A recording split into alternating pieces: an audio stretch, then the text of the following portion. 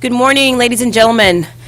We're a little bit behind, but we have a packed agenda today, and I want to welcome everyone to today's meeting. This is the regularly scheduled California Board of Equalization meeting. We have a special agenda prepared for everyone. This is the board work group we are convening. I want to just open with a few opening remarks, but first I will check in with Ms. Cicchetti to see if we need to take the roll. Not for the board work group, no All role right. for the board work group, but I do have our business announcement on public safety, Okay? if I could. Good morning, Madam Chair and members. I would like to remind the audience to silence your cell phones and any other wireless devices. The current COVID-19 guidelines and procedures for the Board of Equalization require that all BOE employees must wear a mask while inside the BOE facility or while attending the BOE event. You may remove your mask when you're presenting before the board as a speaker while sitting at the table. Masks and hand sanitizer are available to all and can be found in the back of the auditorium. To speak before the board in person, please complete and submit it to the clerk a public comment appearance sheet located at the entrance of the auditorium. If you wish to speak before the board by telephone, please dial the phone number and access code provided by the public agenda notice and follow the instructions of the AT&T moderator. We are having some technical difficulties with the closed captioner at this time. If you need that service, the service of closed captioning interpretation, please use the closed captioning service of the YouTube. Thank you. All right, thank you, Ms. Cicchetti. All right, are you guys ready? Excited to get started? This is a great time. Thank you, Mr. Elliott. You're welcome, Madam Appreciate your Chair. enthusiasm. So good morning again. My name is Malia Cohen. I'm Chair of the Board of Equalization. And on behalf of the Board of Equalization, thank you for joining us today for the first meeting of the Board of Equalization's Property Tax Abatement Work Group. I'm pleased to be joined by Board Member Vasquez, Antonia Vasquez, my fellow board member and colleague on this work group. And today is the first of at least 3 meetings that we will have scheduled that will come before this work group. Our next meeting will occur on August 31st, and our third meeting is scheduled for September 28th. And the purpose of the work group is to examine how property tax abatements could be used as a tool to incentivize and support the development of new housing. This is a particularly important topic for the so-called missing middle. Many of you are familiar with that term, that missing middle term. And these are the individuals who don't qualify for affordable housing because of their income or they're not wealthy enough to easily enter into the marketplace as new homeowners. So we are all aware that this is often a very difficult and area to develop new housing. Often restrictive zoning doesn't allow for housing density, and the process for planning for the development of housing is also tenuous. Local governments impose development fees as part of the approval process, and we know that these fees are important, but they do in turn reduce the margin of profit necessary for developers to proceed. In April of this year, the National Association of Home Builders reported that building materials costs had risen 8% since January. Also, building material costs had risen over 20% year to year and had risen 33% since the start of the pandemic. So what I am aiming to do is to address the property tax abatements as a way of determining how and if property tax abatements could even be used as an incentive to reduce the cost of producing housing. So in doing our analysis, what we plan to do is to listen carefully about how revenue backfills could be created to address any reduction in property tax revenues that could impact our schools and our local governments. We will also carefully examine the importance of ensuring equity in development of housing and how the use of property tax abatements could be an important tool to advance an equity agenda. As the administrator of California's $85 billion property tax system, it's our collective goal to be proactive and to exercise the board's unique constitutional and statutory power to explore how the property tax system can be used to produce an important public good, more affordable housing, particularly for the missing middle.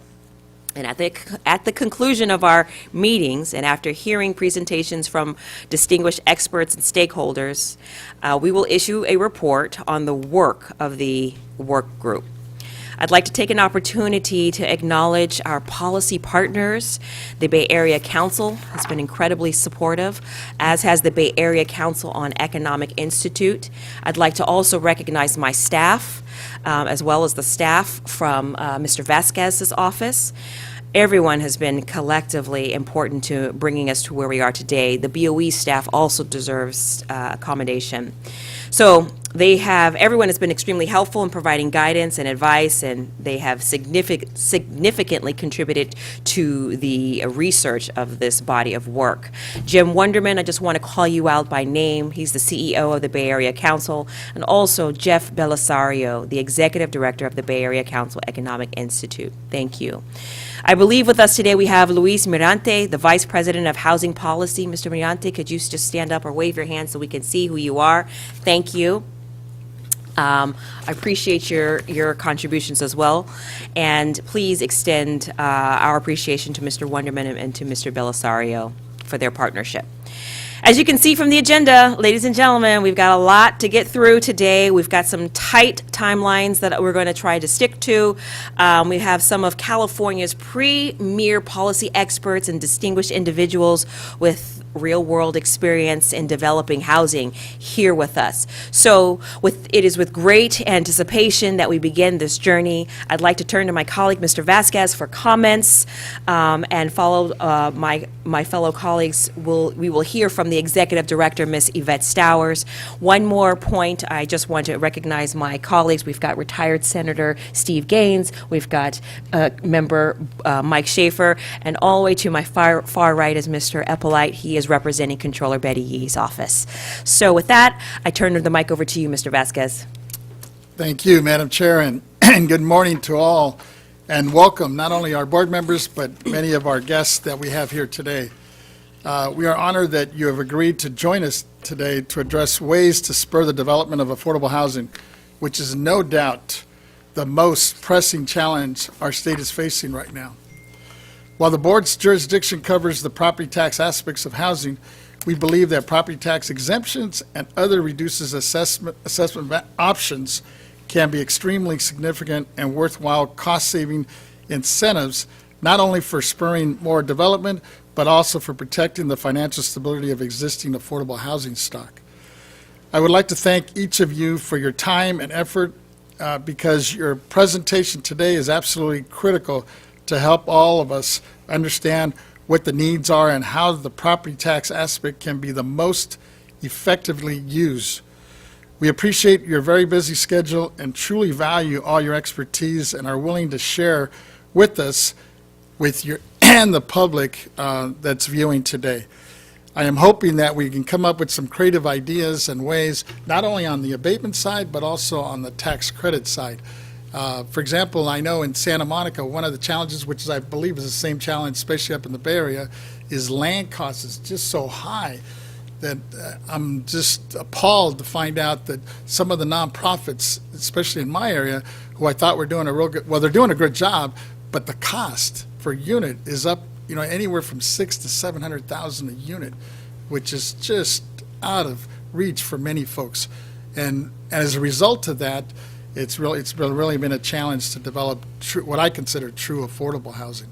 And I'm hoping that with your expertise from many of the speakers that are here today, and not only in the nonprofit world, but then folks that work for housing within the state of California, because I think we maybe need to do a better job too at the state level in terms of trying to streamline the process and minimizing some of these overhead and fees that we impose really on these developers. And I think those are some of the challenges. And I know with the leadership of our chair and many of you today, we're hoping we can come up with some creative ways and hopefully a whole new paradigm shift in figuring out this system, because, that we hear from the governor, it's like the major problem in the state of California. And there's every year that the demand only gets even worse. We're not even making headway in terms of developing more affordable units in the state of California. So we need to come up with a better roadmap to hopefully start chipping away at the supply that doesn't exist. Thank you, and thank you all for that. Of course, thank you very much. So with that, I'm going to pivot to Ms. Stowers, and then we'll begin. Good morning, Chair Cohen. I think you need to make sure you turn your mic on. Good morning.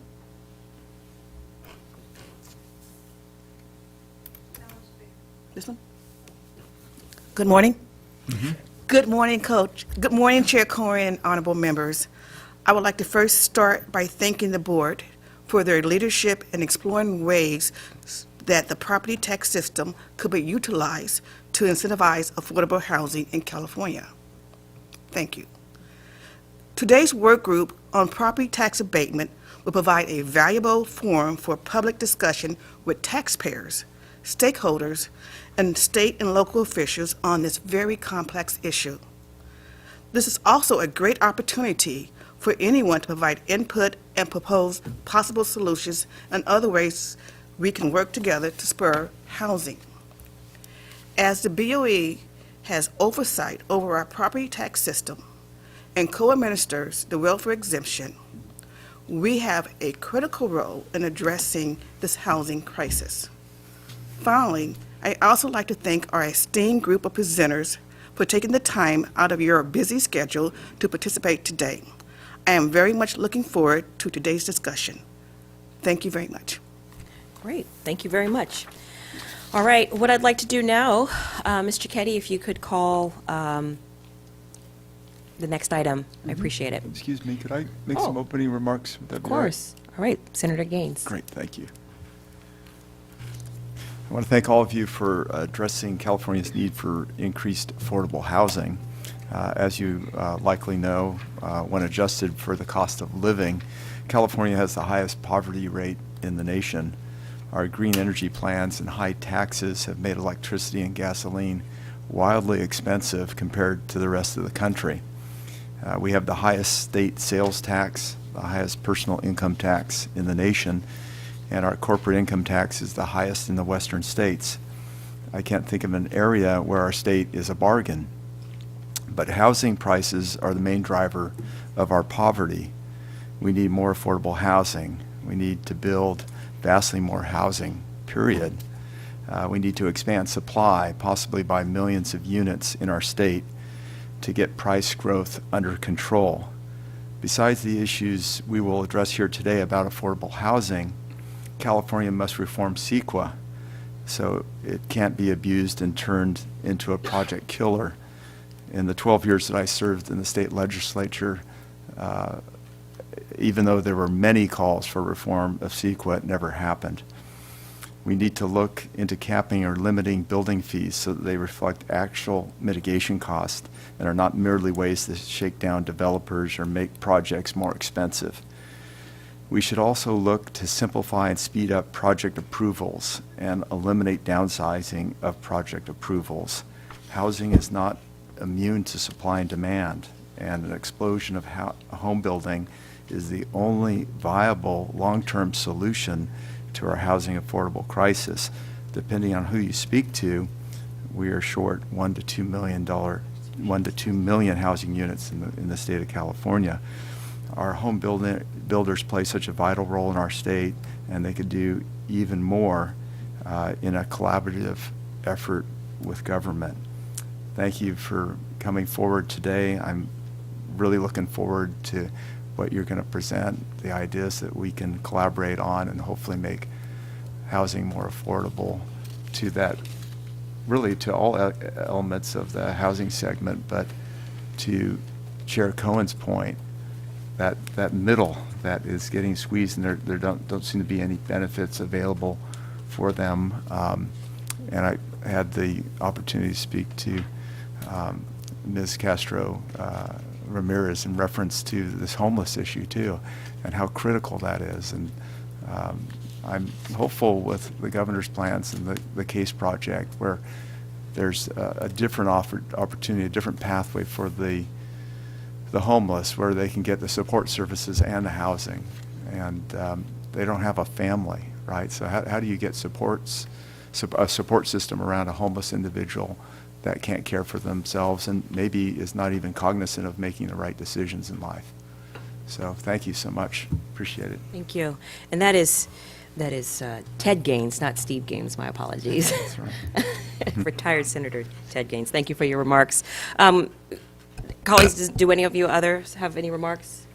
If not, all right. Let's go ahead and, Mr. Keddy. The next item on today's Board Work Group agenda is item number 2, overview of the current housing crisis and development challenges of building market rate, missing middle and affordable housing in California, state education and think tank, developers, funders, and housing advocates' perspectives. Speakers for the state perspectives: Jason Elliott, Senior Housing Advisor, Governor Gavin Newsom; Lourdes M. Castro Ramirez, Secretary, California Housing and Community Development; Tina Johnson, Executive Director, California Housing Finance Agency. We also will have items from the Honorable Fiona Ma, Treasurer, State of California; the Honorable Scott Wiener, Senator, Chair, State Senate Housing Committee; and the Honorable Buffy Wicks, Assembly Member, Chair of the California Assembly on Housing and Community Development Committee, represented by Lisa Engel, Chief Consultant, California Assembly Housing and Community Development Committee. Thank you. Okay. Please come forward. I think they all... I think everyone is here. I don't see, is yes. Lisa Engel here? All right, she's not here just yet. So, Jason, Mr. Elliott, what I'd like to do is we'll start with you, and then when you finish, we're going to pivot and bring in Senator Wiener. Okay. And then we'll, Ms. Ramirez, then we'll go with you, and then we'll go with you, Ms. Johnson. All right? The floor is yours. Thank you, Chair Cohen. My name is Jason Elliott. I am Senior Counselor to Governor Gavin Newsom, and as was stated, housing is one of the issues that I spend most of my time on, and relatedly, homelessness as well. I really appreciate this convening, Madam Chair. I appreciate your leadership, commend your leadership for having this important discussion. I'm really excited to see the results of this work in a couple months' time, because the tax system as a potential boon to housing is, I think, an underexplored area of policy. And so I'm very much looking forward to hearing the dialogue and, most importantly, reading whatever report and results come from this process. So thank you for doing this. It's really important work. I'm not going to belabor the causes of the housing crisis. I think by virtue of us all being here in this room this morning, we're aware of how we got here, or the fact that we are here. Underproduction over decades and decades. Underproduction, bad decision after bad decision in the state and in local governments, all of which accrue to the negative result of having simply not enough housing in this state. And my friend and colleague, Secretary Castro Ramirez, will talk a bit about what we believe the state's need is over the next 8 years, 2.5 million units, and how we arrive at that eye-poppingly large number. But let's also not, before we start talking about solutions, let's not set aside the fact that there has been exclusionary policies that have been at work in this state for many, many decades that have systematically limited the home ownership and upward mobility opportunities of Black, Latino, and other Californians of color. We have to start from an understanding that that is where we have been, but it doesn't mean that's where we have to go. But it is simply part of the story of why California's housing market is so unaffordable right now. And, if it's any solace, I don't know that it is, but if it's any solace, this is not a California problem. This is a national problem, perhaps most acutely experienced here in California. I was reading an article this morning about how people in Mexico City are tired of Americans moving there and taking their affordable housing. The same is true in Vancouver. So this is a national plague. We are suffering it perhaps more acutely than other places, but we are not alone in this. So I don't want to dwell too much on a sort of a history lesson about where we are. We've all sort of come to that place and understood that that's a problem. So where do we go?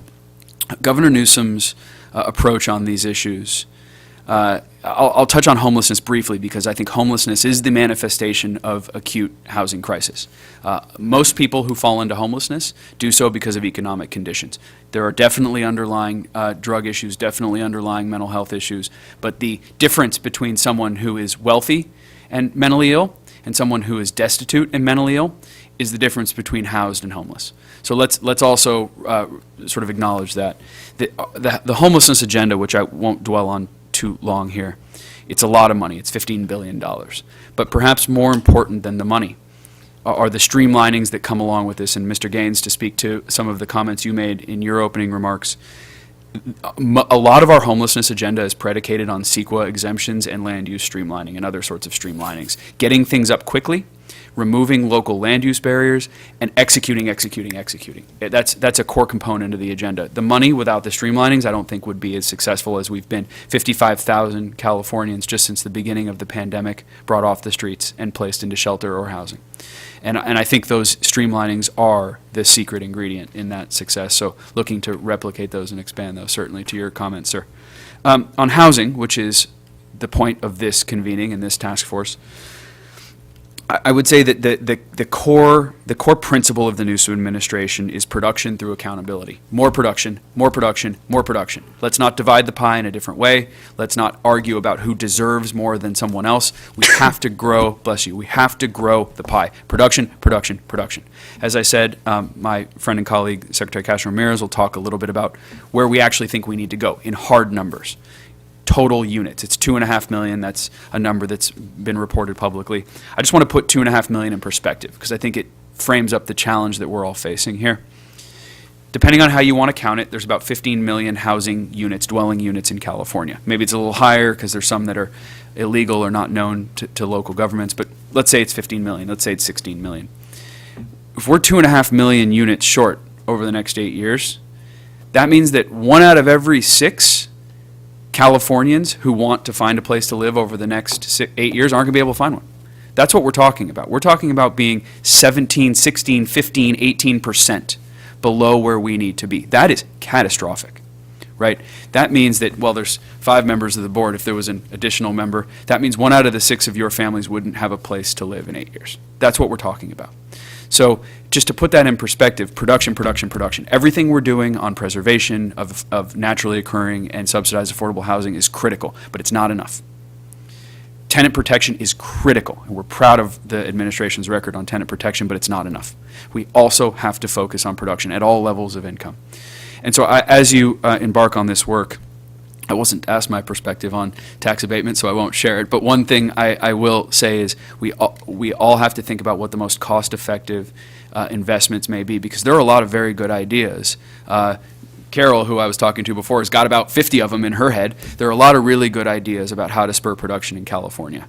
And the question is, with limited resources and limited political time and energy, what can we get accomplished? And the question that I'm eager to hear the board and the task force answer is, how does the tax structure measure up against other ways that we can incentivize production? We can build affordable housing units at $700,000 a pop with pure state general fund. I don't think anybody thinks that's a good idea, but it's a way. It's a thing we could do. It's a choice we could make, and then you can stack all the other choices against each other, and that's what I'm really eager to see, is how these things all measure up against each other. So I really again appreciate the invitation to engage with the board on this question, the fact that the question is being raised at all, and eager to continue to support the work over the next few months as you continue. So I was told to hand it to the secretary, but I'm not handing it to the secretary, Madam Chair. I believe I'm handing it back to you for Senator Wiener. Is that right? Yeah, let me see Okay. if he's, we're going to go with the Well, secretary. then, my friend and Thank colleague, you. Secretary Lourdes Castro Ramirez, thank you very much for your Real time. quick, one question for you. Of You course. mentioned 2.5 million units needed.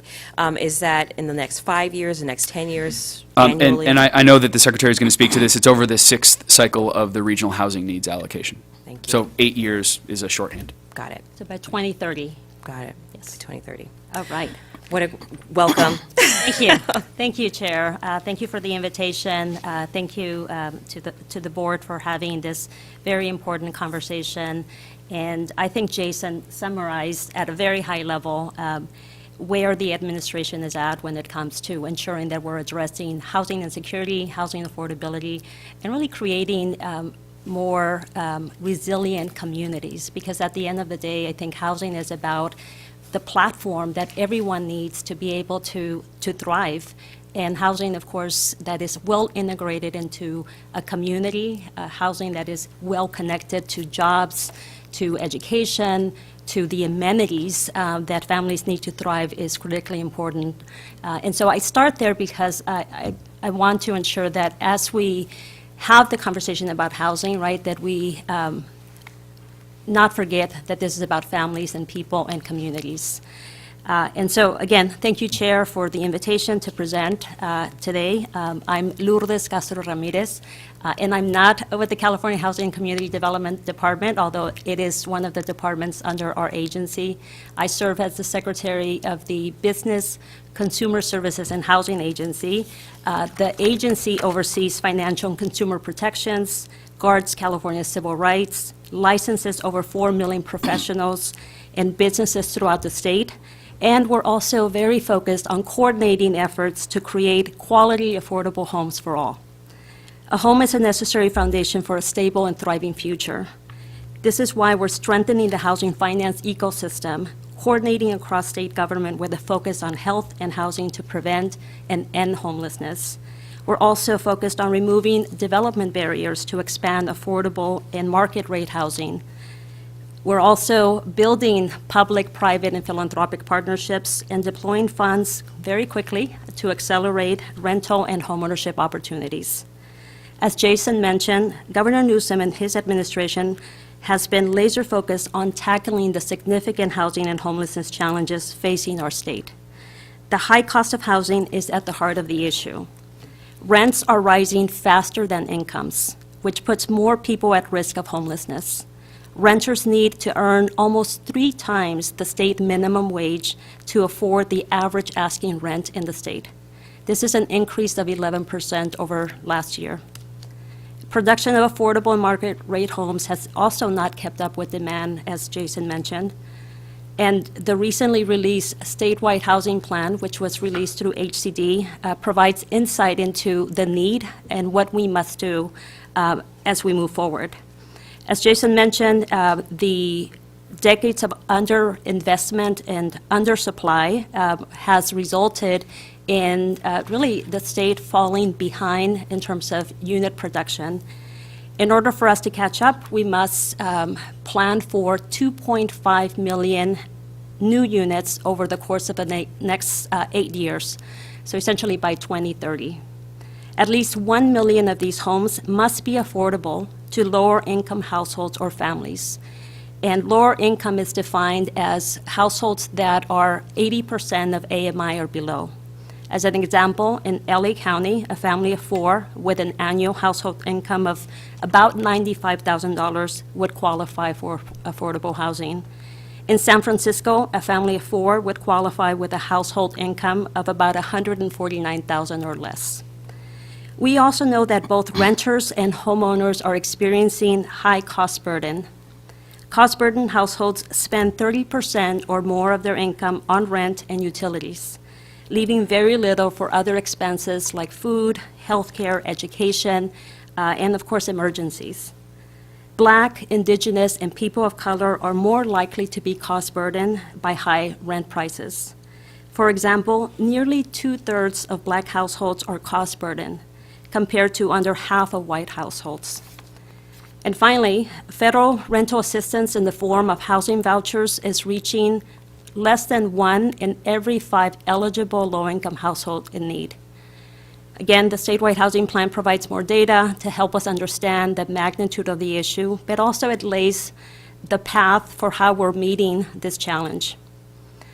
Decades of underinvestment, decades of undersupply has created, this situation that we're in. But I'm pleased to share, as Jason mentioned, that under the leadership of Governor Newsom and this administration, we have stepped up with a number of policies, innovative programs, and funding to match the scale of the challenge.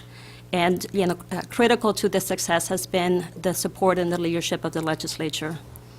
This year, the governor and the legislature committed $10.2 billion to affordable housing development. This investment will bring us closer to meeting the statewide demand for affordable housing, but much more is needed. Just about a month ago, President Biden released the Housing Supply Action Plan, which also at the federal level calls attention to more production. And couldn't agree more with Jason. It is about producing more units, but also ensuring that as we produce more units, that we're producing more units that are affordable to some of the lowest income households across our state. Beyond that, we're working to make sure that every city and county is accelerating and removing barriers to housing production. At the Department of Housing and Community Development, we stood up the Housing Accountability Unit to provide technical assistance to jurisdictions when needed, but also to lead enforcement actions to support the implementation of state housing laws. Let me now just provide a quick overview of some of the strategies and the comprehensive approach that the state is taking to ensure that we're addressing housing stability, housing supply, and building resilient, inclusive communities. We know that it is more cost-effective, pragmatic, and proactive to prevent someone from losing their home and plunging into homelessness. To that end, we stood up the nation's largest emergency rental relief program, along with the strongest eviction protections, delivering support and relief to the state's most vulnerable renter households. We partner with landlords and engaged over 120 community-based organizations to increase awareness, access, and assistance. The program has thus far provided $4.1 billion in rent and utility assistance to prevent the eviction and to keep about 344,000 families housed. And I also will mention that of the 344,000 families that have been kept housed, about 85% were low-income families making below 50% of AMI. We're also working with homeowners and lenders to prevent foreclosures by covering missed mortgage payments and property tax debt through the California Mortgage Relief Program with funds from U.S. Treasury. So far, CalHFA, under the leadership of Tina Johnson Hall, has distributed over $100 million to about 3,200 homeowners in our state. And on homelessness, we're taking action to target this crisis and with a sense of urgency, a sense of compassion, and a sense of care. Our goal is to end homelessness by making homelessness episodes rare, brief, and non-reoccurring, and by also implementing innovative solutions. Programs like HomeKey, the governor's signature program that has earned national recognition as a best practice. HomeKey provides funding to local communities to purchase and to convert hotels, office space, commercial buildings into affordable housing units for people experiencing or at risk of homelessness. In less than 2 years, we have funded 10,000 HomeKey units, 10,000 in less than 2 years. And these are units that are in every region of the state, with strong partnership between the state and local government. And I'm really proud of the level of capacity that has been built at the local level because I agree with Jason, it's not just about dollars and the sort of regulatory expediency that is necessary to get these dollars to use, but it's also about building capacity at the local level and to ensure that those dollars are being leveraged and being put to good use. HomeKey is one strategy in a more comprehensive effort. After 4 years of state interagency work to respond to homelessness, we also have evolved the state system just past January with the introduction of the California Interagency Council on Homelessness. The council brings together nearly 20 state departments and agencies under a health and housing framework to address homelessness. I'm pleased to co-chair this council along with my colleague, Secretary Galley, who heads up the Health and Human Services Agency. The council oversees California's first ever statewide action plan to prevent and end homelessness, which also embeds equity and shared accountability across state departments with local partners and tracks progress. The council requires cities, counties, and continuums to care, the continuums of care, to submit local homelessness action plans, to measure and to create stronger regional coordination, because as we know, homelessness does not stop at city boundaries. Our work to end homelessness and our efforts to create housing are closely linked. And then finally, just to kind of wrap up in terms of our overall approach, the administration has established guiding principles to better align the affordable housing finance system. These principles include creating deeply affordable housing while continuing to emphasize cost efficiency, aligning policy and funding cycles across state agencies, reducing barriers for new and historically excluded developers, and promoting fair housing. I want to just take an opportunity to thank Treasurer Ma and Controller Betty Yee for their leadership and partnership.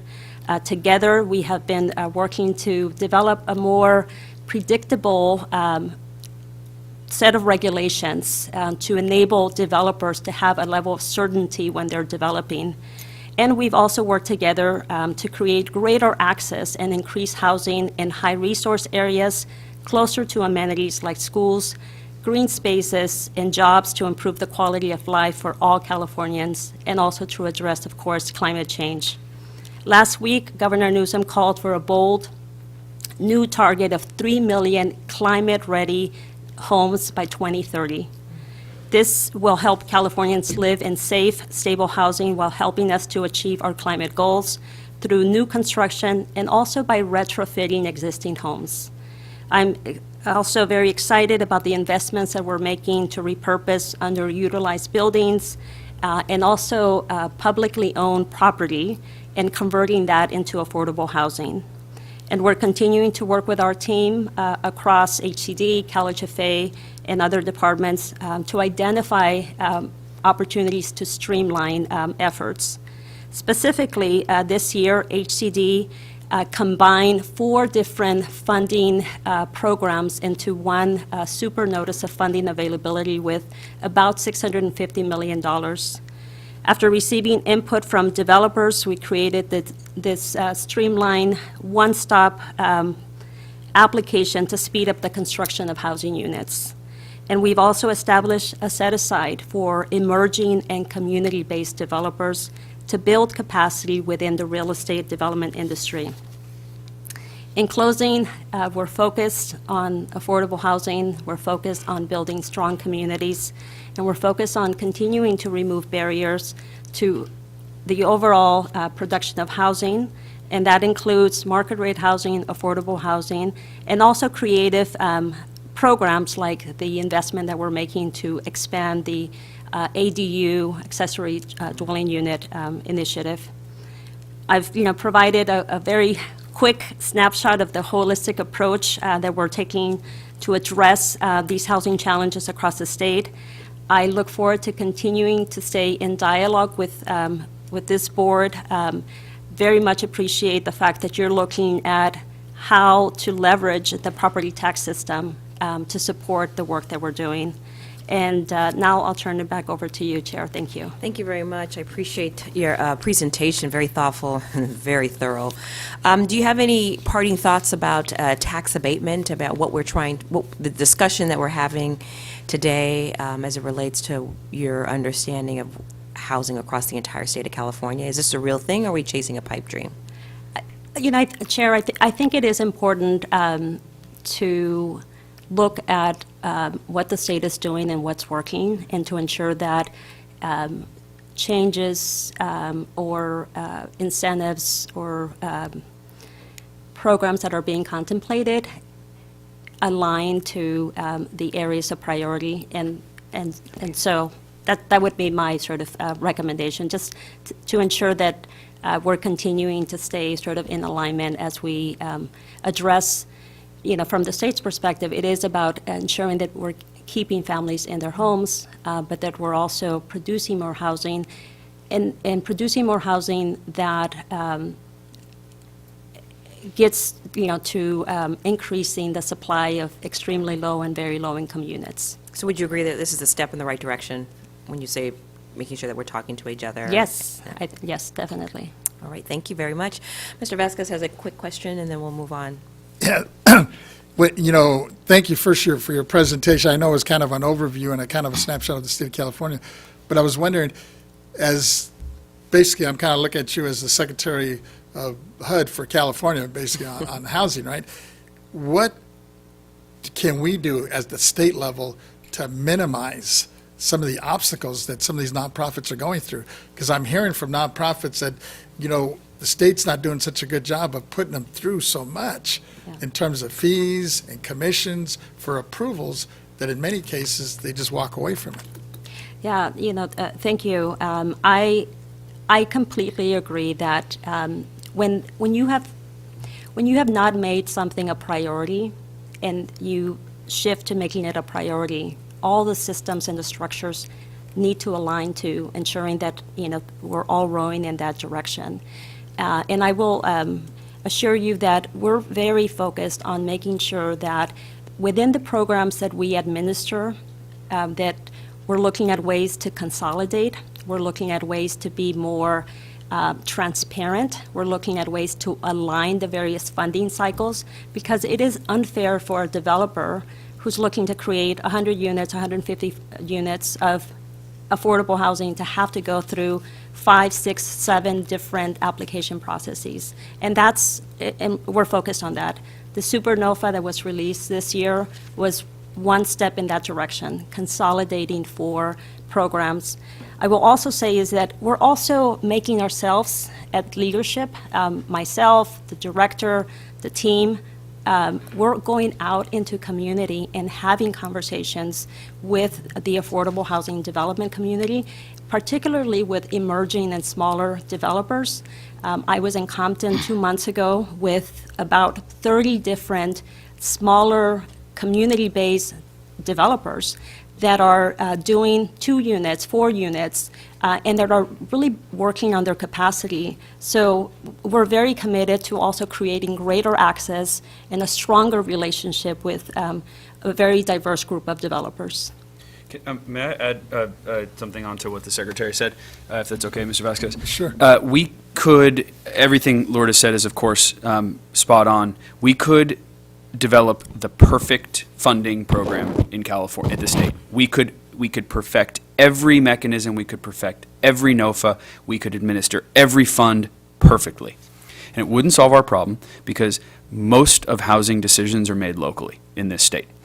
So while the Secretary is absolutely right, we need to do a lot better job about getting our ducks in a row across TCAC, CIDLAC, the administration, all the various funding streams and sources. We do. Perhaps more importantly, I guess that can be argued, perhaps more importantly, local governments need to step up and fulfill their legal responsibility to build housing. Because whether it's an affordable housing funding stream coming out of HCD, or whether it's a tax abatement program that is in California's future, at the end of the day, what I mentioned in my remarks earlier was that there's a history of exclusionary zoning and anti-affordable housing in a lot of places in this state. We have hundreds of jurisdictions in California that are out of compliance with a variety of housing laws. So, as I said, if we perfect all of our programs that exist now, or we design a perfect program, that still won't solve the housing crisis until we unlock the NIMBY problem that we have in this state.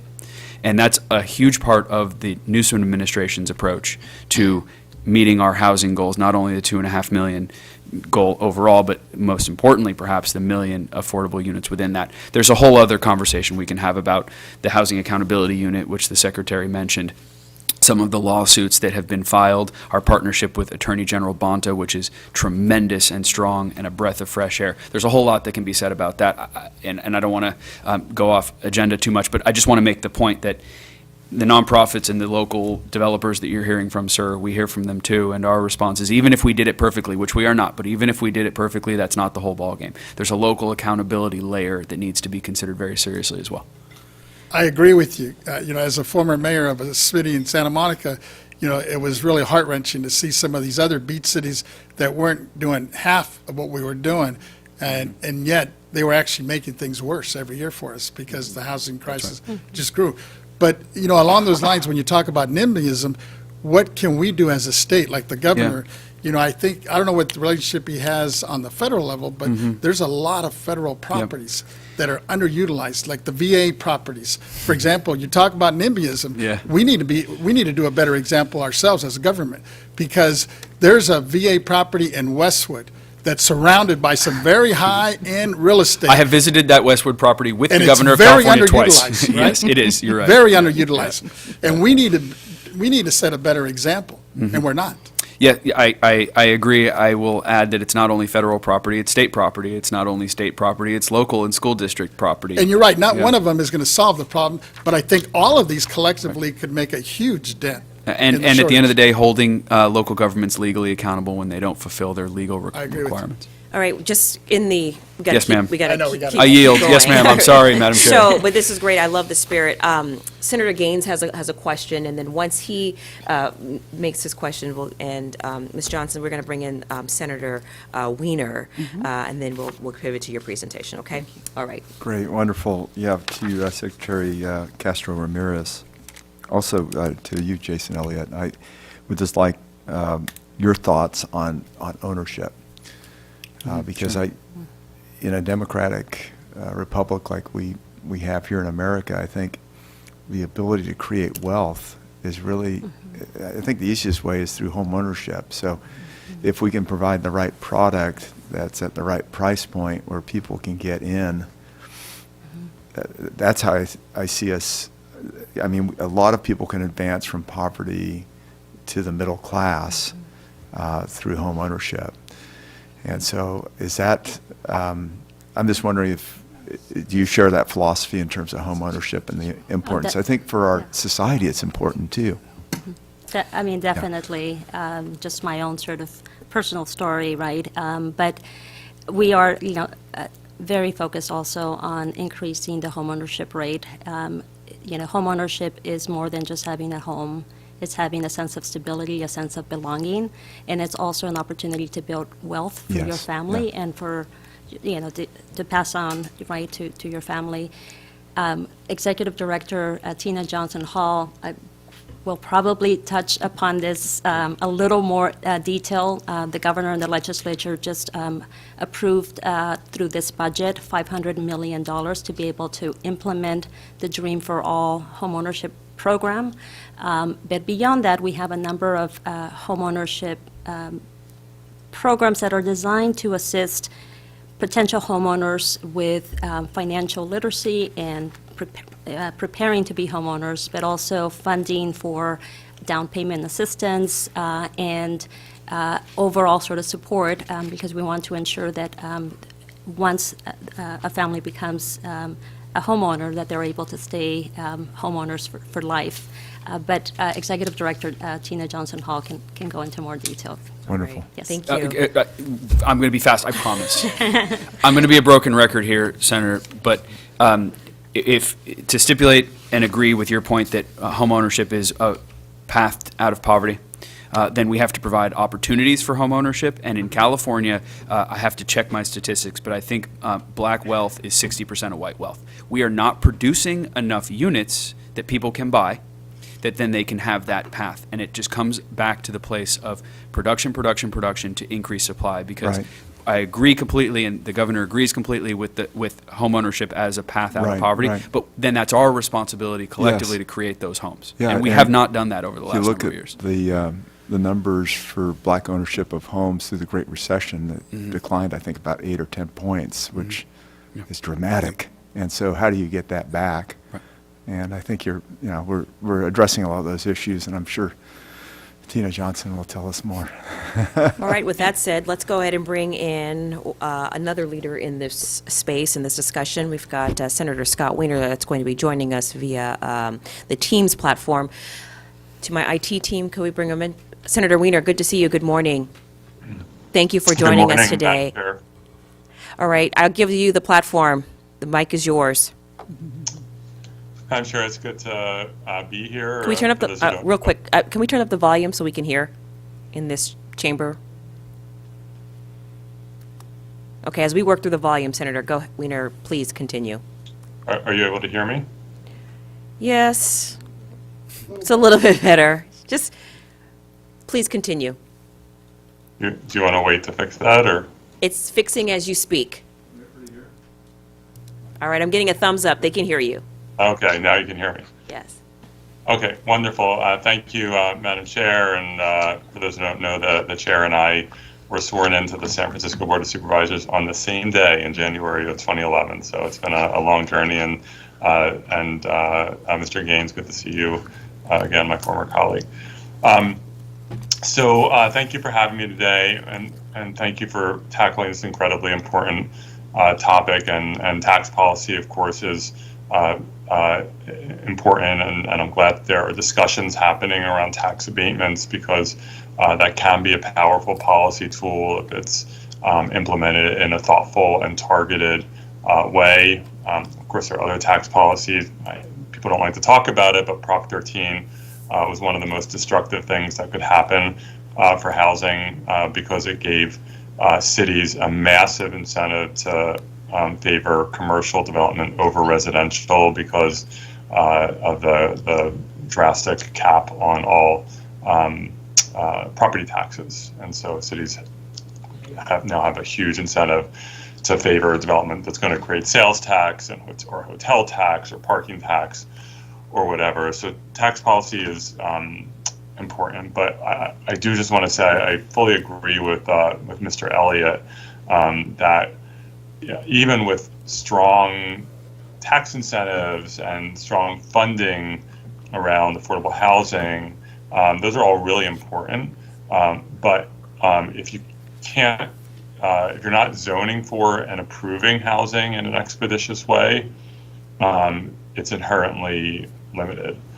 And even with all the change, we've had a lot over the last 6-7 years in the legislature. We've made some real strides around housing, strengthening the Housing Accountability Act, strengthening the state housing density bonus, strengthening our ADU requirements, passing various housing streamlining bills, starting on the road of zoning reform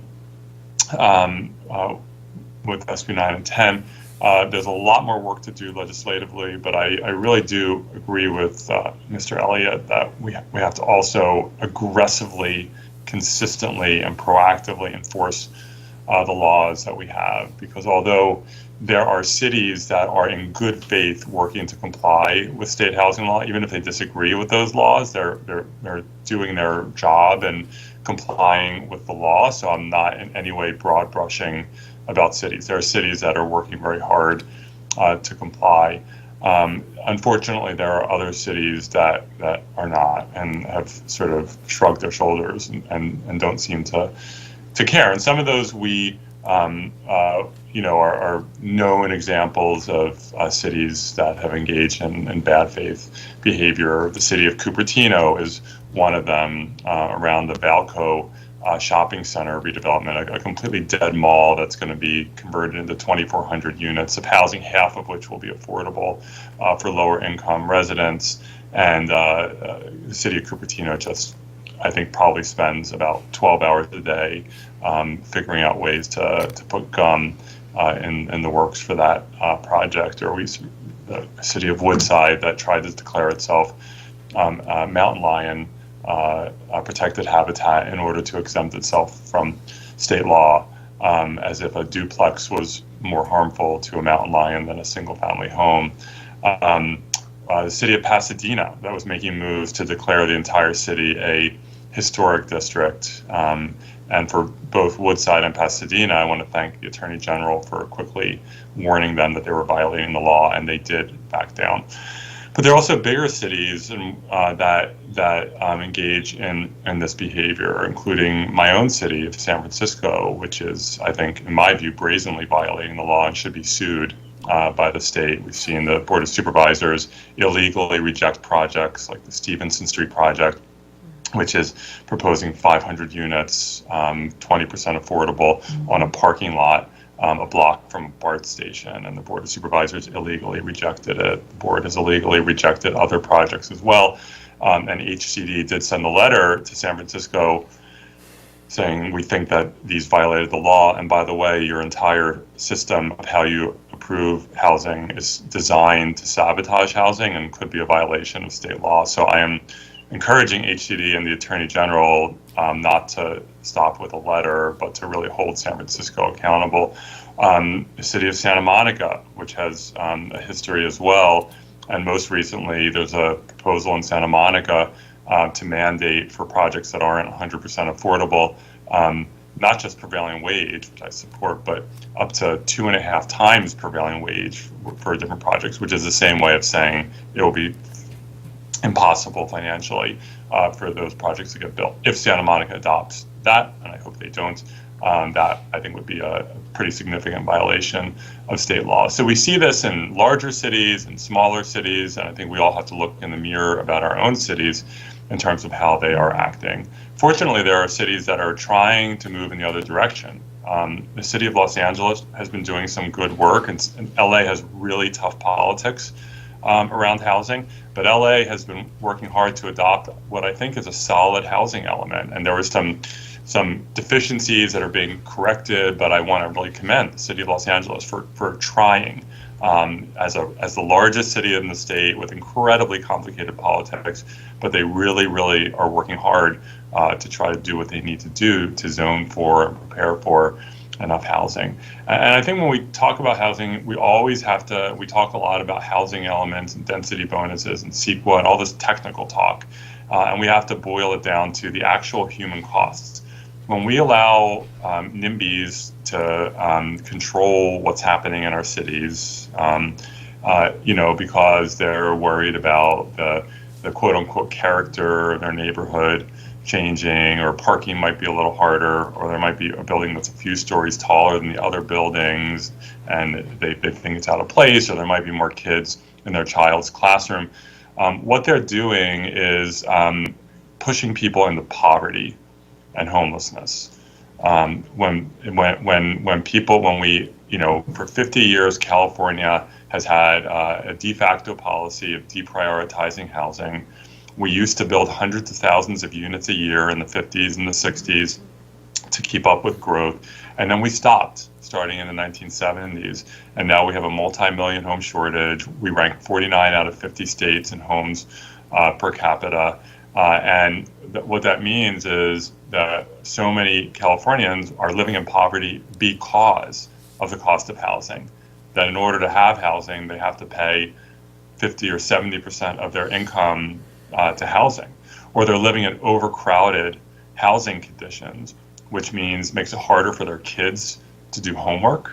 Even if they're learning remotely, it makes it impossible when you have so many people crowded together. Of course, it's not healthy, as we learned during COVID, for people to be living packed together in overcrowded housing. And we have people who are living far away from where they work and have to do long commutes, which undermines our climate goals. The good news is that we know what we need to do. The legislature has been moving in that direction, although I think we need to do more and move faster. And we have more and more cities that are trying to do the right thing, and we have more and more local elected officials, city council members and mayors, who are running on a pro-housing platform and winning. And some cities with a bad history now have a majority pro-housing city council. So I'm optimistic, but there's a lot more work to do politically. The one thing I want to close with is the cost of building housing has really skyrocketed, which is its own problem. Part of that is the process. When it takes, on average, 4 or 5 years to get housing approved that is zoned for. So if someone comes forward and says, okay, you zoned for 5 stories at this density with these setbacks, and I want to build a project that complies with all your rules, and it still takes 4 years to get that project approved, that is a huge cost. And I look at, even 100% affordable housing in San Francisco. There's a great project in the Sunset, which has almost no affordable housing. That is a wonderful project. It's being jacked up and it's taking longer to get approved than it should be. And so that costs money and makes everything more expensive. In addition, materials have increased. The cost has increased dramatically. That was true before the pandemic, and it's really true now. And so that is an ongoing issue, and anything we can do to reduce the cost of building housing is going to be very beneficial. So again, thank you for having me today, and thank you for taking up this important topic. Perfect. Senator Wiener, just wanted to acknowledge that we've got Jason Elliott from the governor's office with us. We've got Secretary Lourdes Castro Ramirez, and we also have Tina Johnson Hall from the And I California. will just say, I want to thank the administration and the Attorney General for really prioritizing enforcement. Because once, as you know, once we pass a law, it's only step one. We have to enforce it. And I think the creation of the accountability unit and HCD, as well as the Attorney General's work, has been really helpful. I will say I just want to encourage the administration and the Attorney General to, not that you are letting things drop, but not to let things drop and to file lawsuits. I mentioned suing San Francisco, which I think is overdue, but I think, unfortunately, lawsuits are sometimes the only way to have true accountability.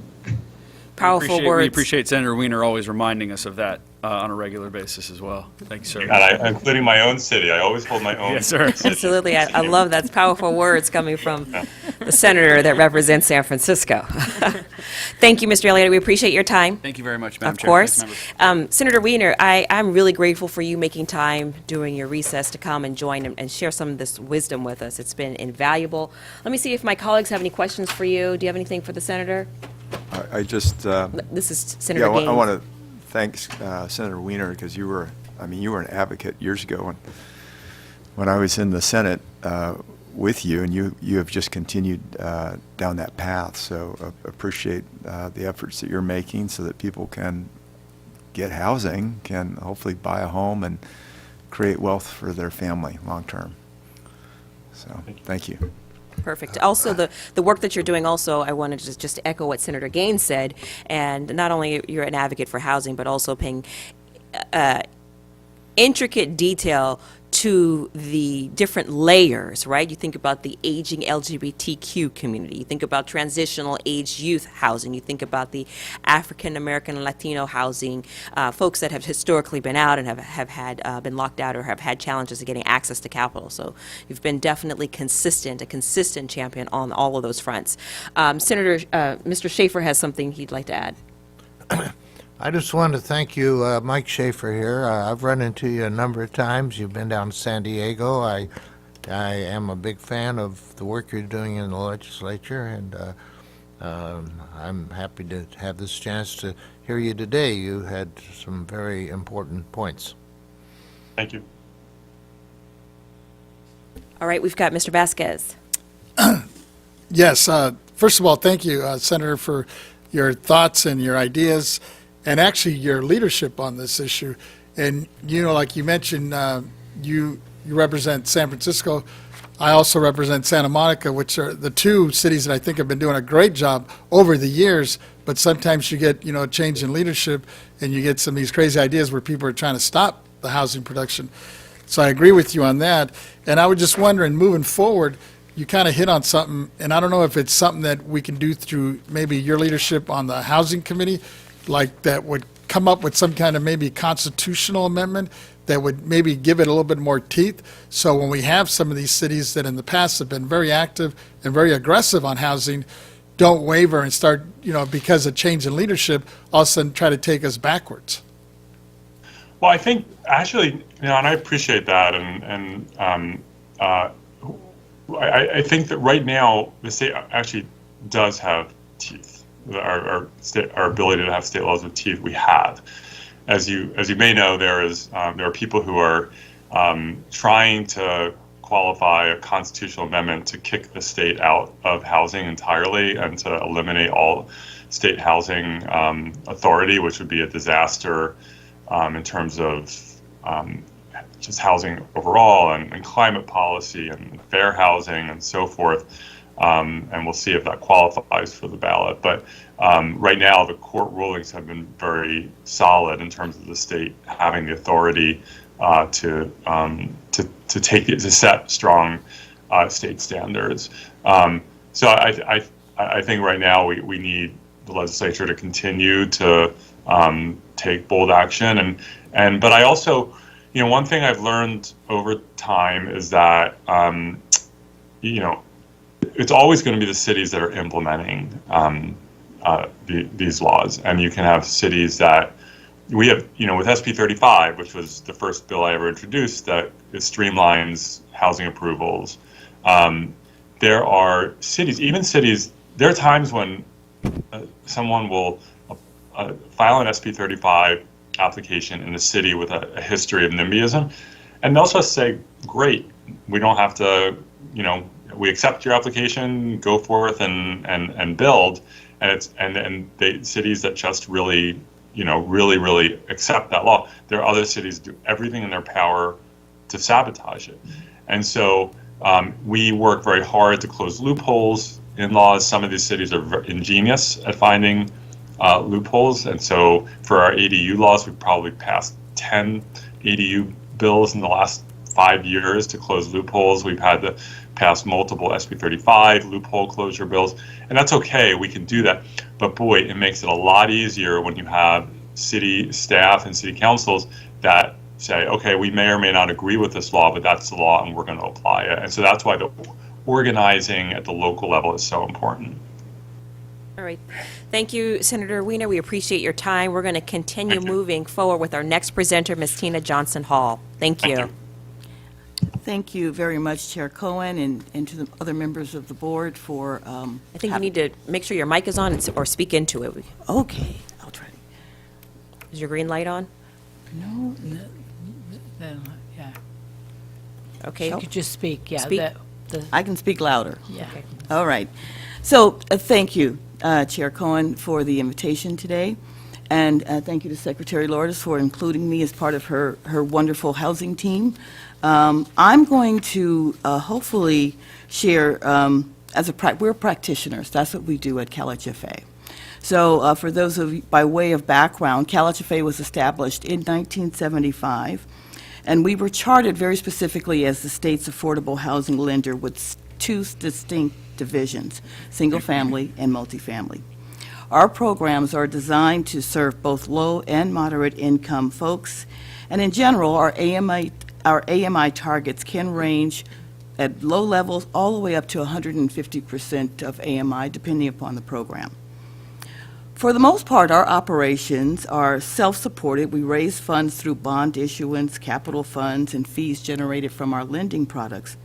However, in the past 4 years, and thanks to the governor's leadership as well as support of the legislator, we have received a tremendous amount of both federal and local state funds that we administer on behalf of the state of California, which has helped us to evolve our programs even further through a social equity lens that we believe not only helps us to better house vulnerable populations, but spur opportunities to create generational wealth and at the same time create a fiscal sustainable options where we can put money back into the state and therefore back into the hands of vulnerable populations and developers who do this work.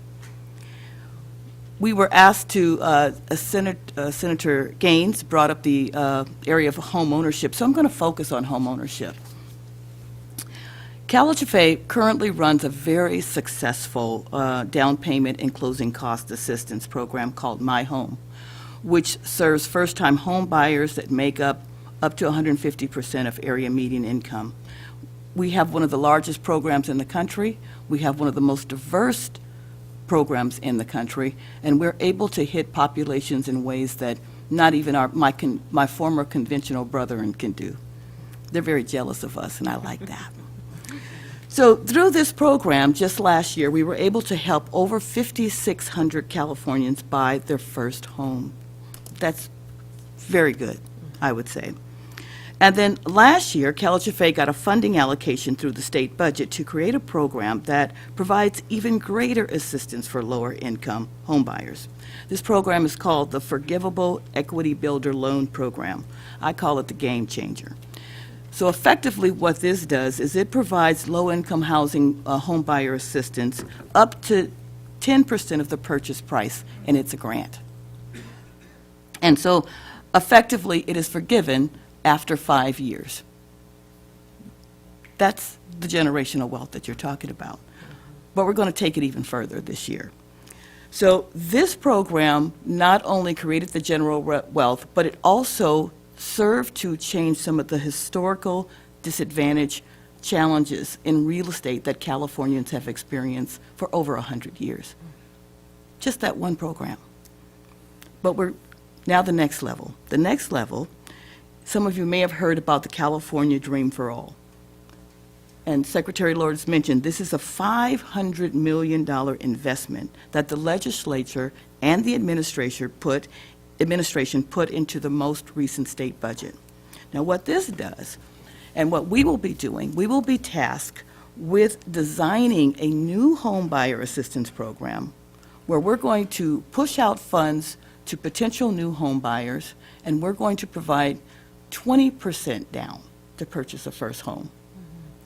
Now, the difference in this particular program is that it has a shared appreciation function. That has not been done in the state of California at the scale that we're doing it. It just hasn't been done. And what will happen is when those home buyers sell their homes, we'll take a portion of that back and put it into a fund, and then those funds will be recycled for future home buyers. Now, this speaks to solutions and how, as practitioners, we're going to change the challenges of housing in the state of California. New products, that's what I'm talking about. Innovation, recycling old things and making them brand new. Collaboration, which is what we've all been talking about. And most importantly, flexibility, talking to each other. And talking outside our states, erasing the silos so that we can build a better product for the people who need us most. And not only have we decided, with Secretary Lourdes's express permission and guidance, we're not just leaving it for us to decide. We're going and talking to other California HFAs and seeing what works best for them and trying to bring that back. That is a marketable change that I think will open us up to new and innovative ideas which can really go to addressing some of the challenges that we mentioned. And the challenges are real. We mentioned some of them today. We mentioned the cost.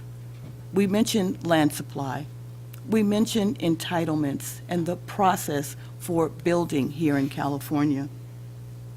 But by expanding the circle of folks that we work with, and kudos to you, Chair Cohen, as well as the other members of the Board of Equalization, so that we're opening up ourselves up to doing it differently, building a better mousetrap with the innovative tools that we all have. So I'm delighted to be here. I've been in the industry for now over 25 years. I've seen all the different real estate cycles that you can think of, and I'm probably more optimistic now than I have ever been. The funding makes it possible. The collaboration makes it probable. Thank you. Thank you. That's what a powerful note to finish on. Thank you for that breath of fresh air. Quickly going to check with my colleagues. Any follow-up questions? None on this side? Okay, Senator Gaines has some for you. Oh, I just want to thank you. That was exactly what I was looking for, so I appreciate that. I mean, those are real numbers in terms of your progress, and this program with the 20% down payment, proportional ownership. I'm familiar with it because the city of Roseville has been using that, and so to see that go statewide, though, is very encouraging. So thank you. Welcome. Thank you very much. I appreciate your expertise, and it does actually does bring a little bit of comfort. So we are moving down. We are having the appropriate conversation at the appropriate time. Thank you. We have a video that the Honorable Fiona Ma, our State Treasurer, has contributed to this discussion. She wasn't able to be here today, but she's got a 5-minute clip that I'd like to play at this time. And then, are you heading out? Yes. Thank you, Madam Secretary. I appreciate your Thank you time. so much. Thank you. We'll follow up with you directly. Ms. Johnson Hall, too, if you need to pass. Thank you. All right, please play the video for the Treasurer. Good morning, everyone. This is California State Treasurer Fiona Ma, and I'm happy to join California State Board of Equalization's work group event on property tax abatement and affordable housing. Apologies for missing you live. When you see this recording, I will likely be touring a recycled paperboard mill in Quebec, Canada, with the California Foundation for the Environment and the Economy. Special thanks to board member Malia Cohen for inviting me to speak to you today. I am thrilled to see that the BOE and Malia Cohen are thinking about innovative and exciting strategies to produce and finance affordable housing, like through property tax abatement. If we're going to be successful at ending our housing crisis, we need to be utilizing, or at least discussing and debating, innovative approaches like this. So thanks again to the BOE for hosting such a critically important event, and to my co-speakers during this portion, California State Senator Scott Wiener, California Assemblymember Buffy Wicks, Jason Elliott from the governor's office. Many folks I encounter outside government and the housing world do not realize that the state treasurer plays an important role in affordable housing. I chair 16 boards, commissions, authorities that finance a wide array of projects, but 2 in particular are involved in the affordable housing finance process. The first, the California Tax Credit Allocation Committee, TCAC, that awards hundreds of millions of dollars in state and federal low-income housing tax credits for affordable housing.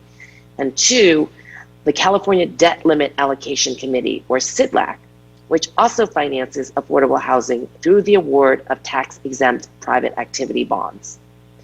Through TCAC and CDLAC, we work tirelessly at the Treasurer's Office to provide the financial resources to support the construction, rehabilitation, and preservation of affordable multifamily construction.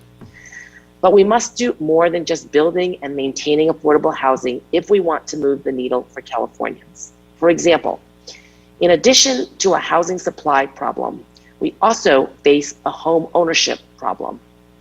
With incomes that fail to keep up with the cost of housing, with housing costs that have increased almost 40% in the past 4 years, home ownership doesn't seem like an achievable part of the California dream for too many in our Golden State. The unfortunate reality is that the rate of appreciation of home prices is outpacing the rate at which younger families and the first-time buyers can accumulate a down payment. So, just like the spirit of this work group, I'd like to share with you how the State Treasurer's Office is also thinking outside the box to come up with innovative solutions to this aspect of our housing crisis. You may have recently heard about a new home ownership program called California Dream for All. This program uses a shared appreciation model to make home ownership and the creation of generational wealth possible for thousands of Californians. Over the last few months, California Forward, in consultation with our office and key stakeholders, spearheaded the design and development of the California Dream for All program framework. We recently tendered our report to the legislative leadership and are so thrilled to report that Cal HFA has received an allocation of $500 million to operate this program. To be clear, the program is not another housing subsidy program, but rather a way for the state to invest in a revolving investment fund that supports down payment assistance products for home buyers. Unlike the unwise lending practices that led up to the bursting of the housing bubble in 2007, this program reinforces sound lending practices through the state's sharing of equity in the consumer's home purchase, rather than resorting to financial gimmickry to promote home ownership. Even better, the value created through appreciation will help future new homeowners in California for decades to come.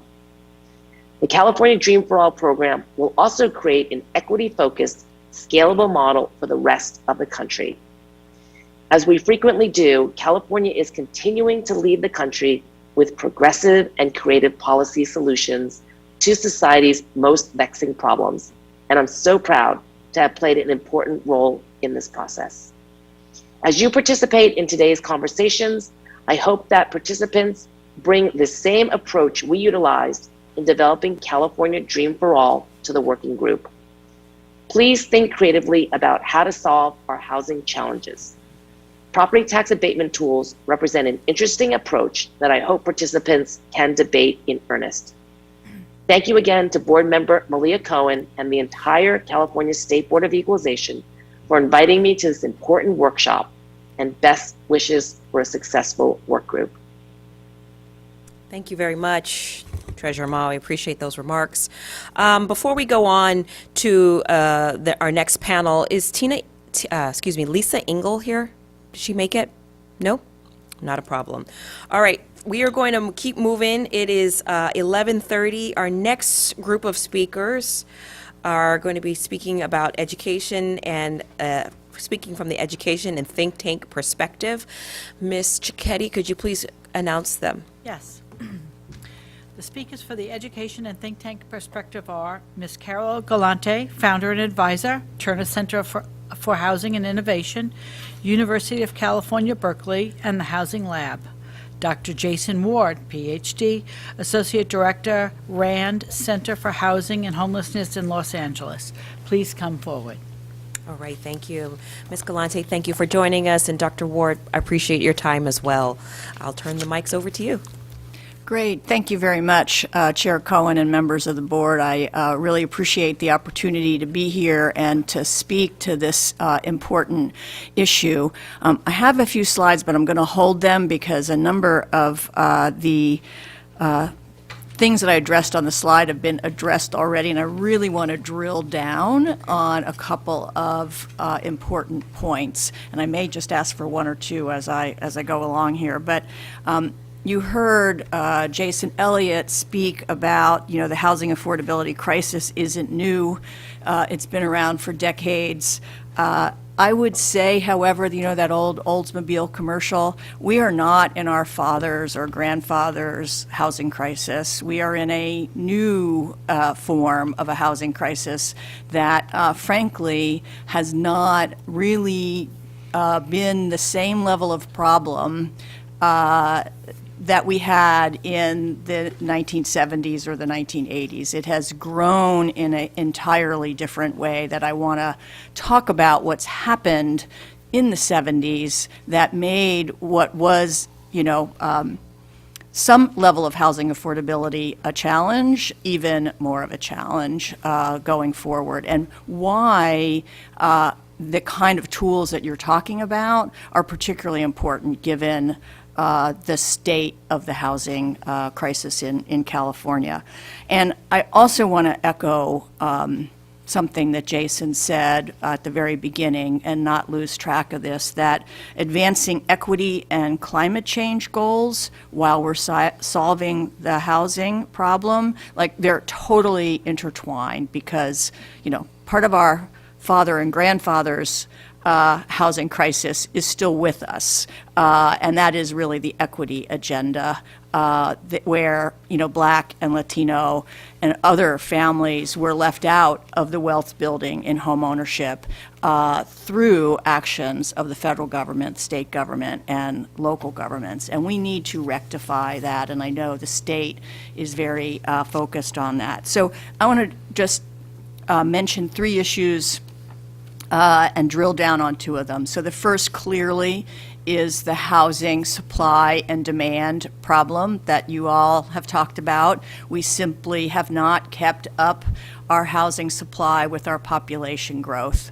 Our population in 1950 for the state of California was about 10 million people. It's now 40 million people, give or take. We've lost a few in the past pandemic years here. But but the housing supply, at its height, we were producing somewhere around 200,000 homes a year. We haven't come close in decades of, building 200,000 homes a year. We reached probably the height, big bursts, then some recessions, probably the big height in the 70s, including in multifamily. And then a lot of things changed, which I can talk about. That's issue number one, supply, demand, more people, more jobs, not enough housing. what happens is people who have more money outbid the people who don't have as much money for the available housing stock. And that about sums it up. But then we get to the cost of what we build and the cost of what we build. And here, I do want to show the second slide in my deck there, if you could bring that up. What we built in 1947, if you go to the next slide, yeah. What we built in 1947 as a home basically was a 1,500 square foot, 3-bedroom, 1-bath house, maybe a garage, okay? Go to the next one. There we go. Okay, so that entry-level home that was built in 1947 was probably purchased, by someone who lived on the peninsula for $25,000, okay? If you were in Akron, Ohio, it might have been $10,000. So yeah, it was a little bit more in California, but it was not appreciably more. It was what we built.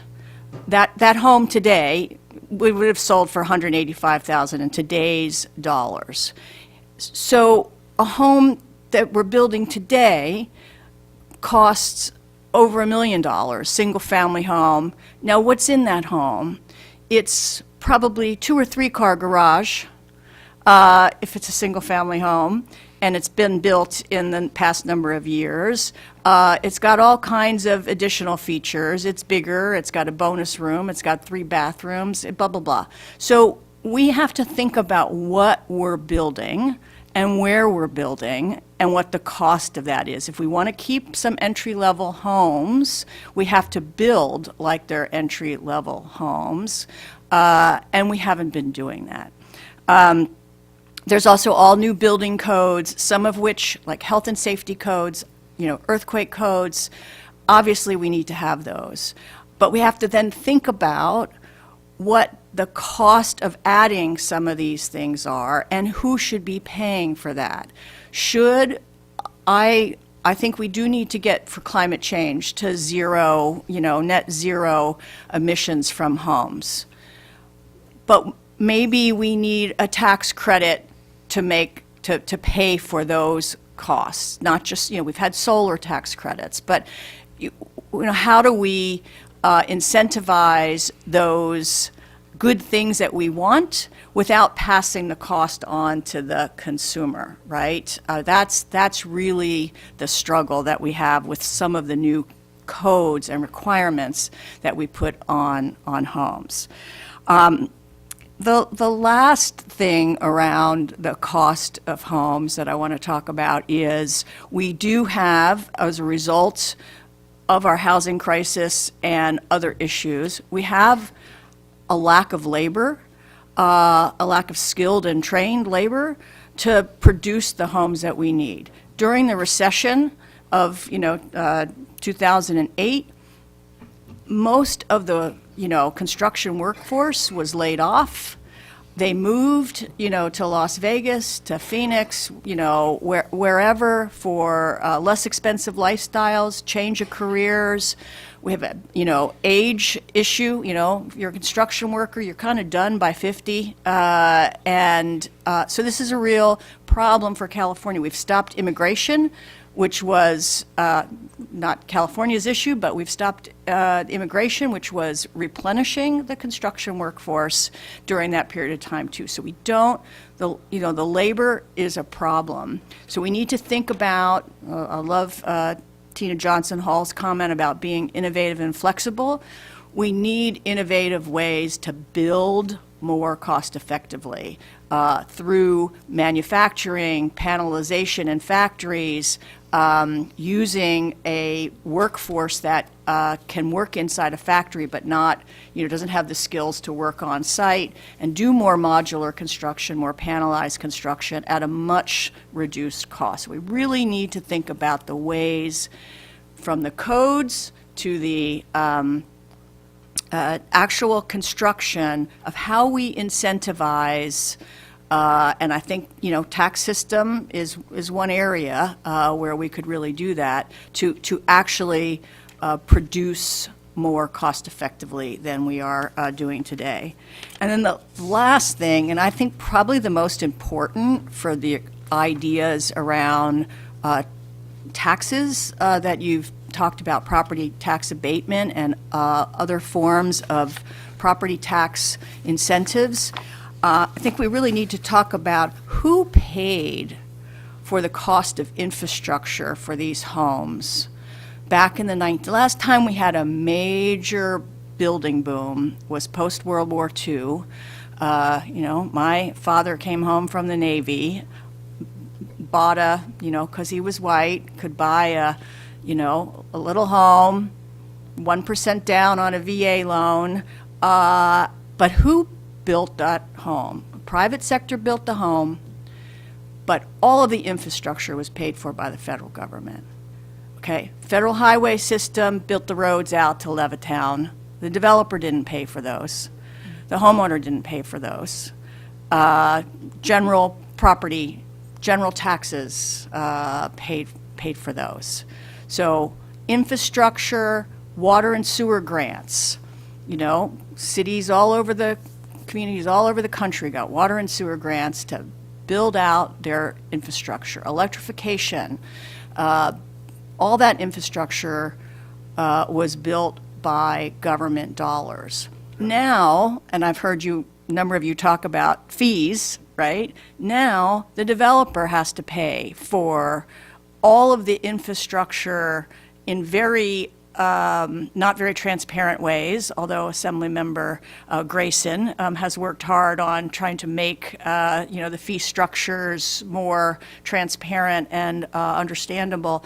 But you've got developers paying for all those fees, and then the cost is getting passed on into the cost of the home or the cost of the renting that home. And, I just heard recently, and I know my colleague David Garcia from Turner Center will speak later, but, he's done work on impact fees, he's done work on the cost of building, and on the impact fees, they're very varied by location. Whether they actually get used for the infrastructure costs that the home builder is being charged for is not always the case of where the money actually goes once the developer pays the fees. So I think we really do need to think about how do we use, I'm just going to use a word that Governor Brown would just, have a heart attack about, but, redevelopment funding uses property taxes up front to pay for these kinds of costs, whether it's toxic cleanup on a site to make it usable, whether it's infrastructure needs on an infill site. And I think we really need to bring back some type of use of property tax to pay for these infrastructure costs to then lower the cost to the consumer on a ongoing basis. So that's one idea. I also know the legislature's talked about a property tax, some type of abatement exemption for more middle income, not just for the extremely low income, not just for affordable housing production, but for that middle income. And I do think almost everything you heard the legislators and the administration talk about great work that's been done in California over the past couple of years. Very, very little of it has focused on this income level that is above, say, 80% of the median income. And I think until we address that level, we're going to keep on spending more and more money on homelessness and on affordable housing because we're going to keep siphoning people into poverty by not providing housing for everyone. And what I mean by that is, it's like musical chairs. And so the lower-income people are going to keep getting outbid by middle-income people, and middle-income people are not going to be able to save to buy a home. So, it's a vicious cycle. So we have to keep taking care of the unhoused, and we want to use our deep public subsidies to take care of the very lowest incomes and the unhoused. But I think we need to use our regulatory system and our tax system to ensure that the market is enabled to work for people with a median income in California, because that's, we're not going to get deep targeted subsidy from the federal government to do that. That's got to be our responsibility as a state. So I will stop there. Oh, And no, please go on. I appreciate that. Your presentation is, it's fantastic. Just real quick about Sure. tax abatement. The Board of Equalization, historically, the Board of Equalization, we are in charge of managing the property tax system. And so it doesn't feel like a new conversation to consider tax abatement as a vehicle to spur on housing. However, new in the sense that, kind of like sticking with your grandfather and father example, it hasn't really been recently used, not part of the discussions and the financing schemes and just the overall thought. So what we're trying to do is force our way into the conversation and then establish ourselves in the lane.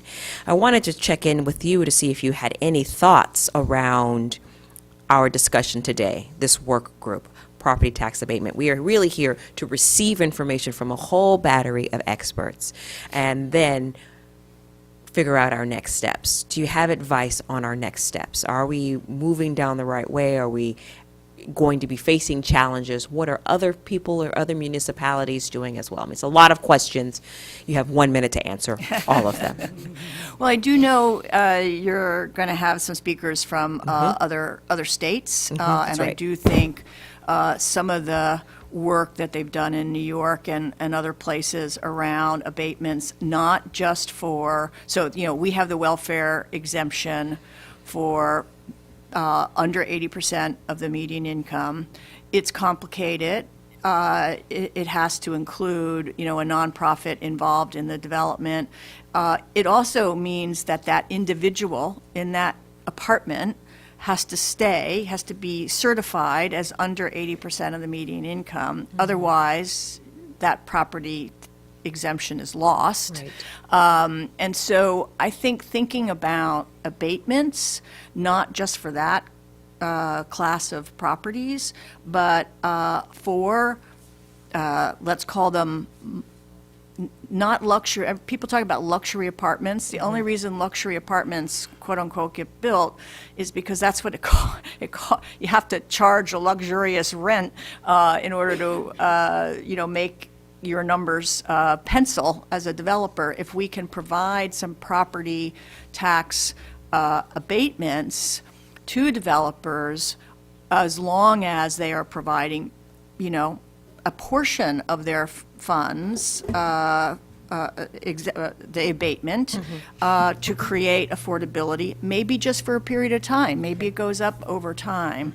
But it's one way of getting the price point lower. And I think you can do that along with lowering the cost of the actual construction. You can do that along with upzoning property, so that when you have more units on a piece of property, then your land cost gets divided. I mean, there are ways, I think, to leverage the property tax abatement for other cost savings in the process as well. So you are the founder and advisor of Turner Center for Housing and Innovation at UC Berkeley and the Housing Lab. Yes. What made you come up with the idea, or what led to the idea that you needed to establish such an institution? Well, because it was clear to me that this was in 2015 when we were really seeing huge spikes in rents. And, I had just come back from the Obama administration, and it's like, yeah, I'm really interested in teaching and such, but we need innovation in our policies and in our practice. And you've got to tie those together. So we are all about, at the Turner Center, researching, what are the issues, understanding and making some recommendations for better policy, and then how you actually implement that in practice. And I think you need that virtuous cycle as opposed to a vicious cycle of, continuing to go down the path that we're on, and particularly in California. All right, thank you. Let me see, colleagues, any questions? Yes, please. That's great. Thank you for your presentation, just very illuminating, a lot of great ideas. Can you tell me, do you have a handle on what the cost is? When we add up the fees and all the costs that the developer has to pay to build a housing unit, do you have a number of what, like an average number for the state or a range of what that costs? So the entire process certainly varies significantly geographically. Labor costs, for instance, it's much more expensive in the Bay Area than in Southern California, and more expensive in kind of Los Angeles area than it is in Central Valley. Now, again, part of that is what you're building. It's a lot cheaper to build a one-story, single-family home on a square foot basis. It's more expensive to build a multifamily building that, you've got structural issues, et cetera. But you're building smaller, so, the total cost of the apartment is going to be less than a large house, if that makes sense. But I would say, for an apartment on average, the Bay Area is $700,000 or more. I've heard $1 million in San Francisco. I haven't seen the numbers on that, but and then it's less as you do less density. Say in the Sacramento area, but it's still getting up to $500,000-$600,000. And fees in this, just an example, fees in the city of Fremont for an apartment are $150,000 a unit before you put a stick in the ground. Wow. Yeah. And if you're paying on average $100,000 a unit for land, you spend $250,000 and you haven't built anything yet. Yeah. So what is the remedy for that? I mean, you mentioned subsidies. That maybe there should be subsidies for certain aspects. So again, I think you want to try to avoid deep public subsidies. But I do think using incentives, tax incentives, which is a form of a subsidy, and tax abatements, and incentives to get the cost lower. So, if you build under X number of square feet for your single-family house, maybe you get a tax incentive. You build, if you want to require building net zero, I think the state needs to pay for it. Thank you. We're going to move on down here, Mr. Thank you. I'm sorry. Just a final comment. I love this example that you've given us on the entry-level home, because if we can incentivize developers to build a smaller unit, because it is a starter home, right? So even 3-bedroom, 1-bath, 2-bedroom, 1-bath, so that someone can afford to at least get into it, and then of course we got to look at all the cost drivers too and try to resolve all those issues. But I really love your idea, so thank you. Thank you. Thank you for the question. Mr. Eppolite. First, thank you for your presentation. Going forward, how do we address this labor shortage issue? Well, I think one of the the big ways we need to address it is by building differently than we do today. So I'm a big proponent, and I'll full disclosure, I'm on the advisory board of Factory OS on Mare Island in Vallejo. It's building a lot of affordable housing. It's using second chance workers, people coming out of prison. They offer, GED education. They offer incredible training. But you're taking people who were waitresses, you're opening up the workforce when you're doing a more ergonomically easy job of construction. You're opening up the workforce. You're still paying a good wage. In this case, they're represented by the Carpenters Union, so it's a unionized factory. So they have benefits. Do they make, I don't know what the wage rate for a carpenter, journeyman carpenter is, but no, they don't make the same amount as a really skilled carpenter, but they don't need those skills inside the factory, and they have good middle-class jobs and security. So I think you need to change how we think about, this goes back to innovation, you need to think about how we build, because I don't think there are enough skilled workers, without changing immigration system. This is not an industry that, young people are moving into naturally. Thank you. Mr. Vasquez has a question. Just a quick question. When you talked about how to reduce the costs, have you experienced or worked with anybody that's done like prefab homes? Because I know we did it in some of the schools, and it seemed to save quite a bit of money. Yes. That's what she just was describing. Oh, I'm sorry. Yeah, that's no, what I was you're- talking about OS. modular panelization, which is a form of. A form of it, yeah. A form of prefab, But, absolutely. But they have them full-blown now. Yeah, know. yeah. 'Cause Building. some are just walls, but, I mean, you can buy the whole kit. Yes, and this factory that I talked about in Northern California is doing that. It's built 1,500 units, so 75% are affordable or supportive housing units. They come to the site, and they have everything but the skin and the roof, down to the toilet paper holders inside. Thank you for your presentation. I've actually had a chance to go to Factory OS several years ago when I was still on the Board of Supervisors in San Francisco. It's a phenomenal operation, and kudos to the carpenters for having that vision to get in there. So we're going to pivot now Yes. and hear from Dr. Ward. Oh, yes. Mrs. Galante, I come from San Diego area, and we've built Harbor Island, Shelter Island. We've built some land, off the other land. I don't know if that's cost effective or not, but that's something that might be evaluated to create some housing land that is really just a fill-in. It's worked for 50 years. I've been watching it in San Diego. Yeah, it's a great point. Like, we like to say you can't manufacture new land, but maybe you can. All right, we're going to hear from Dr. Ward now. Thank you.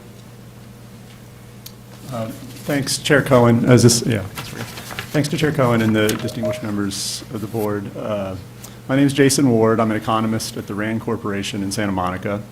One key aspect of my research is exploring the role of incentives in housing policy and relatedly of the unintended consequences that arise from them.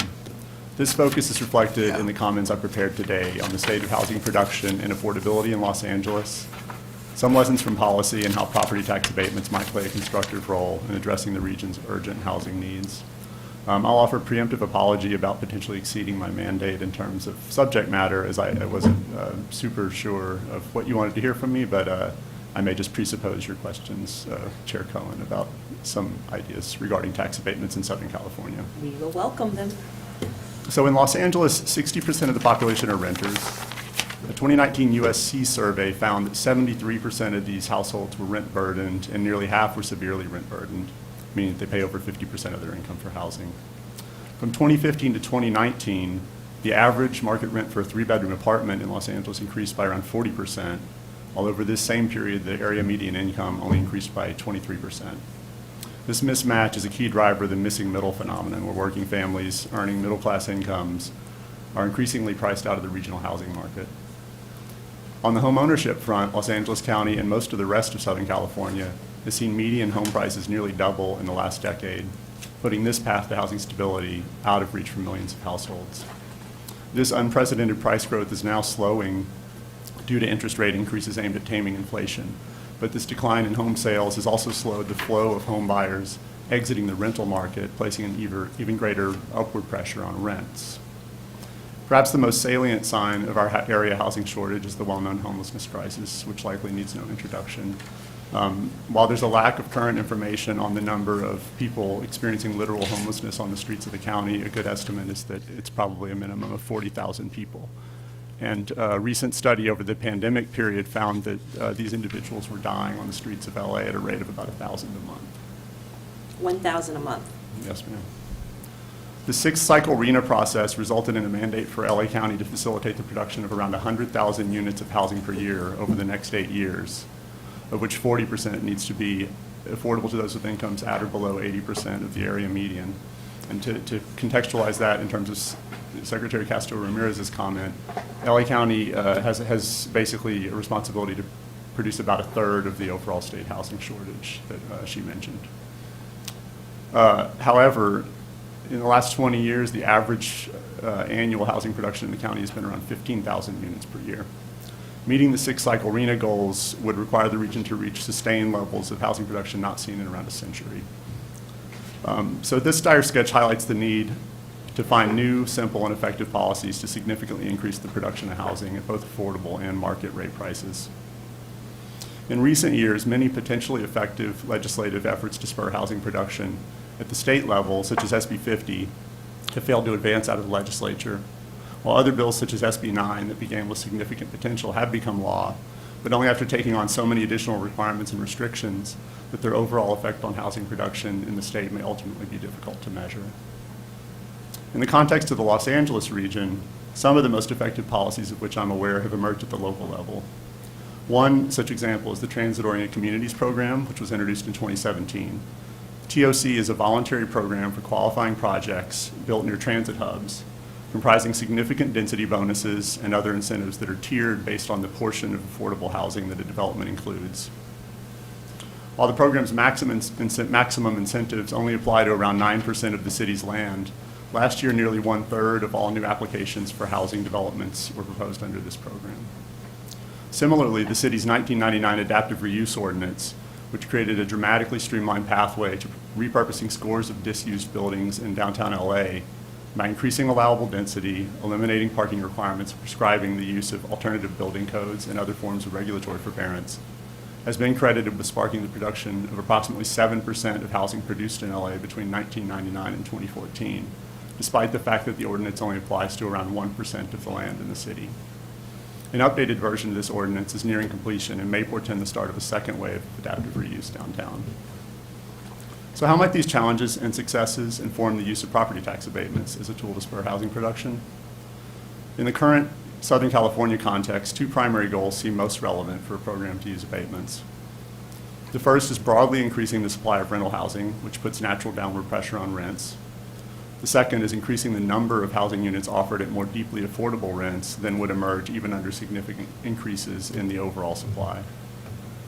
The first of these goals may be the most effective way to address the missing middle issue. While the exact definition of income associated with the middle is not widely agreed upon, it generally refers to families and individuals who are earning incomes that are in many cases sufficient to procure housing at the lower end of the range of market rates, though such housing may be more scarce than would be optimal both in terms of location and quantity. Thus, policy efforts that result in the widespread growth of the rental housing stock at the lower end of current market rates may be sufficient to address this need without the added complexity of restrictive covenants, joint powers authorities, and the associated implementation and monitoring costs of these types of programs or requirements. The second goal, producing deeply affordable housing, is a greater challenge. But here, abatements can play a role as an incentive for increasing the inclusion of low or very low income units in otherwise market rate housing developments, an arrangement that has considerable benefits relative to publicly funded 100% affordable projects, since these units do not require an ongoing source of operating subsidy. Abatement-related incentives could be layered on top of existing inclusionary zoning type programs, offering density bonuses and other incentives. Abatements might play a particularly key role in jurisdictions that have mandatory rather than voluntary inclusionary zoning programs, Some evidence suggests that such programs may stifle rather than promote the production of housing.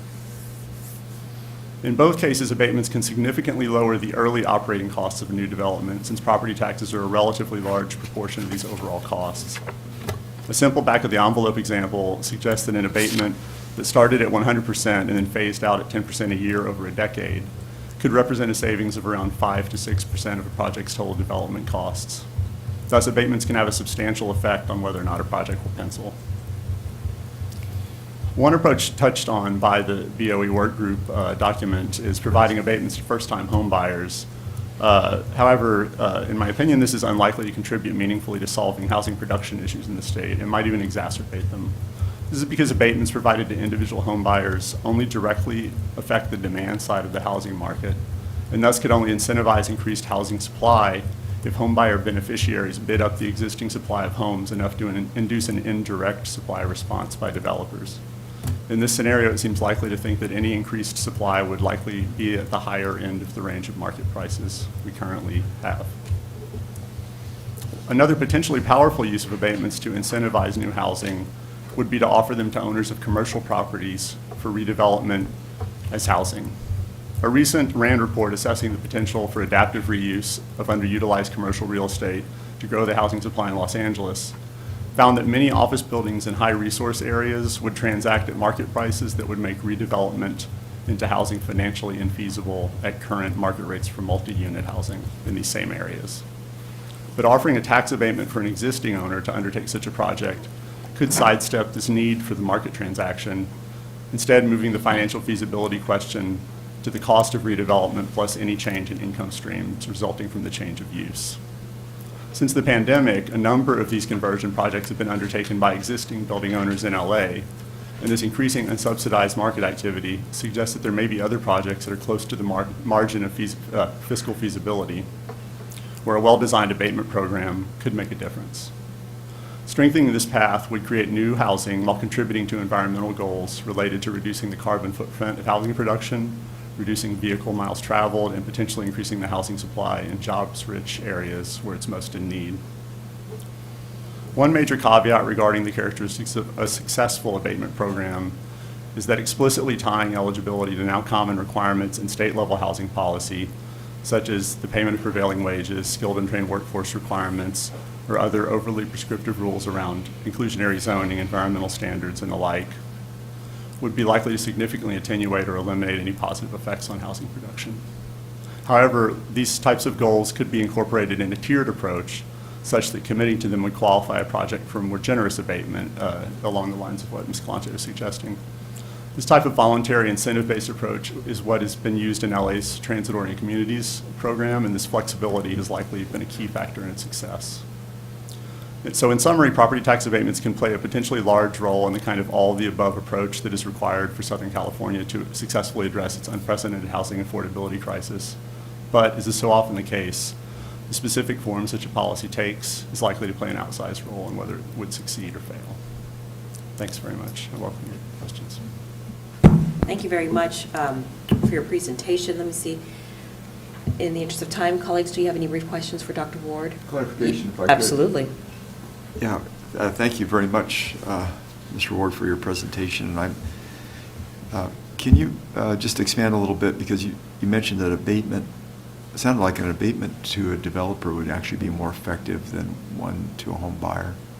Yeah, that's my personal opinion. I mean, my personal opinion about the current state of the situation in California is that, you were discussing this earlier, home price levels are so high right now that, in an ideal world, what we'd like to do is just go back to prices in 2000 or something, right? But that would be incredibly destabilizing for many reasons, right? And in some sense, it's quite unrealistic, absent a kind of financial meltdown or something, right? So really, I think curbing the rate of growth of home prices is a key factor, and rental prices are sort of inexorably tied up with home prices. So most people in my region, are renters, and really, to me, the sort of triage approach suggests that the first best thing you can do is try to lower the price of renting, right?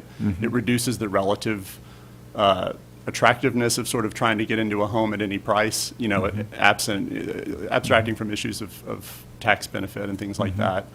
But, more importantly, giving, as I mentioned, giving abatements directly to potential homeowners really just lowers the cost of housing and would serve to drive up prices in the same way that very low interest rates over the last couple of years served to drive up home prices by lowering the overall monthly cost of home ownership without really doing much to increase supply. Okay, very good. Thank you. Appreciate it. Welcome. All right, thank you. We need to keep moving to hear from other panelists. Oh, yeah. You mentioned on the adaptive reuse, especially of some of the old buildings downtown LA that has been going on as we speak.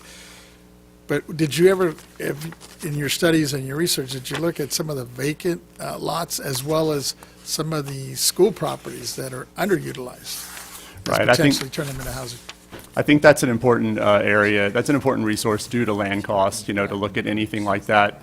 However, I think in some sense those kinds of things don't necessarily address the kind of environmental goals in that you have to sort of, demolish a site and build from scratch. I think another key benefit of adaptive reuse per se, that is, kind of keeping the outside of a building and converting what is done on the inside of it, is that it may be a way to sort of sidestep some of the issues with NIMBY opposition to housing. To some extent, if a building is there and it just goes from having people working during the day to people living in it, that may engender less community opposition and other issues than, say, a complete, I have a 15-unit apartment building being built across the residential street from my house right now, and it's not the greatest thing that's ever happened to my daily quality of life, but I'm very much for it, but a lot of other people wouldn't necessarily feel that way.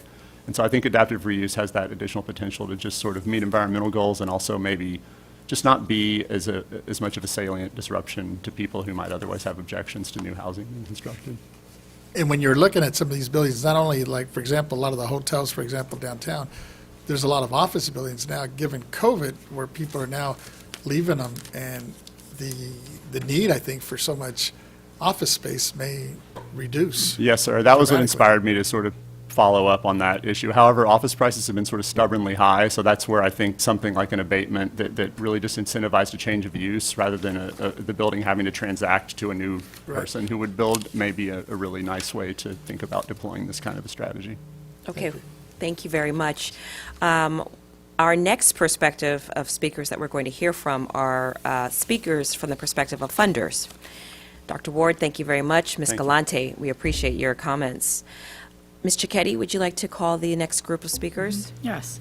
The next group of speakers are Funders Perspective, Nancy Robles, Executive Director, California Tax Credit Allocation Committee, and California Debt Limitation Committee, California State Treasurer's Office. Kate Ferguson, Director, Multifamily Programs, Strategy and Legal Affairs, California Housing Finance Agency. Michael Flood, Director, Production Division, Multifamily West Region, U.S. Department of Housing and Urban Development, and Mr. Josh Hamilton, Senior Vice President, Century Housing Corporation. Please come forward. All right, thank you. We have some on virtual as well. We do have some on virtual. Thank you very much for joining us both online and in person. It's very good to see you today and to welcome you. Just very quickly, I saw earlier Mr. Marti. Is he not presenting? No? Okay. Thank you very much. We will begin with you. Is it Robles or Robles? Robles. Robles. Fantastic, Nancy. Thank you, Ms. Robles, for being here. Executive Director of TCAC and CIDLAC. Two very important acronyms that probably few people know about, but have an incredible, huge impact on the state of California when it comes to housing. So we will hear from you first, and then second, we will hear from Kate Ferguson. Fantastic, thank you. So first, I'd like to thank the board here and Chair Cohen for having me here. I'm truly honored. And second, I would like to apologize in advance. I'll be running out the door as soon as I'm finished with my presentation and the questions. So my name is Nancy Robles, and I'm the Executive Director of the California Tax Allocation Committee and the California Debt Limit Allocation Committee. Earlier, you heard from Treasurer Fiona Ma, that's my boss, and the Treasurer has asked me to direct both of these state committees to provide some cohesiveness and uniformity to these two different tax incentive committees. These are for affordable housing, and they're run through the Treasurer's office. And no, I don't get two salaries. This concept of having agencies work together to house Californians is very fitting to what the Property Tax Abatement Work Group is trying to achieve as well. So let me first start by explaining what these two committees do and get straight into the alphabet soup. California Debt Limit Allocation Committee is CDLAC, and California Tax Credit Allocation Committee is TCAC. CDLAC is in charge of the state debt ceiling, also called the volume cap. Each year, the IRS provides each state in the nation an amount that can be authorized to create tax-exempt debt in its state. The formula is based on the state's population, and there's also a set factor that's adjusted for inflation. In 2022, the debt ceiling for California was $4.3 billion. This amount of debt authority can be used for a number of tax-exempt facility bonds like intercity rail projects, recycling facilities, solid and sewage waste, clean energy, and of course, affordable housing that we call qualified residential rent projects. Some more alphabets for the soup, we call it QURP, QRRP. In previous administrations, the Treasurer's Office focused on pollution control to issue the state volume cap for exempt facilities. But since Treasurer Ma was elected, our focus has been on affordable housing. So each year, over 90% of the state ceiling is dedicated to affordable housing, and this year, 92% went to affordable housing. TCAC awards state tax credits and federal tax credits for affordable housing. This means affordable housing developers apply for tax credits, and then they sell those to private investors to fund their project operations. Without bond sales and tax credits, the QRRP projects would not be feasible. In today's economic environment, housing developers are having a hard time making those projects pencil out even with this assistance. In 2020 and 2021, the governor gave TCAC $500 million a year in addition for state tax credits, with the caveat that in order to be awarded those tax credits, you also had to apply for a bond. This was intended to encourage affordable housing projects to apply for bonds and tax credits to maximize the state resources to get affordable housing units to the market as quickly as possible. This is one of the many tools that the governor has offered to catapult this progress in this time of our housing crisis. This also created an oversubscription of bonds and tax credits. For the last 3 years, we have had 3 times the applications to build affordable housing than we've had resources for. It's a great sign that we have developers out there who are willing and ready to produce units, yet it created a need for a competitive process to be sure that we got the best bang for our state buck. So that was the good news. The most recent challenges that we're facing is the rising cost of construction materials, gas, labor costs, shortages of human capital, supply chain issues, and rises in interest rates. This volatile market has created a situation where shovel-ready affordable housing projects that receive bonds and tax credits based on bids from 6 months ago can't start their construction because the costs went up millions of dollars between now and then. They're forced to request additional resources from the committee or risk failure of their projects. And they've already invested millions of dollars into these projects. So, they have no incentive to fail. So they're coming to us for additional funding. And providing these resources helps those projects, yet it takes resources away from future projects. Even with limited resources over the last few years, we've been able to assist in the production of 23,000 low-income rental units a year. Since the inception of these programs in 1987, we've assisted with the production of over 500,000 units in California. We also monitor and physically inspect each property on a routine basis. The goal set by Housing and Community Development is 2.5 million units by 2030, which means that we're going to need to produce about 304,000 units each year in the next 8 years.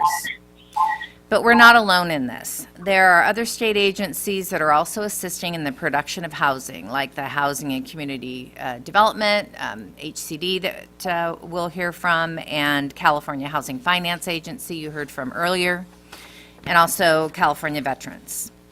Altogether, we're all going to be hard-pressed to meet those goals. So the bottom line is the focus of CIDLAC and TCAC is to help homeless, very low income and extremely low income houses obtain rental housing, yet the concept of the missing middle is not lost on us. With our focus on multifamily rentals and no other resources available, we've had to abandon a previous program that we had for single-family first-time home buyers that gave mortgage credits to reduce a federal tax liability. And since this session is a fact-finding mission, I feel compelled to share my own experience about the missing middle. My father never owned a home, so when he died, he also left no inheritance. I was homeless at 17 years old, and only because of some good friends, my charming personality, and the grace of God, I couch surfed and borrowed my friends' clothing until I found a job and earned enough money to rent an apartment. And of course, I had roommates. I struggled to pay rent and to buy food. Homeownership and college weren't even things that I could afford to dream about. Even after I married and had a family of 4 children in our 2-family income household, we lived like most Californians today, paycheck to paycheck, making too much money for low-income housing, but just enough to provide our kids with the bare basic minimum, and never even thought about buying a house. But one day, our landlord came to us and asked us if we wanted to buy the house that we were renting and living in. And my immediate reaction was, I can't. I don't have any money for a down payment, and no bank is going to lend money to me. And after all, I knew, because at the time, I was a mortgage loan lender. Faced with a 30-day notice to move out so that the landlord could sell that house to somebody else, and no savings to secure another rental property, first, last, and a security deposit, I swallowed my pride and I asked a relative if I could get a loan that they knew I'd never be able to pay back. And I can't believe they said yes. Again, the charming personality, I suppose. I used that $2,500 for a down payment to buy that house. And because the down payment was so small, I had to pay a higher interest rate for the loan, making the payment higher than I really felt like I could afford. And on top of that, I had to pay an extra 25% on top of the payment for PMI insurance. Knowing that I was always one lost paycheck away from bankruptcy and homelessness, I was scared to death. I didn't care that that wasn't my dream house, and trust me, it was far from it. I knew that I was building wealth. And for the first time in my family, I owned a home, and I was beginning the cycle of generational equity. This may be really obvious to the board, but if you're listening on the phone, I feel like I need to tell you that most people that have lived through this story don't look like me. And many whose stories start out like mine don't reach the happy ending of securing a loan. You see, even though my name is Robles, I am not black or brown. Treasurer Ma mentioned the California Dream for All program earlier, and that was a study to explore ways to assist low-income and the missing middle Californians with down payments to help create homeownership. The study showed statistics on racial disparities where people of color are far less likely to receive a down payment assistance, and the percentage of home loans to Black and Latino families are 20% less than their share of the population. If we are to help the missing middle, we must first incentivize home developers to build these homes. Doing so creates jobs, it spurs economic development, and it strengthens communities. We can do this by expanding the resources that we offer. You can never have too many tools in the toolbox, and I hope that the property tax abatement can be one of those tools. Thank you. Thank you very much. I appreciate you sharing your personal story. Thank you. I think it will resonate with many people. We're going to have to pivot and hold our questions. We're going to go to Ms. Kate Ferguson, Director of Multifamily Housing Division, Policy Strategy, Legislative Affairs, Cal HFA. Ms. Ferguson, are you on the line? Thank you. Yes. Good to see you. Can you hear me now? I can. We can hear you and see you. Good morning, Chair Cohen. Good morning. Good morning, Chair Cohen. Thank you for offering me the opportunity to speak today. I have to admit I'm a late addition to your roster, so I'm going to speak very briefly about who Cal HFA is. I know that you heard, I believe, from Tina Johnson Hall this morning. But who the multifamily lending group is. Our primary role in the state, first of all, let me say, my name is Kate Ferguson. I'm the Director of Multifamily Programs. I've been with Cal HFA for 3 years, and I come from a long background in affordable housing lending, primarily with large money center banks, as well as with working for a nonprofit organization, which was a affordable housing developer. So I've been in this business for about 30 years, 30 plus years. Cal HFA's role in the state of California as a partner in addressing the housing crisis is really, from a lender's perspective, we have 3 primary roles. And that is as issuer of tax-exempt bonds, which Ms. Robles just spoke about, the bond cap that goes towards affordable housing in the state.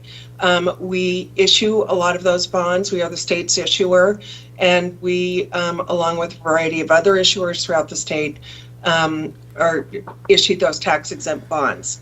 We also are a subsidy lender through our mixed income program, and we also are a permanent lender through which we pair with our mixed income program, which is a subsidy program. We do long-term permanent financing on affordable housing, multifamily developments. So one of the things I think that we want to talk about today in talking about the housing crisis is just the complexity of the issues here.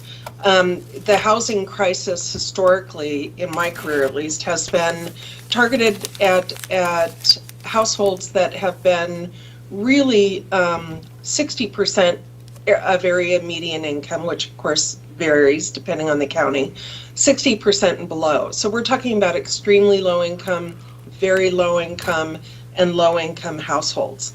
And that the spectrum of the need really has expanded since, I'm going to say since 2017-18, when the middle income households at 60% of area median income, 80%, 120% really started to be priced out of their markets.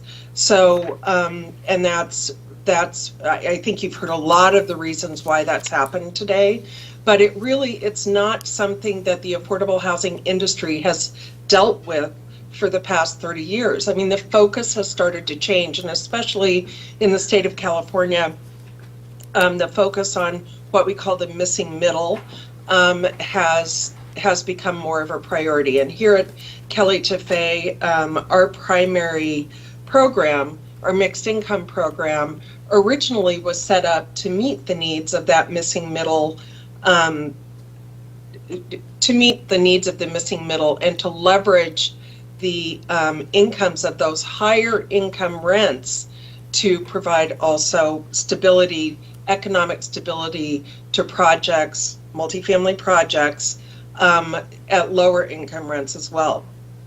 So our missing middle or mixed income program, as we call it, is designed to pair with tax-exempt bonds and 4% low-income housing tax credits. It's designed to take advantage of changes to the 2018 federal tax code, which allowed for income averaging and facilitated more development of units between 60 and 80% AMI, area median income. And so it's really designed as a subsidy loan program, which requires repayment at maturity. And we're seeing that most of our deals, we pair it with our long-term permanent debt. So really these deals roll through about a 15-year, generally the tax credit compliance period, which is a 15 to 17-year permanent loan period. And the benefit we find from this program and the success that we've had in this program has really come from the fact that when you have a broad spectrum of affordability levels, you also have a broad spectrum of rental levels. So your higher income rents at 80 to 120% of area median income can offset the cost of the lower income rents and bring the overall income of the project up, allowing it to leverage more, which stretches our very, very valuable state resources further, or subsidy resources further. So it also requires, it requires less subsidy overall and less layers to the capital stack that goes into building one of these projects. So we originally we've had great success with this program. We launched it in 2019. We, after this year's, we've just received the allocations from CIDLAC for this year's applications. And overall, we've done 7,600 units with this program over a 4-year period. And we found that we can generally get the projects, if there is a mix of incomes, to development quicker with fewer lenders in the capital stack. Now, from a lender's perspective, I think I want to go to sort of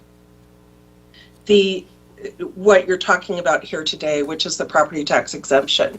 And the property tax exemption, I'm sure you've heard, plays a huge role in the affordability of these projects and in the economic viability of the projects.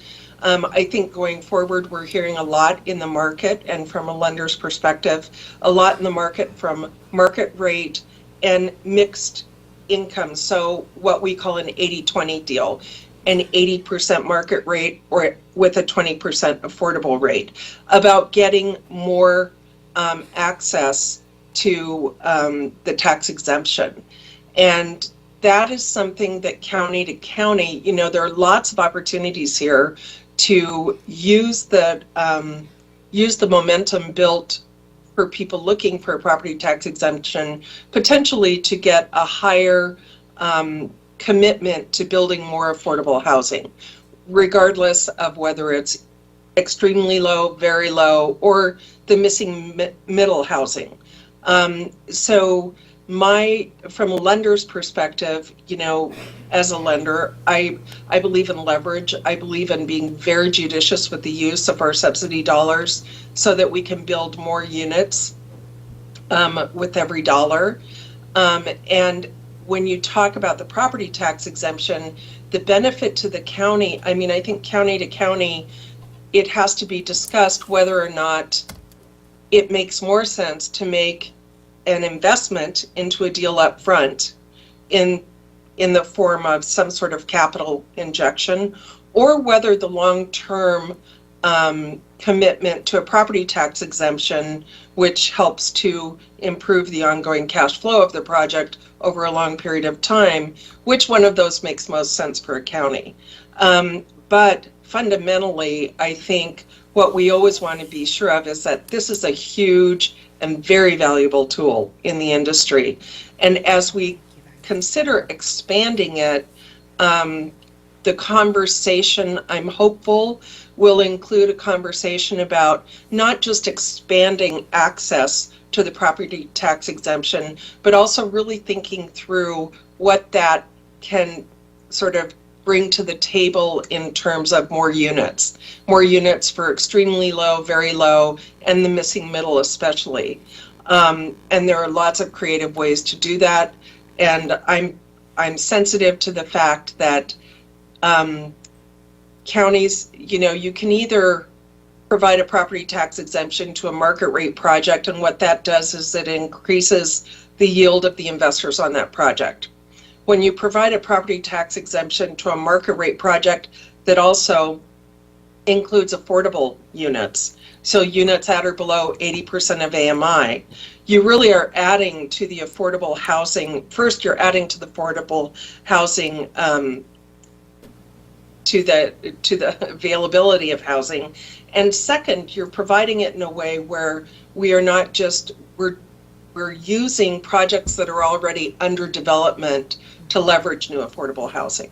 So from my perspective, that's really important. And I think Nancy covered a lot of what we're doing with state tax credits and how we're leveraging that with the tax exempt bonds. We also have a bond recycling program, which we are trying to figure out how to use that to do more of these mixed income buildings, how to work with counties to say maybe a property tax. Right now, the property tax exemption only goes to the units that are affordable. A huge incentive would be to say, if you put 20% of the units affordable, maybe we give you 25% of a property tax exemption, you know, to get more developers to do this. But having the exemption available for more units is something I know that's a constant discussion topic at the developer stage.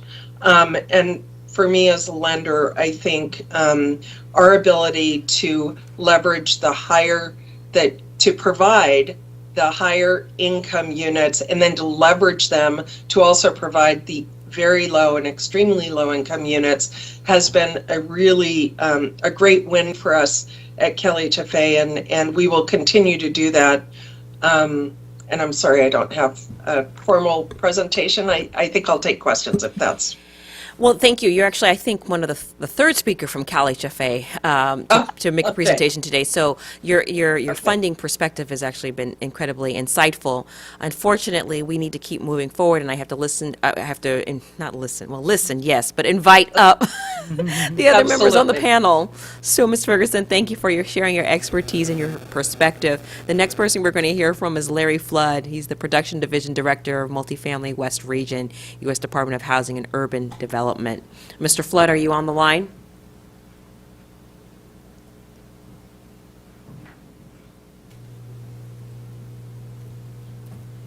Okay. Mr. Flood is not with us. Let's go to Josh Hamilton. He's the Senior Vice President of Century Housing Corporation.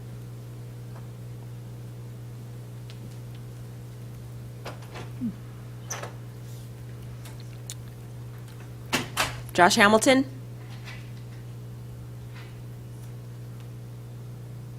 Okay. I don't know. Maybe they did. All right. Well, I'm going to ask colleagues, do you have any? Where'd the colleague? Okay. Do you guys have any questions for Cal HFA? No? Okay.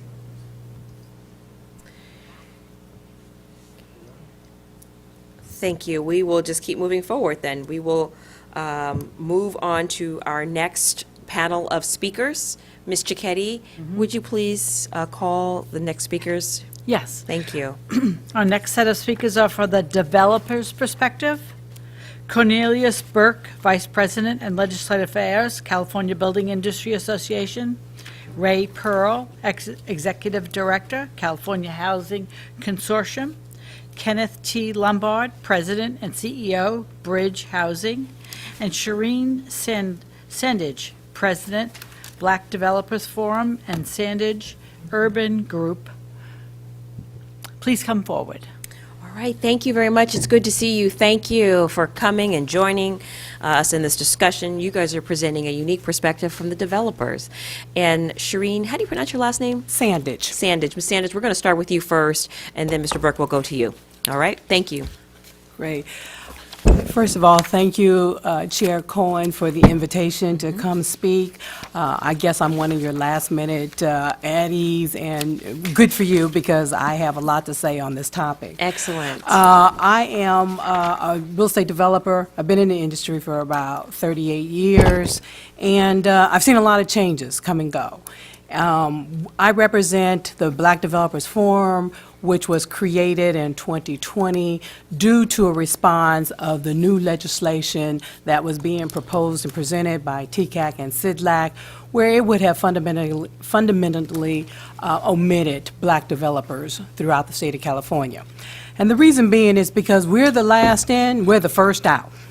And because of that, we have not had the opportunity to build a pipeline, financial credentials, et cetera, that would have sustained us enough to do continual projects and get in 5 to 10 within a 5 to 10 year period.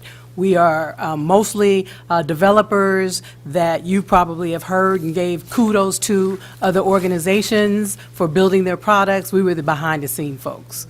In 2020, we decided to step out because it became clear to us that we were going to be the legacy for black developers and the black community. And because of the changes that were being proposed, it necessitated us coming together as a statewide forum. So we represent most, if not all, the developers, the black developers, and their communities that are undertaking affordable housing issues as it stands right now. We were also successful at advocating for the $125 million BIPOC, which is Black, Indigenous, People of Color, set-aside pool with the state of California's tax credit and the CIDLAC bond program. And because of that, we've also been instrumental and at the table writing legislation for HCD and most of the forum and most of the housing programs. This is a benefit to the state of California because we had been omitted from those tables and those discussions for so long. And it became clear to them that because of our experience, 30, 35, 40 years experience, we know these programs. I started these programs when I was a housing director way back in the 70s for the city of Orange. And they were nice, they were friendly, they weren't competitive, we built housing, we walked away and there were happy faces all along. Unfortunately, that's not so much the case these days because the programs are highly competitive, they're highly complicated. Costs in Northern California, which is the area I represent, are skyrocketing. We are scrambling to try to find new innovative ways to build housing. And then, in addition to all that, be compliant with the funding sources. They're changing our dynamics from developer to, far as I'm concerned, social worker. I mean, we're having to pick up a lot of ELI, VLI, which is the extremely low income and the very low income housing units. And while we understand that's a necessity, but we've been in this industry long enough to know there's other ways to address those housing as opposed to making the funding chase the lowest level housing and then have all these other extras put on the developer. Feel free to call me at any time. I will go walk through that whole scenario with you. But we are, again, we're active. We understand 100% about the missing middle. We understand that we need workforce housing. If you don't think you do, go around San Francisco and look at how many Starbucks have closed up because they can't get the young college people in there. You have got to have housing programs that address also those young professionals that need housing. I'm a mother. I have daughters that are struggling with housing. So it's very difficult for me to say, stay here in California, stay here, don't go to Austin, Texas, or don't go to, because they cannot afford housing. The simplest thing they want is home ownership. And to do that, we as developers with the boots on the ground have been charged with trying to figure out how to make that task happen. I don't want my grandkids living in Texas. I want them right here. I just moved to Sacramento. So to make a long story short, we have some creative ideas which we want to make sure are brought to the table every chance we get. Now, you've heard some folks talk already about reuse and building. Well, your biggest reuse component is going to be the shopping malls. You have to make complexity, you have to make deals, if you will, with those folks because they are strictly REIT businesses. So if to the extent you can give extended tax abatements to those folks to encourage them to sell to nonprofits so we can build on housing, which already has a foundation, that's one way that we're looking at trying to make it happen. Get used to it. Walmart, Amazon, everything you're going to get basically is going to be delivered to you somehow or another. I used to love the retail experience. That was my Saturday thing. Unfortunately, now it needs to be serving another purpose. And so we as developers, again, one of our many tasks, in addition to the social service aspect, is figuring out how we repurpose and how we become innovative. And who do we need to talk to? I can tell you, we appreciate the state of California for your excess land use program. But see, in our world, time is money. We don't have time to wait, go through 1,000 boards and stuff, because the competition is too great. And so we need to have access to a toolkit that easily transferable, that's already been approved, that we could put out on the market right now. And land use, and it is totally different, because I have developers in Southern California telling me their unique problems. They don't have a labor problem down there per se. We do. And the reason why you have a labor problem is because you're not offering any for-sale housing in the Bay Area. Those are the people who expand your employment base. So if a general contractor, and most of our general contractors, most of our unions, our workers are all coming out from towns called Salida, Stockton area, Fresno area, and commuting in. I mean, literally, that's insane to us, but we have no choice. But that also makes the cost of labor go up, because now those folks are arguing with their labor representatives, I got to come all the way into the San Francisco Bay Area to work. How do I make that affordable to me? And so there's a lot of challenges on the table, but I encourage you that if you have some idea on how to attack the missing middle with more tax abatements. We need the BOE abatement on multifamily. We get that, and that's why it hasn't changed. We need it to be more flexible. We need it to not recapture abatement taxes. But what we do need is we need some other solutions on how to make that happen. Giving a tax abatement to the home buyer is not going to work. Proof in the pudding. No offense to Senator Weiner, because that was a good little program to transfer senior taxes to your new residents. Unfortunately, every county doesn't accept that. So that abatement or that reduction didn't help, at least it didn't help me. It doesn't help anybody if the county doesn't accept. For example, Sacramento County, I'm going to tell on them, Sacramento County does not take the abatement for seniors as a transfer. If I'm coming from Contra Costa, they do not accept the new law for the transfer of the tax basis. And so we need to be consistent. We need to be consistent about what is being taken, what is being voted on, et cetera, in this state. And make sure that when it comes our opportunity to talk about saving our young people and keeping those jobs viable, that's got to be a priority. Now, HTD did most of your work for you. They got everybody thinking tiny homes. So I think you said it, Mr. Gaines. Everybody's thinking tiny homes already. So these homes don't have to be big. They just have to have ownership criteria. They have to have the tax benefit, obviously, that everyone else enjoys. But there is a way to help do that now that our young people have caught up in tiny homes. And so I think that should be the first aspect of things that we need to be looking forward to. We need to incentivize our nonprofits to do for-sale housing as well. We do it as developers. I do it for certain nonprofits in San Francisco as well. I've been a development director for all of them at some point in time. And we need to make sure that those incentives are there to keep our young people here in California. That's where your big cycle has been exiting. Now, truly, they're getting to Texas and saying, we don't like it.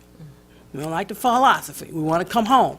There's nowhere to come home to. The rents are 3 times higher. It's just, you ran everybody out, and now there's nowhere to run and come back to. So I'm just saying, thank you for the opportunity. I'll stop here. I know timing is sensitive, and I appreciate being able to come and vent, because really, they're pulling us so far apart from developers. It's getting a little bit scary to find out who's the next generation of developers coming up. We at the Black Forum are very committed to a generational training program, and we are looking at training people of color in all sectors, property management, development, et cetera. So Thank you very much. Thank you. We appreciate you making time. I think I heard applause back there for your presentation. Look, Ms. calling Sandage, I bridge. appreciate you making time and honoring our last-minute request to come join and be a part of this conversation. As you can see, it's incredibly important. Absolutely. If we are going to be at the table and be policymakers, decision makers, and truly partners, we do need to hear from each other in this convening. So I know that you also have to get going too, so Yes, feel free to thank you. excuse yourself whenever you see Okay, fit. Thank you. I'm going to take off now. No problem. As boots on the ground, I have to get to a planning commission meeting. So I understand, and we know how to follow up with you. Colleagues, if you have questions for Ms. Sandage, we will just follow up with her. Anything quickly? All right, I think they're going to, Mr. Gaines? Senator Gaines? Thank you very much. The shopping mall concept that you're talking about, could that include mixed use? Absolutely. Yeah. You would do want housing, to- and then you might have boutique shopping or something. I don't know. And you might have people upstairs wanting to do entrepreneur. Everything's entrepreneur. So to the Right. extent you can, absolutely. Great, thank you. We'll be following up with you directly with more thoughtful questions, okay? Great. Thank All you very right. much. You're welcome. Okay, next we're going to hear from Mr. Cornelius Burke, who's the Vice President of Legislative Affairs for the California Building Instruction Association, also known as the BIA. And then Mr. Ray Pearl, is that you online, I see? Yes, ma'am. All right, Mr. Pearl, we're going to hear from you after Mr. Burke, okay? Sounds great. Great, thank you, Mr. Burke. Thank you. Good afternoon, Chair Cohen and members of the BOE. I'm Cornelius Burke, Vice President of Legislative Affairs at the California Building Industry Association. By background, I'm an urban planner. I was a real estate agent. I actually worked for the California Department of General Services as a real estate officer. I managed the state's real estate portfolio. And I was a planning commissioner for the city of Sacramento for close to a decade. I'm delighted to be here to talk about our perspectives as home builders when it comes to housing overall, and particularly mid and middle and affordable housing. The California Building Industry Association, CBIA, we're a statewide trade association representing the home building industry. We have members who are home builders, trade contractors, architects, engineers, designers, suppliers, and everyone in the home building industry. Over the years, we've been successful in simplifying and eliminating restrictive, costly building regulations, balancing the concern for the environment and conservation with affordable housing, and ensuring that we have reasonable growth and that growth is planned and encouraged. And most importantly, we've been really saying that housing is important for the economic growth of the state. You know, housing's a winner. A lot of times people see housing as a loser. A lot of local governments see it as not producing sales tax revenue. People see housing as an impact, as a negative to their community. There's a lot of NIMBYism in our state, and we say, you know, housing is a winner, housing is good for California, you know, housing is good for the economic future of this state. So we always want more housing at all levels, particularly affordable and mid and middle housing product types. As we talked about earlier from almost all the panelists here today, we are in a housing crisis, and the housing crisis is simply because of underproduction. It's a supply and demand issue. We have not built the amount of housing that we need to keep up with population increases and demand. In fact, California ranks 49th in the nation for the fewest homes per capita, with 385 existing homes per 1,000 people compared to the national average of 419 homes per capita. We know why we have this underproduction, and it's because of the regulations. As BOE member Gaines and Senator Gaines mentioned earlier, we have extremely high impact fees and exactions on housing developers. In the Sacramento region where Mr. Gaines represents, the average impact fee is about $100,000 per home. We also have a lengthy and complex land use approval process. City councils, planning commissions, zoning boards. Our land use approval process is overly complex, adds nothing but cost and time to the home building process. And also, I would never forget to mention something called CEQA, which adds nothing but pain, headache, and cost to the home building process.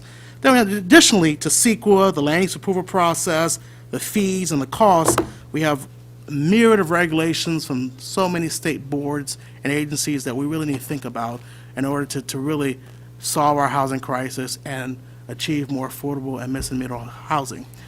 Because of the housing crisis, because of the regulations, it's really impacting our quality of life in California, particularly our home ownership numbers. Homeownership is the most important way to get generational wealth, to get out of poverty, to have equity, and create wealth. You know, we have the second lowest homeownership rate in the entire country at 56%, compared to 65% across the country. Only New York has a lower homeownership rate than California.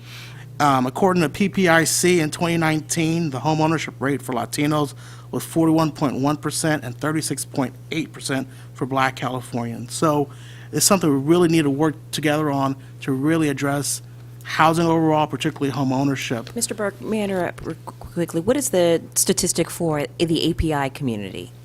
You know, I do not have that number with me. Okay. But I could provide that to you. Please, if you Absolutely. can, just to get a full picture of where where the different ethnic communities are lining up against each other. Okay. Absolutely, I'll provide that number.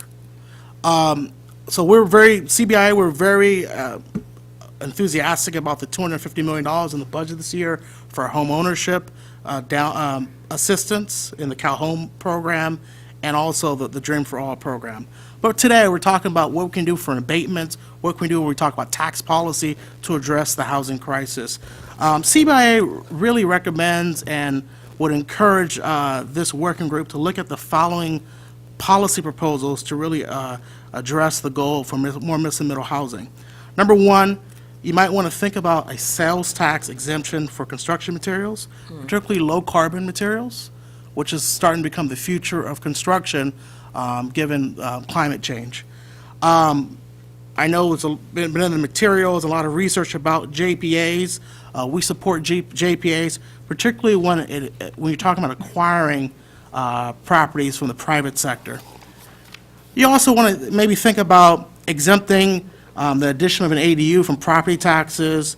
You know, oftentimes the addition of an ADU triggers kind of a blended assessment, so maybe just exempt ADUs overall from just property taxes. You might want to think about a tax credit or a property tax exemption for on-site home water recycling systems. Once again, we want to definitely encourage housing production. We also want to think about sustainability and climate change as well. We also want to maybe think about property tax exemptions for already paid impact fees. Oftentimes, we're kind of in the home building industry, we're double taxed, we're triple taxed. It's, hey, you know what? Pay impact fees for parks, for schools, for libraries, for all these societal goods that society should pay for as a whole, not just on the home building industry, then also pay property tax and pay other taxes.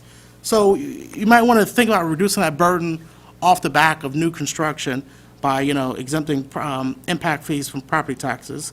Obviously, you might think about increasing the homeowner's exemption. We do have a low-income housing tax credit. You might want to think about creating a middle income tax credit as well for that product type category. And just lastly, number 8, we really would encourage this body and the state overall to really stop taxing housing. We're seeing a lot of taxes on vacant properties, on underutilized lands. We think it's bad public policy to tax housing to fund housing. It doesn't make sense. And just this, it was mentioned earlier, but we want to expand upon it more right now, is that, yes, we have a lot of regulations in the home building industry. Yes, we want to think about how we could really increase production as quickly as possible. But one thing that we want to encourage the body to look at, and also the state legislature and policymakers, is that the workforce challenges in the home building industry. We really need to think about more CTE education, more construction trade education, so we can have the workforce to build the housing that we need for our future. On average, it takes about 20 different trades to build a house. These are good quality jobs.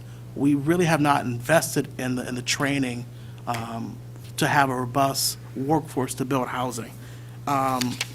So we want to definitely think about encouraging more women in construction trade. You want to think about how do we train minority and lower income and second chance youth and adults in the construction trades.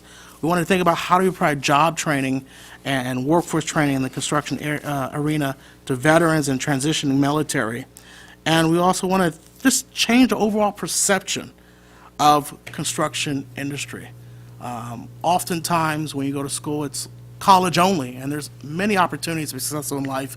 The construction industry is a great industry, and we want to encourage definitely everyone to take advantage of those opportunities in that industry. So just thank you so much for allowing me to speak today about the perspective from us as home builders. We are the solution to the housing crisis. If you remove the regulations off our back, the taxes, the fees, let us produce the housing that we need to fulfill the demand here in our great state of California. Thank you so much. Thank you. Appreciate your thoughtful presentation. Are there very quick questions for Mr. Burke? Mr. Gaines, down here? Nope. Okay, Mr. Gaines, Just, got it. thank you for your presentation. I agree with your statements that we clearly have challenges from a regulatory standpoint. If we could streamline a lot of the agencies, there was some discussion earlier this morning about efforts to do that. So the process would be simpler and quicker to get to the approval process. I've seen some success in the city of Folsom and Roseville in terms of producing a lot of housing stock, 20,000 units in Folsom, which is only about an 80,000 folks in the whole city, and yet they're producing all these units. Roseville's had good success too in the western portion, and we just need to see more of that statewide. So thank you. Thank you so much, Member Gaines. And, Okay. Roseville is building equivalent to the city of Pasadena right now. So Roseville is definitely the model and the gold standard. So thank you so much. All right, we're going to pivot to our presenters that are online. We've got Mr. Ray Pearl, who's the Executive Director of the California Housing Consortium, and then we're going to hear from Mr. Kenneth T. Lombard, who's the President and CEO of Brudge Housing. Madam Chair, I just wanted to thank Mr. Burke for his presentation. We need to receive it, but the legislative people really need to receive it. And when we sum up our work today, I would like to be marked as being in support of reducing or removing a lot of the taxation of the building industry. I think he had some very good points that aren't being heard as much as it should be. Thank you. All right, thank you. Thank you. As I was saying, we are going to hear from two more speakers, and so let's reserve our questions for after both speakers make their presentation, and then after this presentation, we're going to hear from a few others. So, Mr. Ray Pearl, are you ready to go? I am indeed. All right, welcome. It's good to see you. The floor is yours. Thank you. Thank you very much, Board Chair Cohen and board members. My name is Ray Pearl. I'm the Executive Director of the California Housing Consortium. CHC is a statewide advocacy group for the production and preservation of affordable housing throughout the state of California. We work with partners like Cornelius and his group at CBIA and fill out the entirety of the home building industry to ensure that low-income Californians are also a part of a new housing supply. We know that there is a problem in California right now. There's a shortage of approximately 1.2 million homes for low-income households. More than 50% of California's 6 million renters are low-income, with more than 1 million of them extremely low-income. 78% of extremely low-income households are severely cost-burdened, which means that more than 50% of their income is spent on rent. And that's compared to 53% of very low-income households, 24% of low-income households, and 6% of moderate-income households. And what is the cause? You've already heard from Cornelius, and we concur. There simply has not been enough housing created in California over the last half century. I'm going to go through a number of factors. You've heard some of them from Cornelius, and I agree with much of what he said. I'm going to emphasize a few of them. But there are a combination of factors that contribute to the insufficient number of housing units that meet Californians' needs. And what I just want to stress to all of you is that many of these affect both the market rate and home ownership world, as well as the affordable and rental world. But I want to also make sure and emphasize that although we agree with the argument that we need to increase supply, all of the statistics show it, and the reality on the ground shows it. There will always be a need for deed-restricted affordable housing for our state's most vulnerable residents.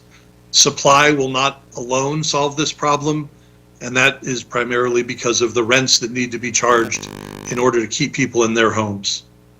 Some of the barriers to production, Cornelius mentioned, and I just want to underscore, local permitting and zoning barriers, local NIMBYs, the actions of city councils.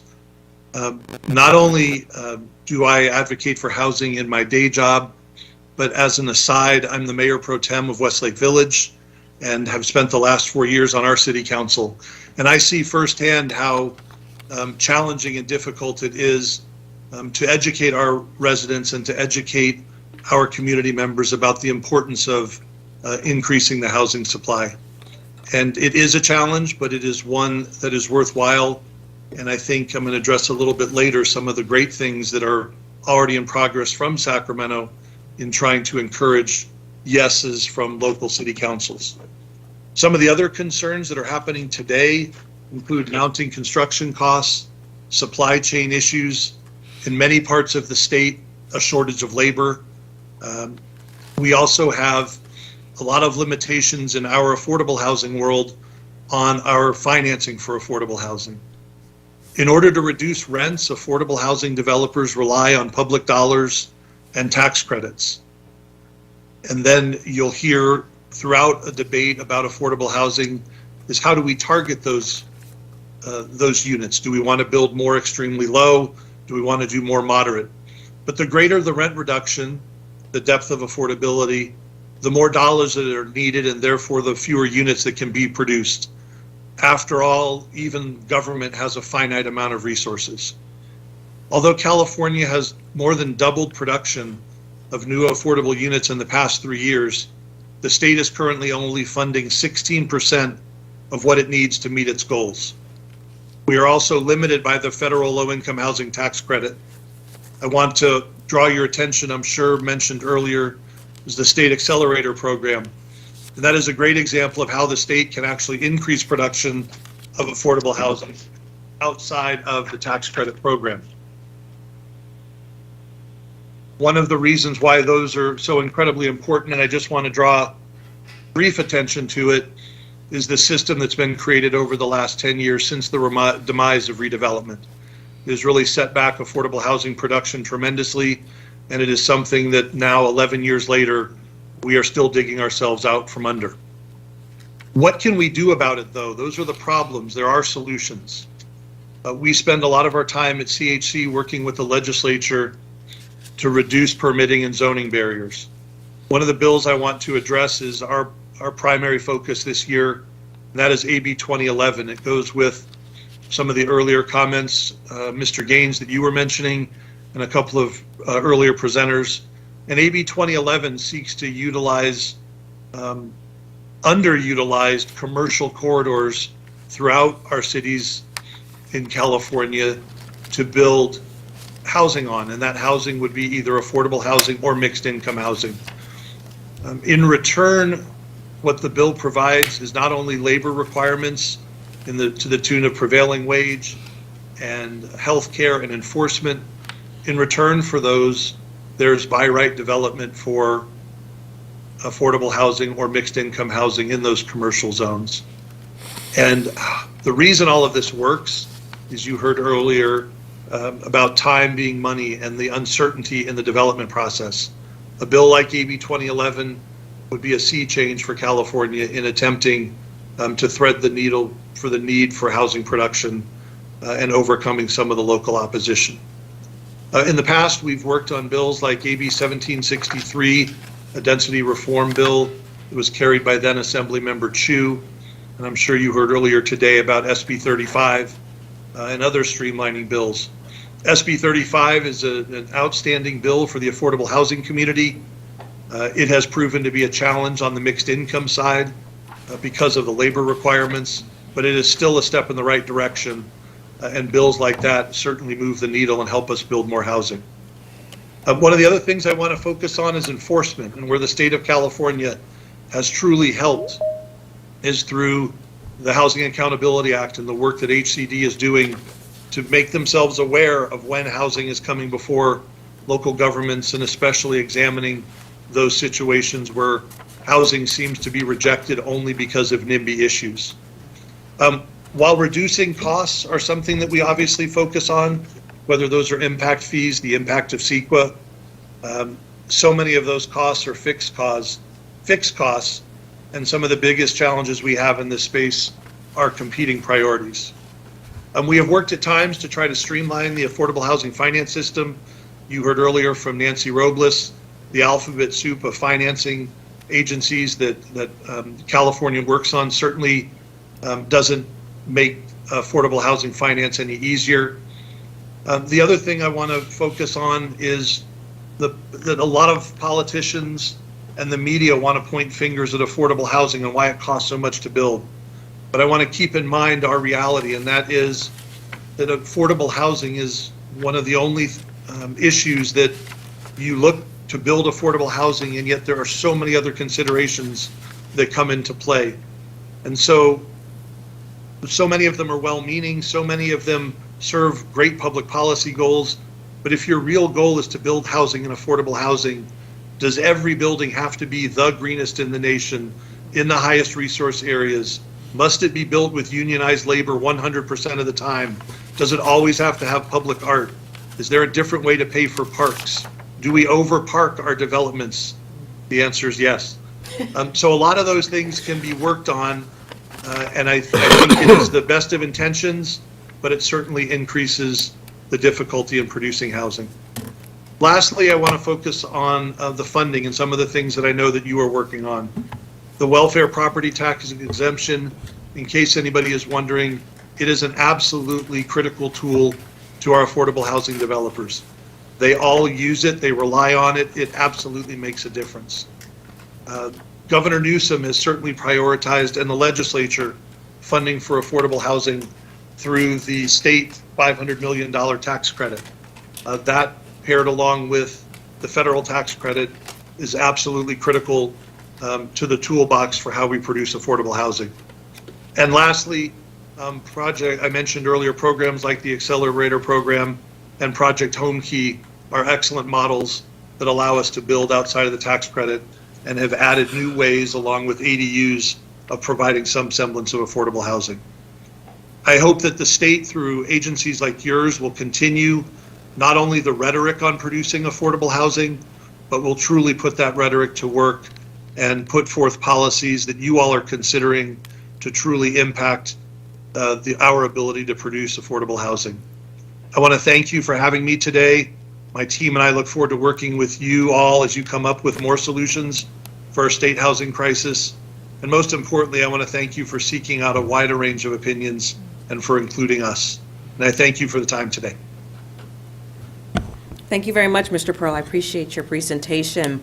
We're going to, please don't leave just yet. We want to hear from Mr. Ken Lombard, and then we'll probably pose questions to all three of you at that one, at the end of Mr. Lombard's presentation. So, Mr. Lombard, are you still with us? I saw you earlier. I am here. I don't think my camera is working, but hopefully you can hear me. Oh, it was working before. It was, huh? Yeah. How about- That's okay. If you want to keep it off or can't turn it on, that's fine.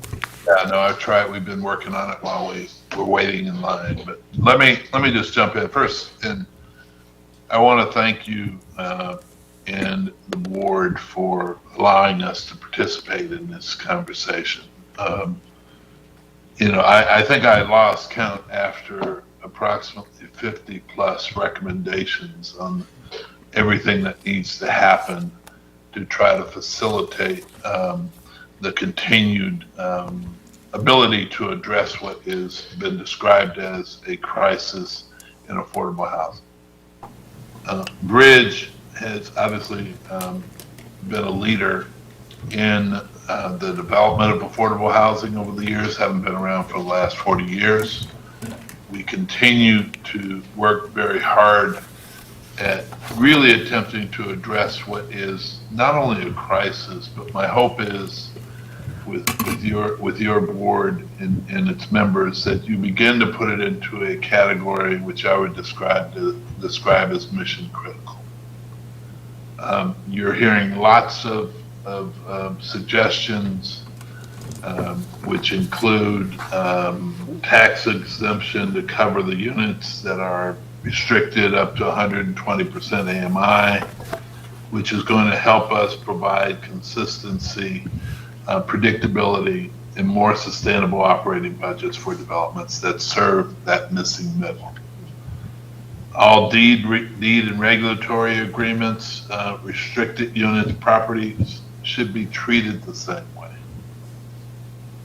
Reduce operating costs means affordable restricted units can support more debt, use less public funds, and perhaps allow developers to build additional units.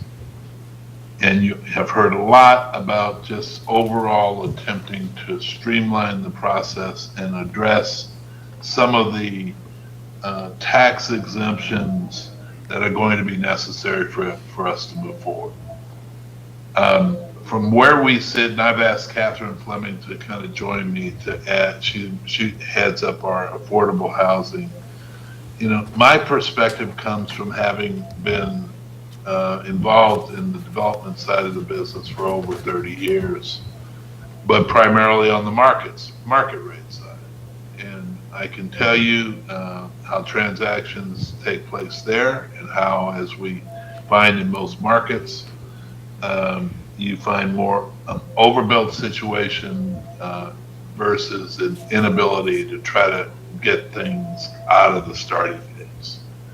I've invested capital on the institutional side for everyone from CalPERS, CalSTRS, UC Regents, LA County, Texas Teachers, New York City, New York State Common, and the like.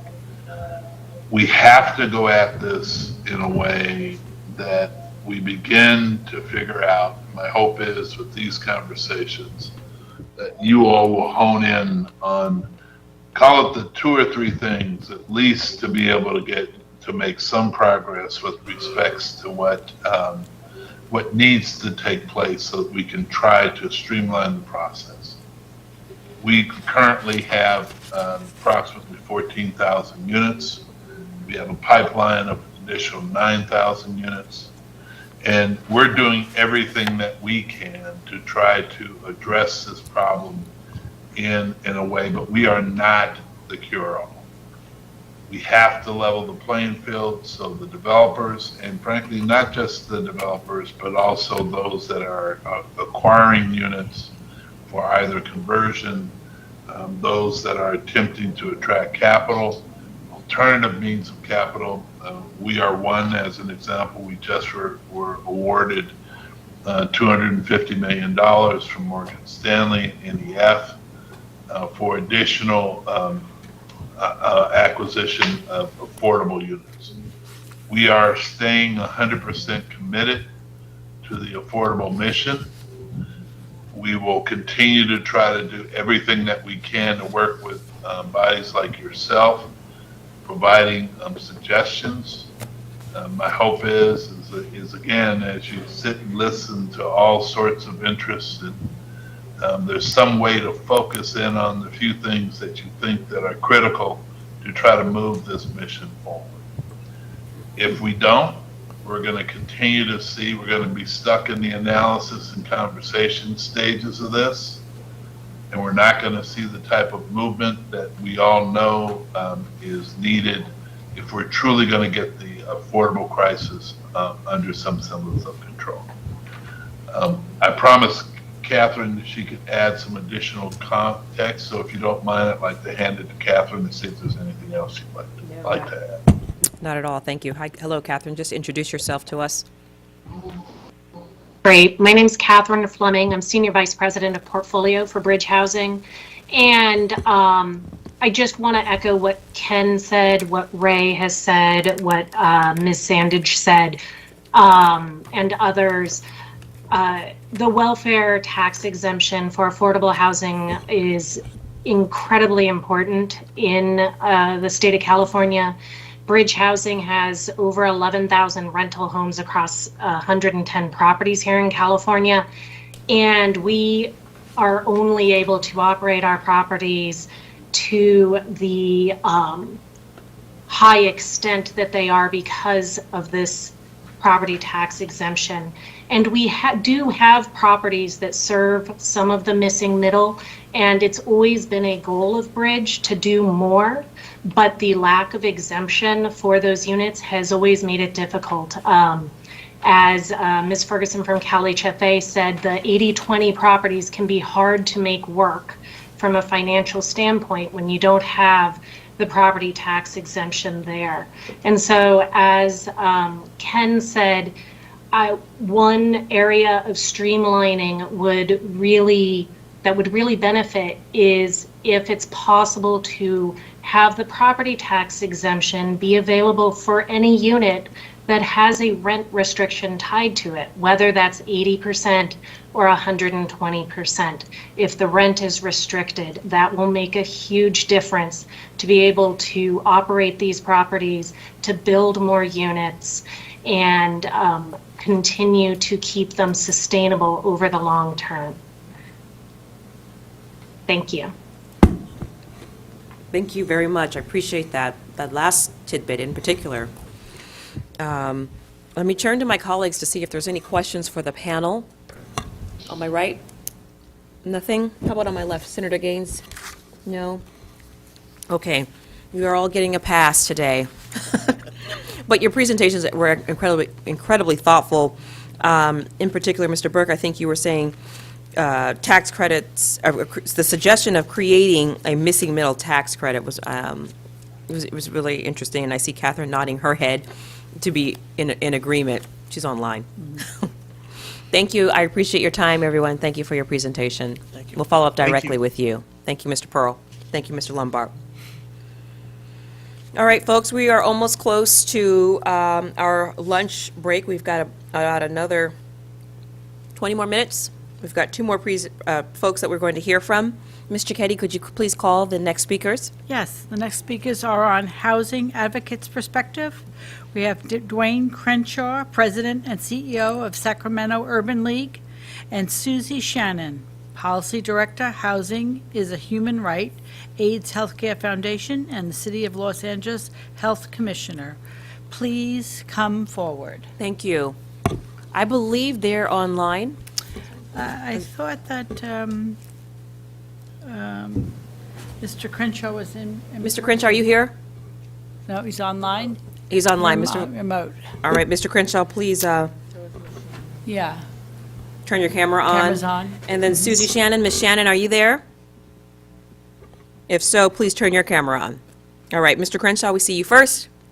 We welcome you, and the floor is yours.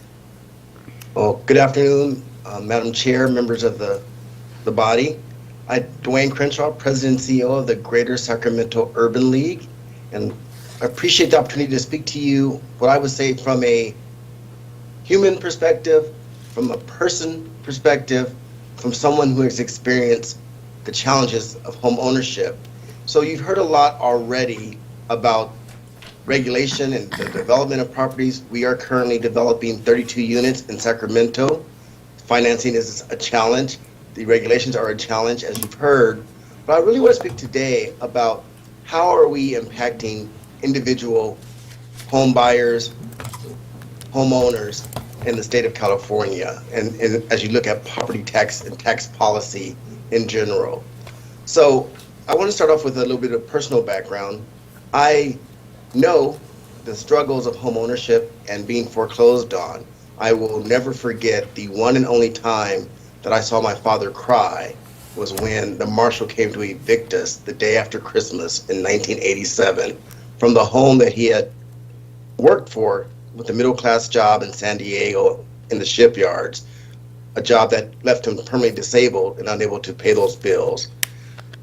I know that for the next 10 years, my mother's sole goal was not just to buy a home, again, to be an owner, but she simply wanted the dignity and respect of having a washer and dryer in her garage and not having to go to the laundromat or lugging clothes across an apartment complex. And I personally, in the last bubble, and I pray that we don't experience another bubble in the very near future, lost my home when the market burst in 2009. And so we are knowing we're perhaps on the precipice of recession. We may be in recession, and the home prices have skyrocketed. A lot of folks have bought in, and I'm concerned about individual home buyers being able to maintain those homes and experiencing that.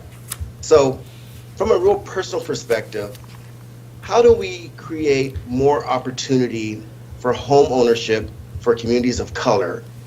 We know that the home ownership rate for Black and brown folks is abysmal.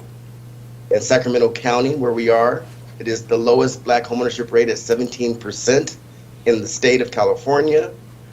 We know that obviously there's a personal affordable housing crisis to buy into home ownership in the American dream or the California dream, as it may be. So a few policy suggestions on increasing home ownership for people of color. One, are there ways with policy where we can do property tax deferral or postponement towards at the financing, at the upfront part of the home buying process where folks are trying to get a mortgage and a loan?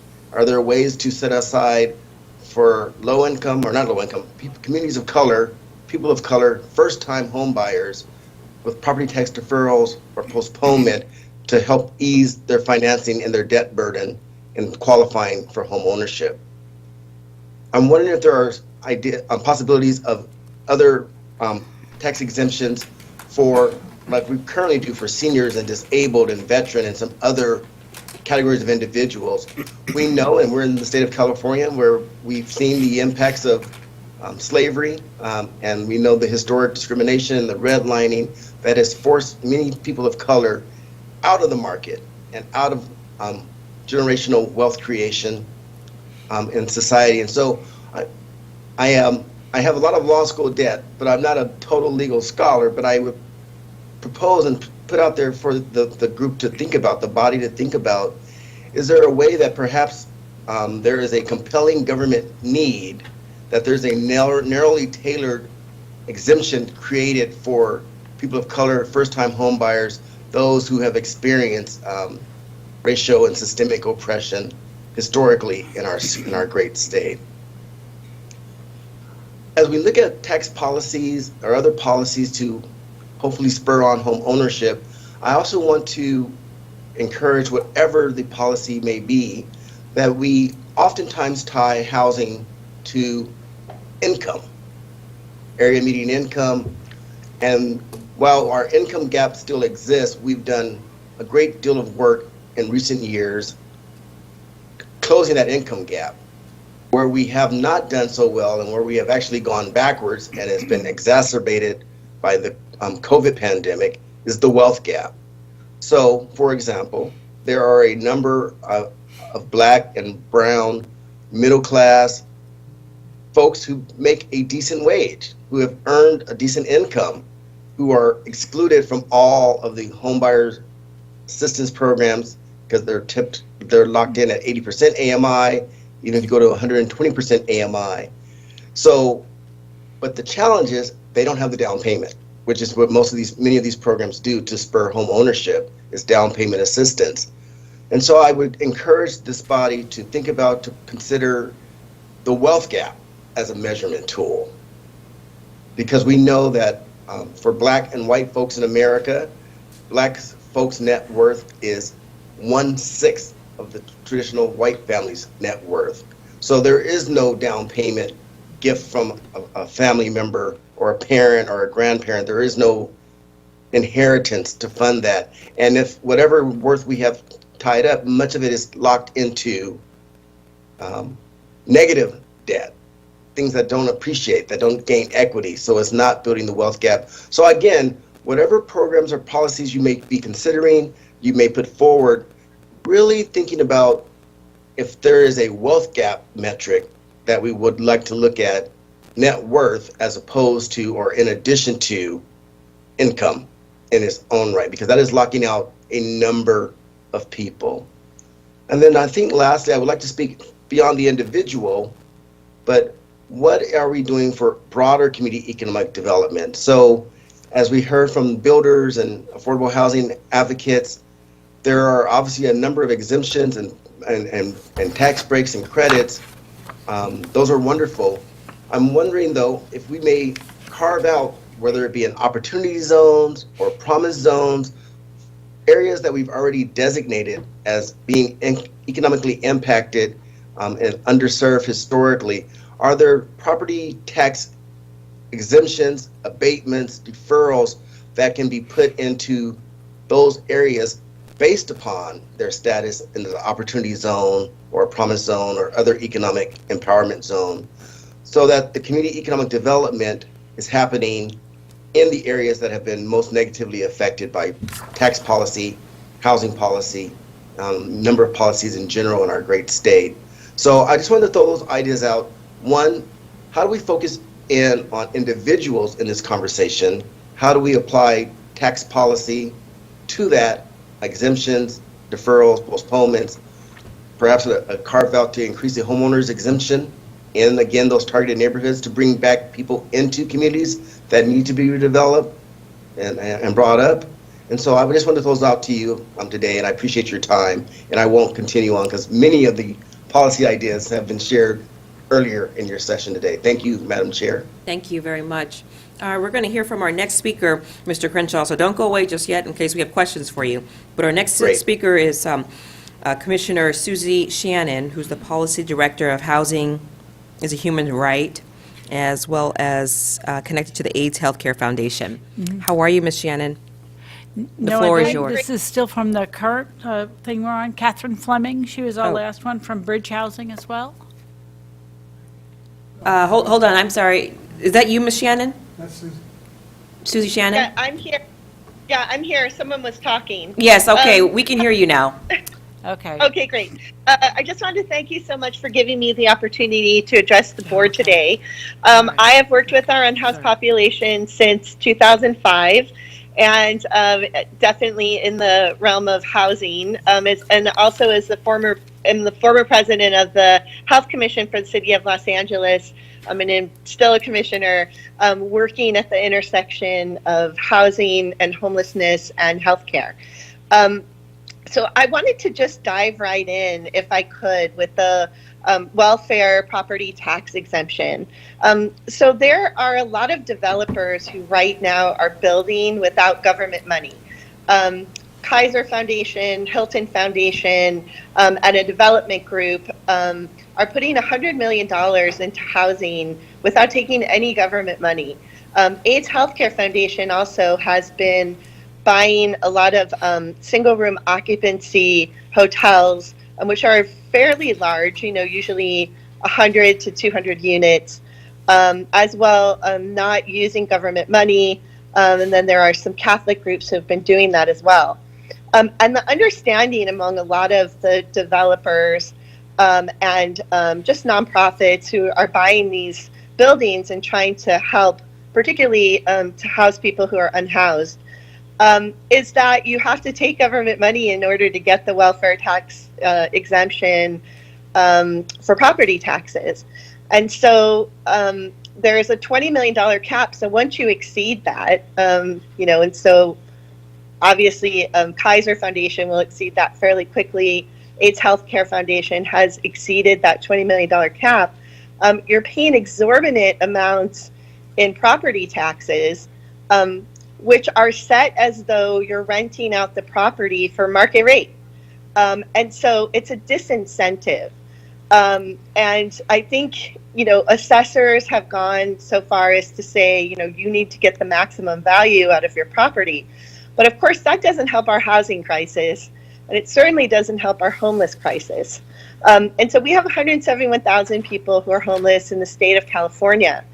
And I don't want to appeal to you on a humanitarian level regarding that, but I would like to appeal to you on a financial level, because that is costing our government $45,000 to $55,000 per person that's chronically homeless on our streets. And by moving people indoors, we actually could save a lot of money. We also have a lot of people who are dying on the streets. There are over 1,500 people who died in the city of Los Angeles. So moving them in to housing as quickly as possible is really a life or death, and that's for a lot of people. So one of the things we would like to see, and I think that I made this recommendation before, is that any rent restricted unit or property, whether that be, an SRO, a single room occupancy building, if the entire building's taking Section 8, or even half of it is Section 8, that they be allowed to apply for that, not just apply, but receive that welfare tax exemption on property taxes. It's right now acting as a barrier, and if that barrier were removed, I think it would stimulate more affordable housing being built. A lot of nonprofit groups don't want to wait for the government money to come in. It could take 3 to 5 years, holding up whether you're buying a building or building from the ground up. I know that we'll be building 221 units downtown in the Skid Row area without any use of government money. And so we would like to see some kind of action by the board which clarifies for assessors that if you have a building that's 100% affordable housing, in some cases where people are being charged about $400 in rent in Los Angeles for extremely low income folks, that is considered eligible for the property tax exemption.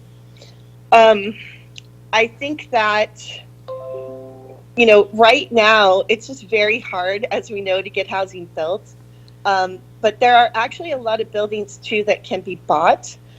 We've lost thousands and thousands of units of single room occupancy hotels, and a lot of them are vacant right now. And some of them are being converted into luxury housing.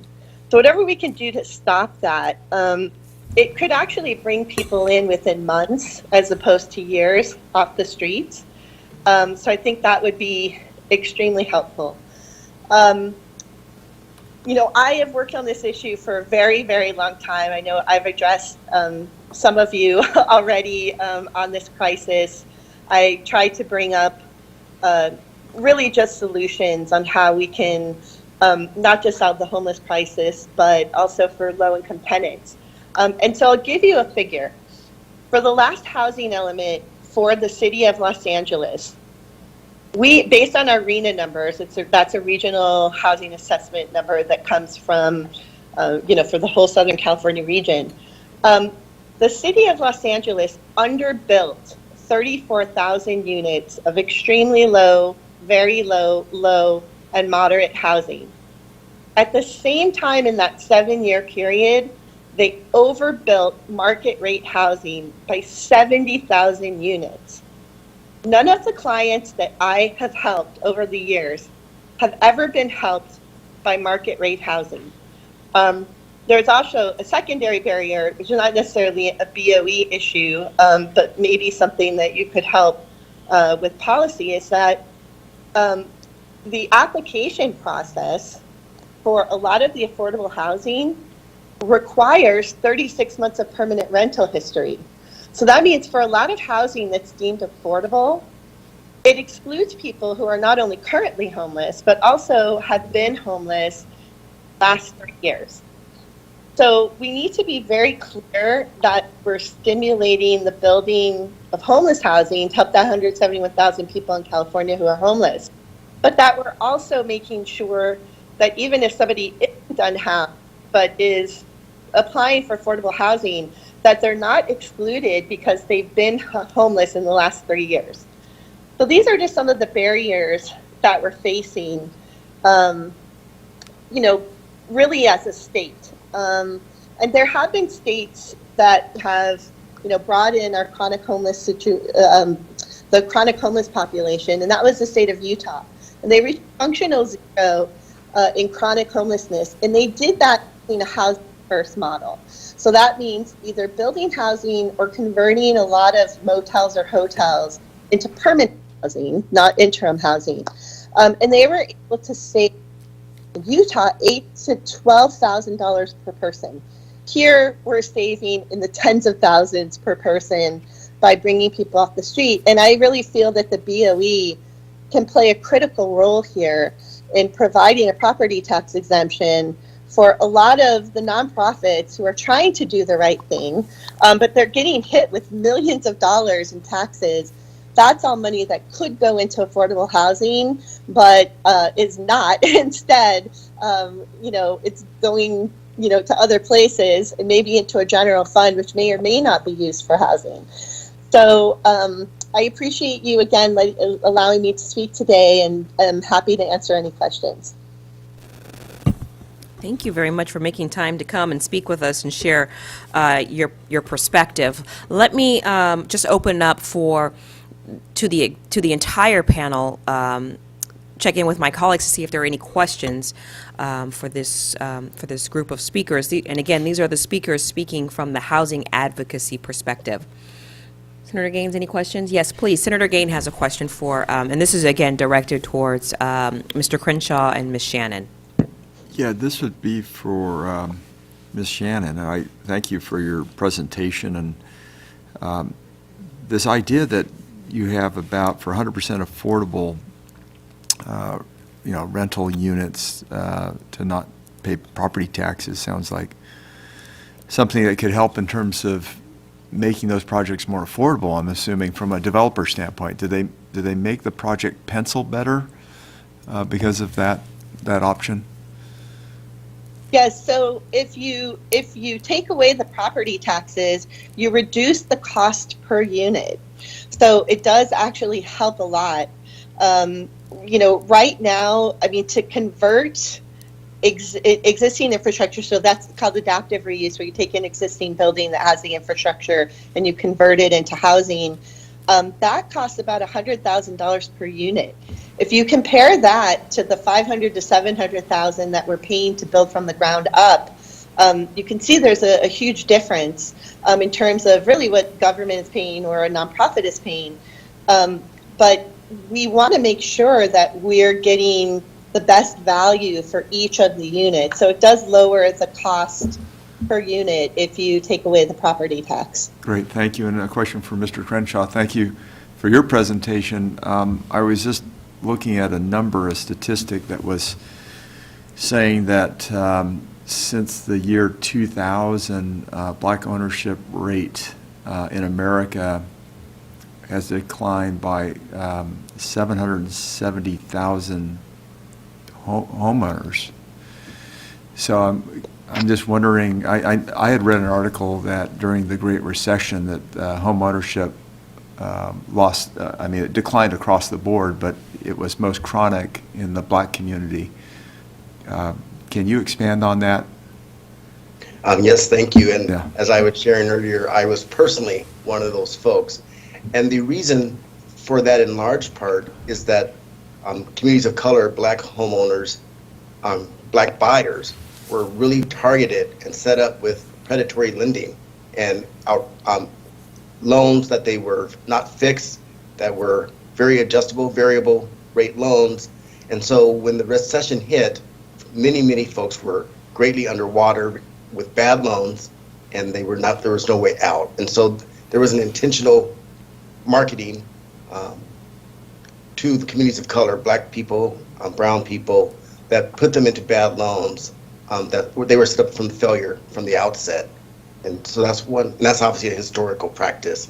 And then access in general to mortgages for black families is the rejection rate for traditional financing through a bank or institution, of course, is much higher for black people. So they are targeted and left with the market that preyed on them and set them up for failure with interest rates and the variable unfixed loans. Thank you. Hopefully we've solved a lot of that with the reforms that occurred in the lending industry. But in terms of helping folks get into a home, certainly we need to take a look at some of these assistant programs in terms of helping out with the down payment. I like some of these ideas that were presented earlier with 10% down that could, after 5 years of ownership, would go away, actually be a grant, and then they had the 20% option, which would be a shared ownership, which gives people a lift and an opportunity to gain that equity and then maybe move on beyond that. Yes, sir. Absolutely. Great. Thank you. Thank you very much. All right, we're wrapping things up for lunch. Let's see, do you have a question, Mr. Vasquez? Just a quick wrap-up. One, just to thank Susie Shannon. I've had the opportunity to visit some of those adaptive reuse buildings in LA that your organization's worked on. And I know you've been working real hard on it. Now, you mentioned that there was an issue still, and I think it's still pending, where these folks that are trying to build, actually in the developers that are in the market rate housing are still getting dinged for building affordable housing units. Is that still an issue? Yeah, so I mean, the main issue, and it's not the necessarily developers and market rate, but nonprofits that buy buildings and basically, I mean, SRO buildings are rent restricted. And typically the tenant is paying about $400 to $600 a month.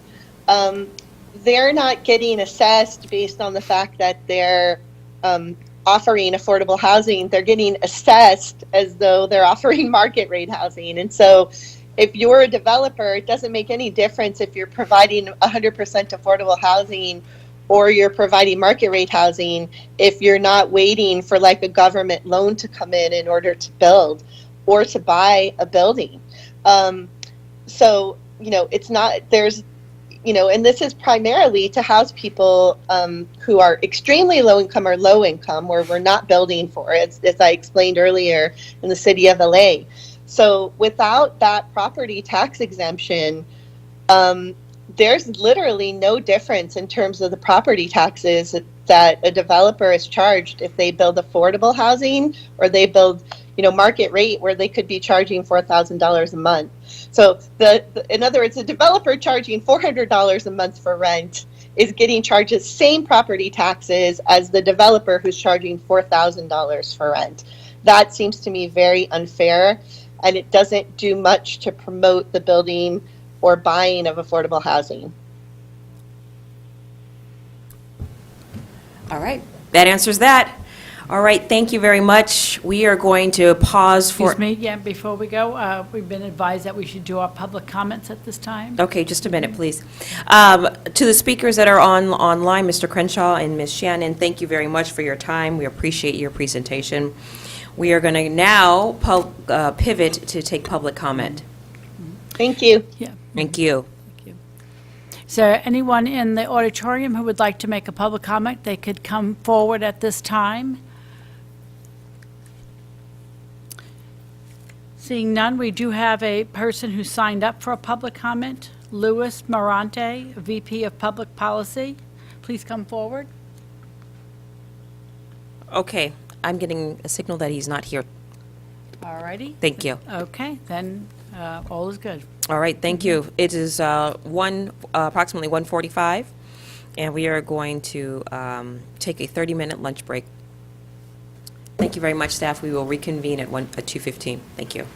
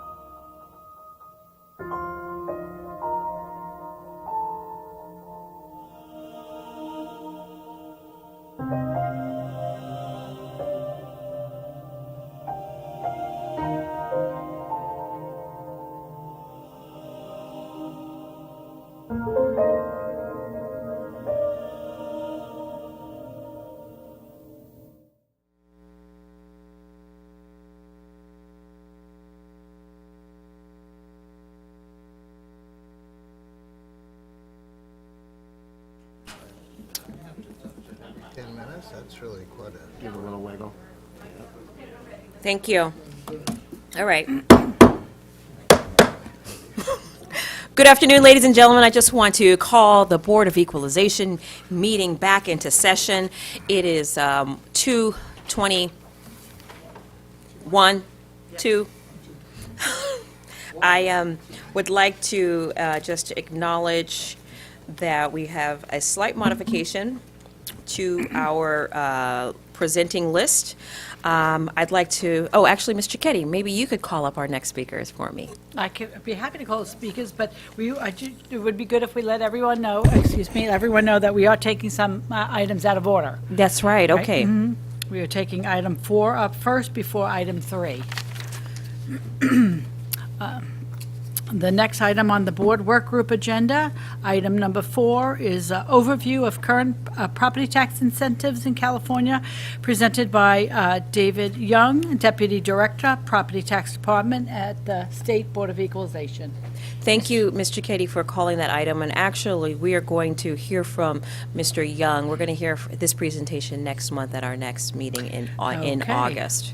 All righty. So what we're going to do, where we're going to go now is go back to section 3, and we're going to talk about the color of housing, systemic racism, equity, and access to capital and financing. If you could call those speakers. Be happy to. Thank you. The next item on the board work group is item number 3 on this agenda, the color of housing, systemic racism, equity, and access to capital and financing. The speakers are Deborah Gorman, President and CEO of Green Lining Institute. And then we're going to have some co-presenters, Noreen Limon, Executive Vice President, Public Policy and Industry Relations with the National Association of Hispanic Real Estate Professionals, and Beatrice B. Oliveira Stoters, co-founder, Women's Law Center and New Economics for Women, CEO, New Capital LLC, and member of the Women and Girls Initiative Governing Council, County of Los Angeles. Fantastic. Thank you very much for joining us today. Let me see. Mr. Vasquez, do you know if Gary Acosta or Beatrice? No, I didn't. She's replacing Gary. Okay. They're on Teams. They're on Teams? They should be on. Thank you very much. There she is. There we go. Okay. Thank you for that. I didn't realize that. Ms. Limon, thank you for being here with us today. We're going to first hear from Ms. Deborah Gorman, who's the President and CEO of Green Lining Institute, and then we'll come back to you. Okay, Ms. Limon? Thank you. Thank you. Welcome.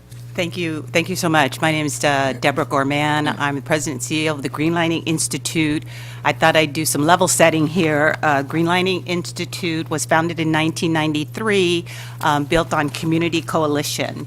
And we work towards a future where communities of color can build wealth, live in healthy places filled with economic opportunity, and are ready to meet the challenges posed by climate change.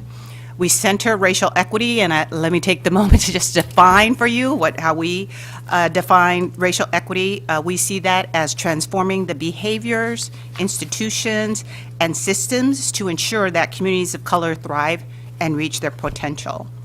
So Greenlining, we work at the intersection of economic equity and climate equity with place-based community involvement. That's our true North Star. And when we are doing our economic equity work, we focus on 4 main areas: home ownership, small business, financial institutions, and these are the big banks. We've been working with them for over 30 years now, and broadband and algorithmic bias as it relates to economic opportunity.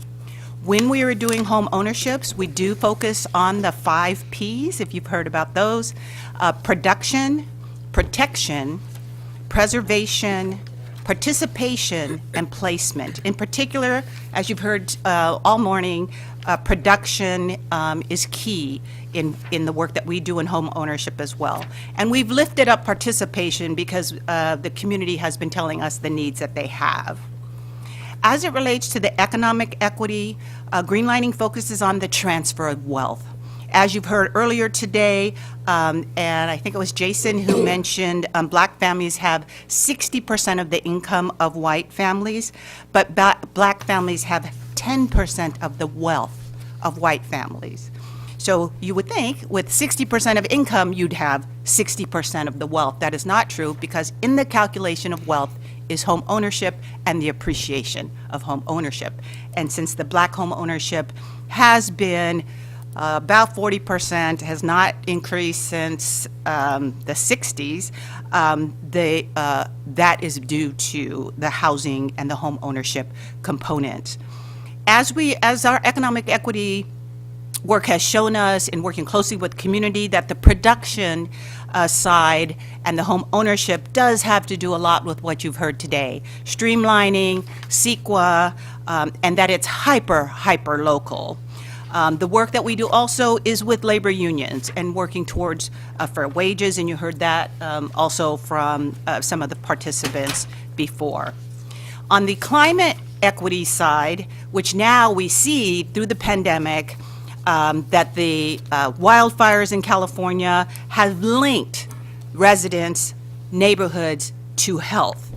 And so we have now seen climate refugees, which adds to the housing dilemma or the crisis. And we are working with energy companies, so PG&E, SoCal Gas, with regards to the public safety power shutoffs, which affects where you live, what neighborhood you live in, and which neighborhoods get shut off, as well as community needs as cooling stations and farm worker needs are all climate equity that we see are coupled with the housing equity crisis. So listening to what others say, I wanted to add different perspectives to this conversation. Greenlining has been working, as I said, the last 30 years with the big banks. In particular, we've been seeing the banking consolidation. So just in California, we've been impacted. Last year, U.S. Bank is acquiring Union Bank, and we have been negotiating with them a $100 billion community benefits agreement. We testified and provided public statements to both the Federal Reserve, the FDIC, as well as the OCC. And most recently in this year, BMO has put in a request for acquisition of Bank of the West. And Bank sorry, of the West, BMO, what is that acronym? the Bank of Montreal. Got it. But they have a headquartered in Chicago. Okay. So the bank consolidation is real for California. We are in the process of negotiating as well a community benefits agreement with them. In the community benefits agreement, the 4 pillars that we always negotiate, and on BMO Bank of the West, we're right now on $100 billion over 5-year community benefits agreements. The 4 pillars: home ownership, small business, financial literacy, and philanthropy. So we are at the table in significant ways of getting community resources. And similarly, the policy work we do has to do with a lot of the ARPA money you see coming from the federal to the state. We're including the community in that. And as I'm it sorry, relates ARPA? Oh, it's the It's the relief fund, it's the federal, it's the federal relief fund under the Biden administration, the Biden-Harris administration. And can somebody help me with ARPA? American Recovery. Thank you. Thank you. Thank you. And so we are also looking at that as stacked capital, right? The public funds, the private funds, getting to communities that need it most. So as it relates to home ownership, that's how we're seeing the development of approaching the issues and tackling the issues before us. We also see in this process, which I think is how we would frame the CEQA conversation, as procedural equity. When there are times to go to City Hall or convene community meetings, those are done in the middle of the day for people who are hourly workers cannot attend, or they're done in the evenings where there's no childcare. We call that procedural equity. So by the process then precludes our communities of color.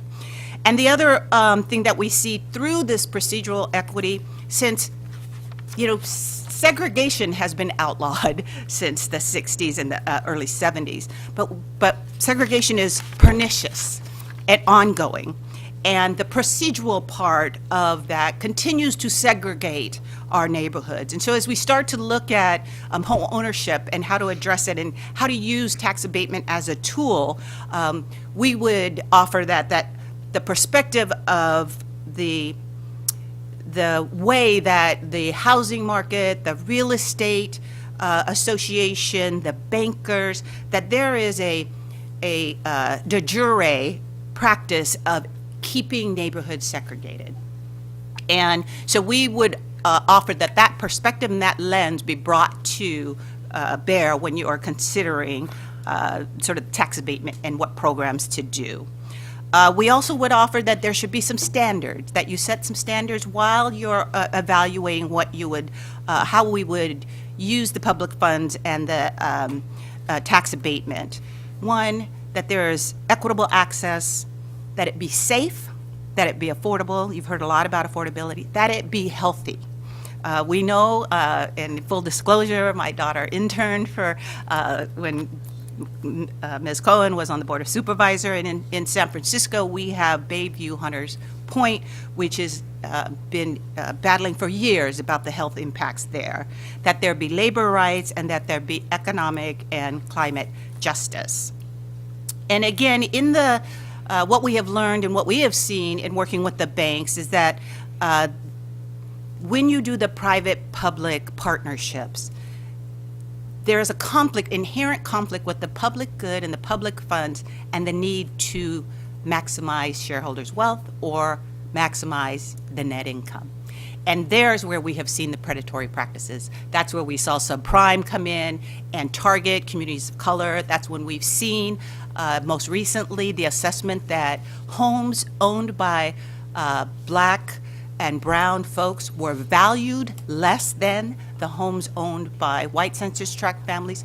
Those are all real things that are happening that if we do not have intent on focusing on some of those issues, we may replicate it or exacerbate it through the tax abatement.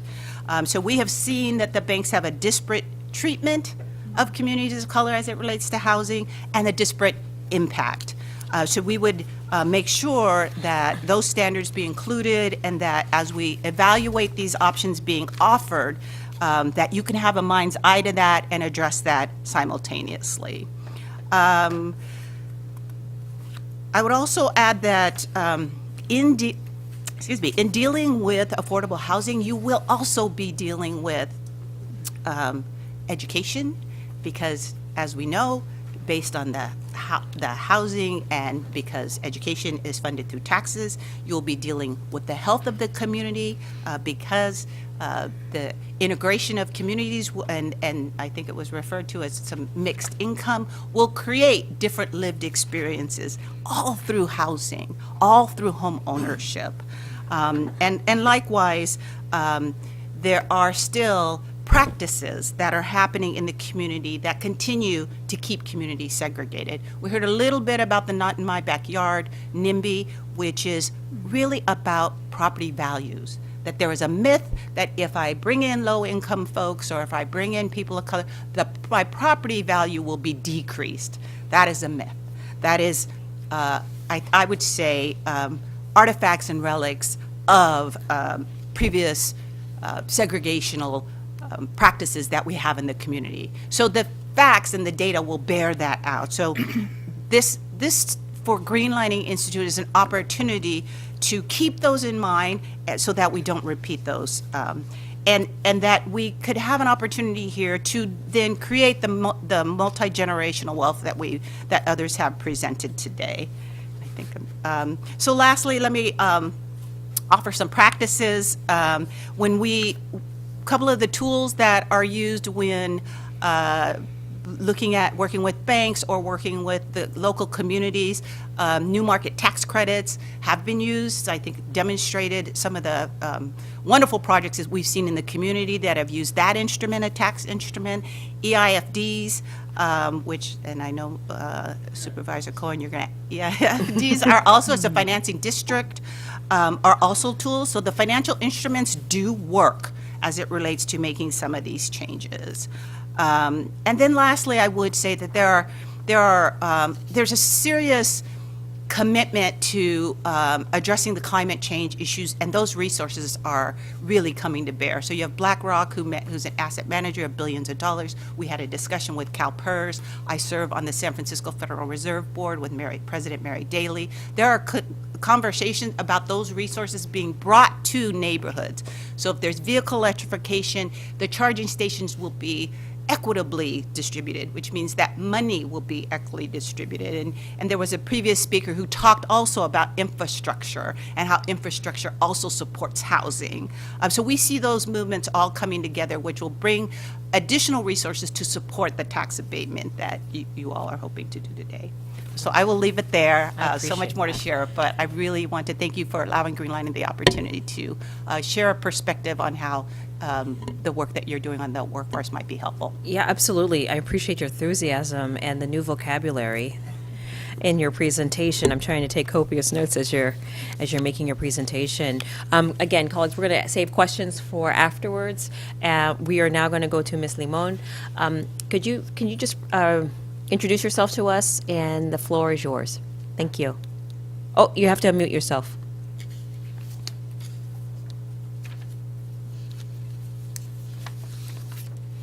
Can you hear me? Yes.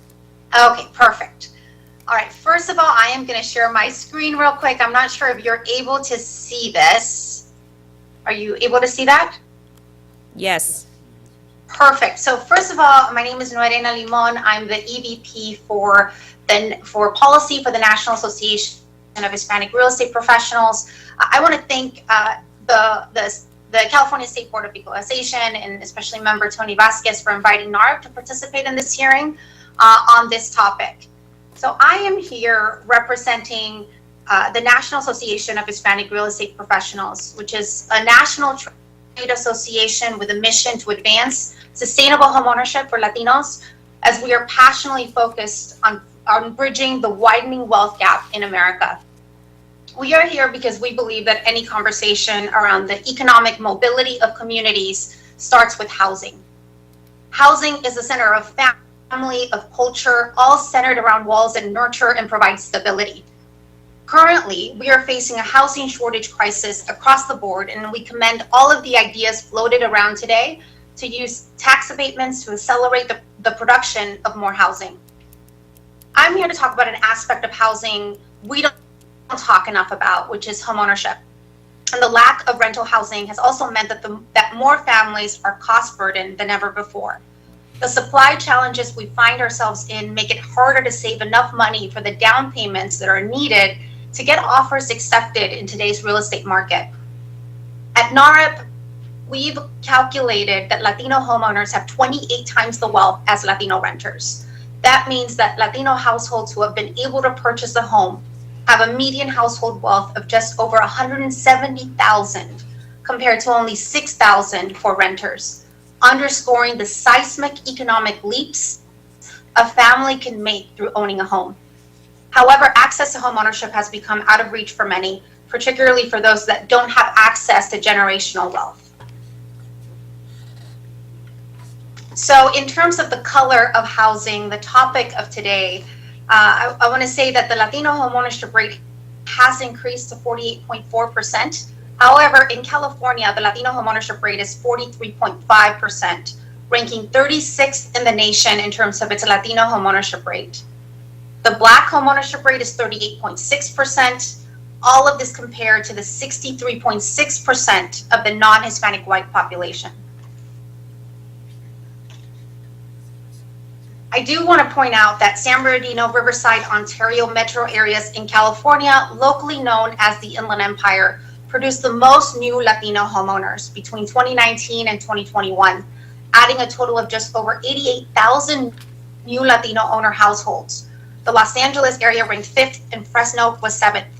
Despite the housing hurdles California faces, the state still plays a critical role in the national Latino homeownership story and must continue to do so for the sake of the U.S. economy.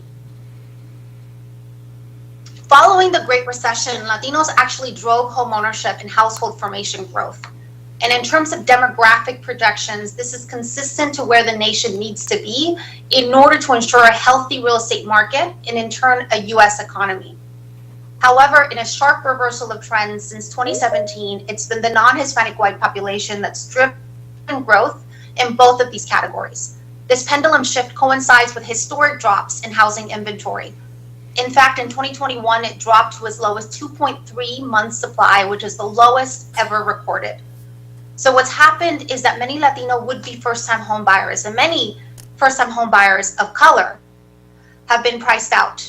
And those who could rely on generational wealth were just in a better position to take advantage of the low interest rates that occurred over the past 2 years, not so much now, and especially with the announcement that was just made earlier today. So let's get to the root issue. No other issue is impacting the homeownership rate more than the low supply of housing. In no state is there a more severe housing crisis than in California, the country's most populous Latino state. The graph here shows the big discrepancies that exist between the median household income for Latinos and the income needed to be able to afford the median priced home. We spoke earlier about the role that the Inland Empire plays in increasing the national Latino homeownership rate, yet housing underproduction has significantly worsened there, as well as in the San Diego market. Additionally, like much of the country, we heard from the earlier speaker about this issue, but Latino would-be home buyers are losing a significant portion of housing stock to institutional investors.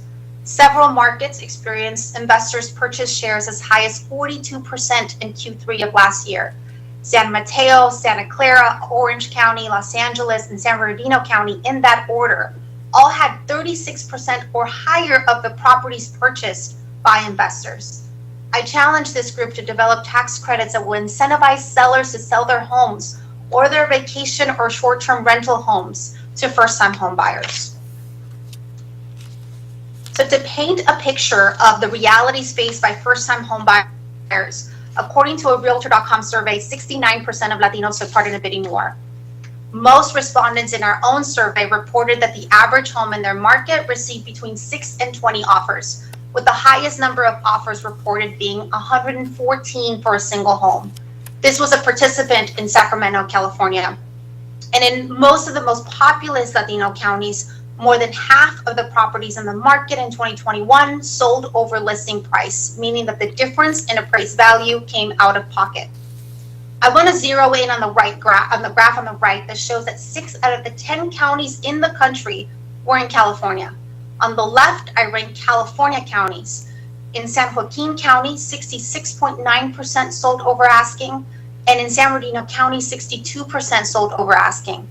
This is all a result of our housing supply crisis from affordable housing on up, and no product is more underproduced or has the least incentives than the building of entry-level housing for first-time home buyers. And yes, we are a Latino organization, hence why our data focuses on the Latino population. But I do want to stress that these numbers are truly a California issue. Over the past decade, Latinos accounted for 68.6% of the population growth in California, and projections show that these trends will only continue. The Urban Institute predicts that Latinos will account for 70% of homeownership growth over the past 20 years, This is all based on demographics, not on the realities of today's real estate market.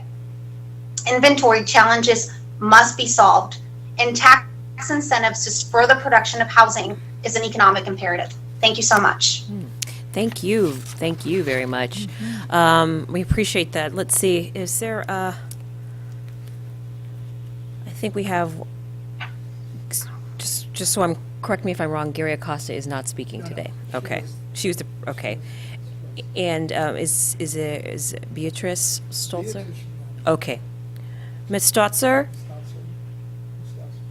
Are you on?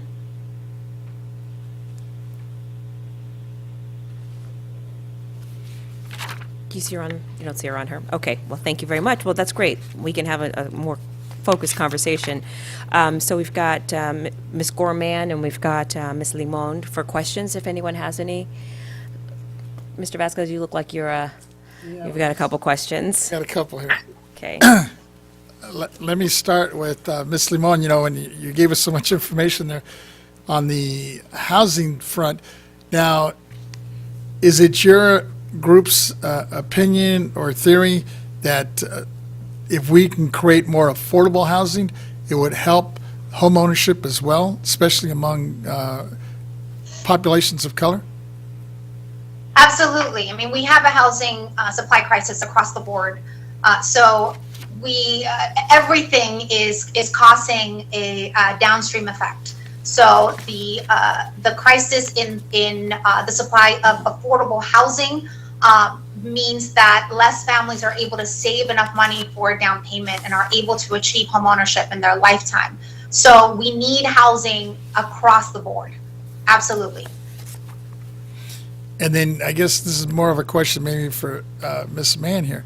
On your job is, or it sounds like your group is really focused more on the lending side, making sure that banks are doing the responsible thing in terms of making it easier, I guess, or equitable, I should say, for families of color who want to take out a loan. And I know in the past there's been that history where they, you know, obviously discriminated against people of color, and in some cases, you know, even those that had the money weren't even allowed to purchase property, especially in California. Yeah, I'd say that that's one pillar of our work. We do a lot of policy and legislative work as well to write the policy, and I would agree with some of the comments made before about enforcing the current guidelines and regulations. So we do policy work as well.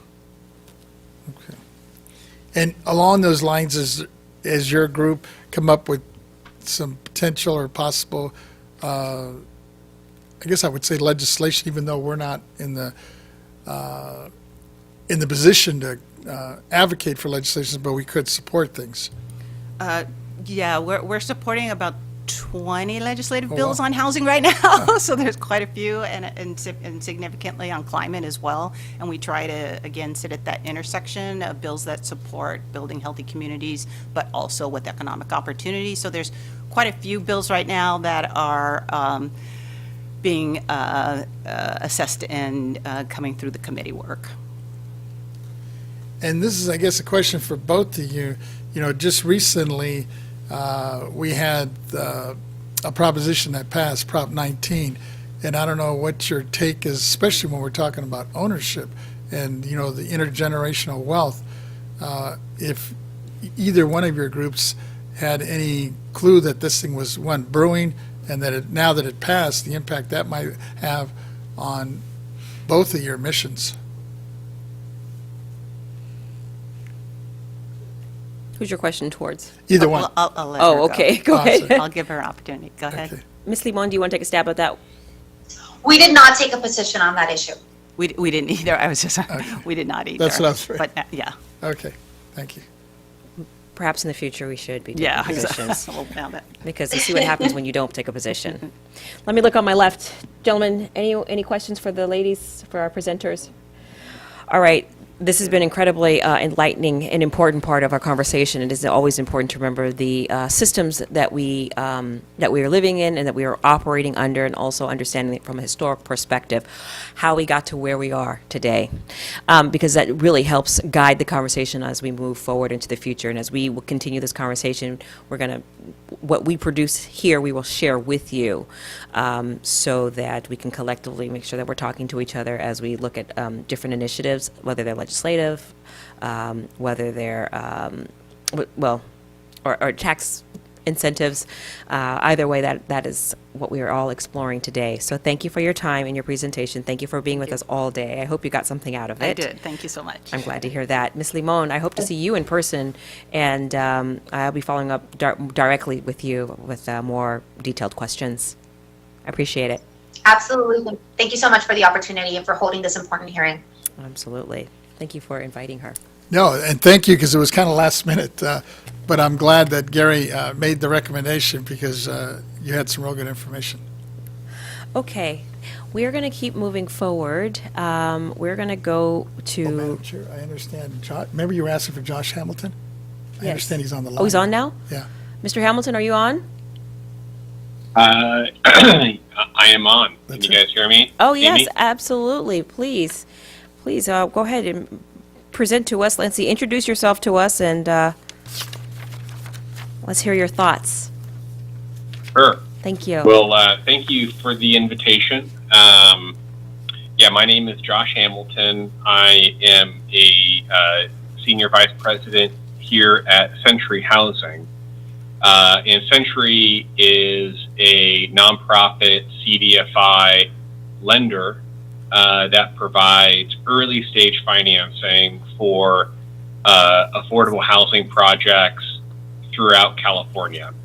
So, my job here is to oversee the lending operation and to make sure that we are meeting every opportunity that we possibly can to infuse capital to developers of affordable housing at the very early stage of their development.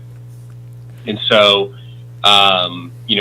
most of what we do, we have a number of different loan products, but, our bread and butter loan product is an acquisition loan for a developer to acquire land that will eventually be developed into affordable housing. And, unfortunately, it takes, typically, but, sometimes up to 2 to 3 years for developers to put together all of their financing that they need to go through the various steps to procure the financing, to be entitled, to get their permits, to get low-income housing tax credits. That can take some time. And so, our job here at Century is to really kind of step into that breach and give developers an acquisition loan, typically coupled with pre-development financing, so that they have the advantage of that a lot of other, market rate developers who can finance a project very quickly because they're not going after all these different government sources.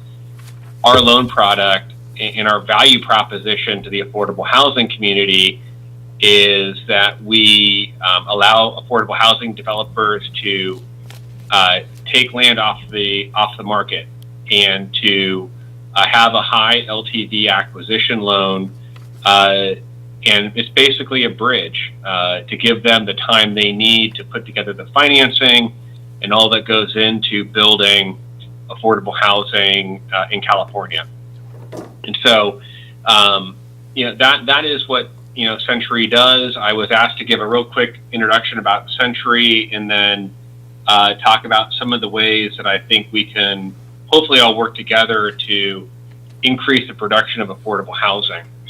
So, just a little bit more about Century.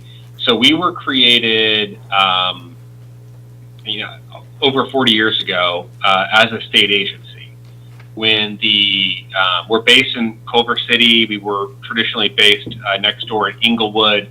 But when the Century Freeway, the 105 freeway, was constructed, when they started that process in the 1970s, obviously the 105 freeway, which kind of, goes right from like basically LAX east, cut through a number of low-income communities and destroyed a lot of affordable housing in the process of building that freeway. And this was sort of one of the last major freeways to be built in Los Angeles. And finally, we were finally coming to terms with the fact that freeway construction has a very negative impact on communities and destroys affordable housing and divides communities in ways that we really wouldn't tolerate today. So what happened was the Century Freeway Housing Program was created through a lawsuit overseen by a judge named Harry Pragerson. And so the Century Freeway Housing Program was basically tasked with replacing that housing on a 2-to-1 basis, I believe. So after the freeway was completed and after the housing was rebuilt, and after we met the consent decree, basically, the Century Freeway Housing Program was privatized into what we now call Century Housing. And so that happened about 25 years ago. And over the last 25 years, Century Housing has invested, about $2.5 billion to developers to build affordable housing, helping to create tens of thousands of affordable units. And operations remain strong. We are very busy. We're one of the top CDFIs in the country, despite the fact that we only lend within California. And I would venture to say that we're one of the top lenders to affordable housing in this space. And we are as I mentioned, a CDFI, which is a community development finance institution, and we're basically a lending entity that is created to fill the gaps that traditional banks cannot fill because of their regulation. So we are an unregulated lender. We only finance affordable housing, and we can be creative and do things in such a way that a traditional bank can't do. And so we use that as, to our advantage to help create as much affordable housing as we can in providing higher LTV loans to both for-profit and nonprofit developers of affordable housing.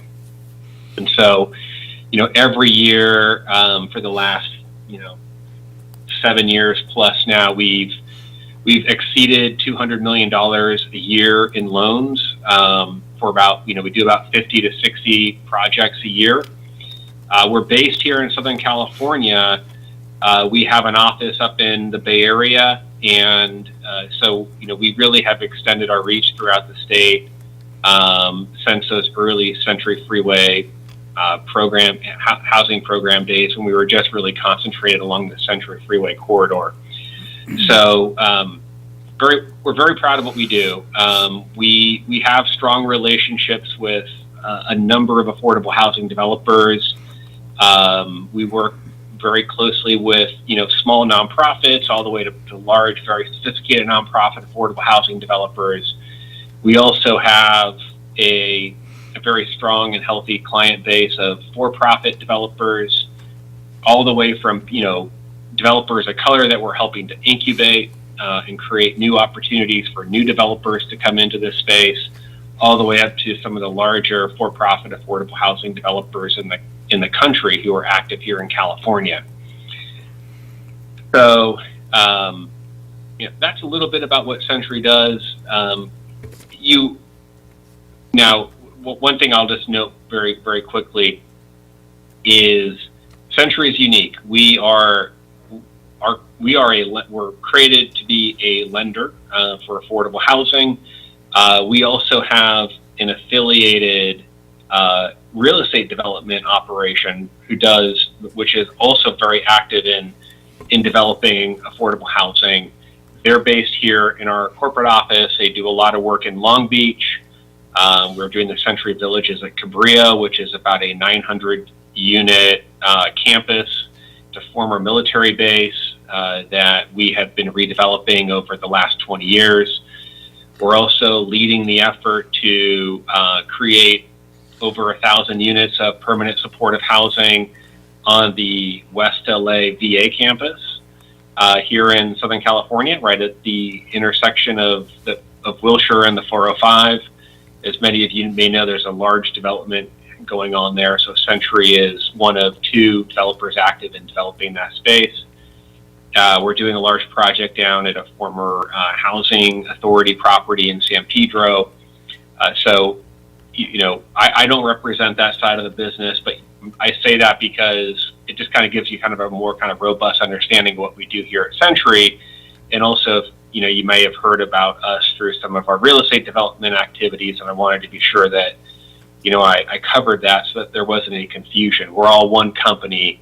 We just have 2 different divisions, lending and development. Thank you, Mr. Hamilton. I apologize, but we have to keep moving. We've got some speakers that we need to bring on that are based out of New York. So I appreciate your contribution, Mr. Vasquez. Thank you for making sure that Mr. Hamilton was able to join us today.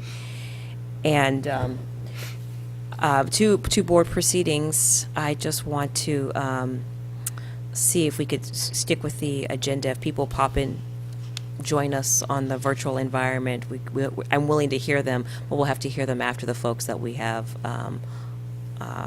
in queue. I'm trying to stay as close to time as possible. Totally. Mhm. All right. Totally. Okay, Mr. Hamilton, if there are other remarks that you'd like to share with us, you're welcome to hang on till around 5 o'clock and we can bring you back, but we're going to have to keep moving forward.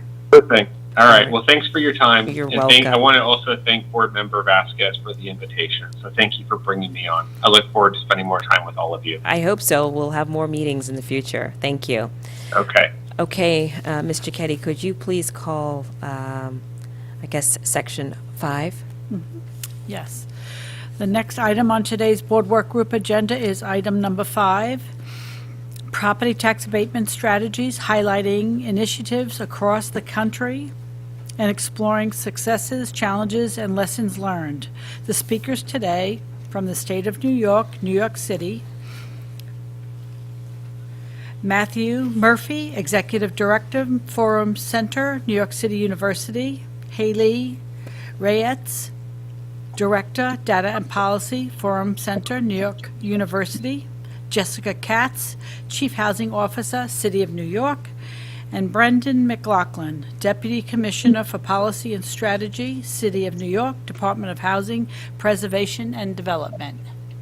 Great, thank you very much. So this is an interesting portion of our agenda where we are going to be talking about property tax abatement strategies, highlighting initiatives across the country and exploring success, challenges, and lessons learned. And so we have our guests today from New York City. Thank you for joining us in this meeting. You guys are almost, I'd say, the shining example of a city and a state that's doing it well.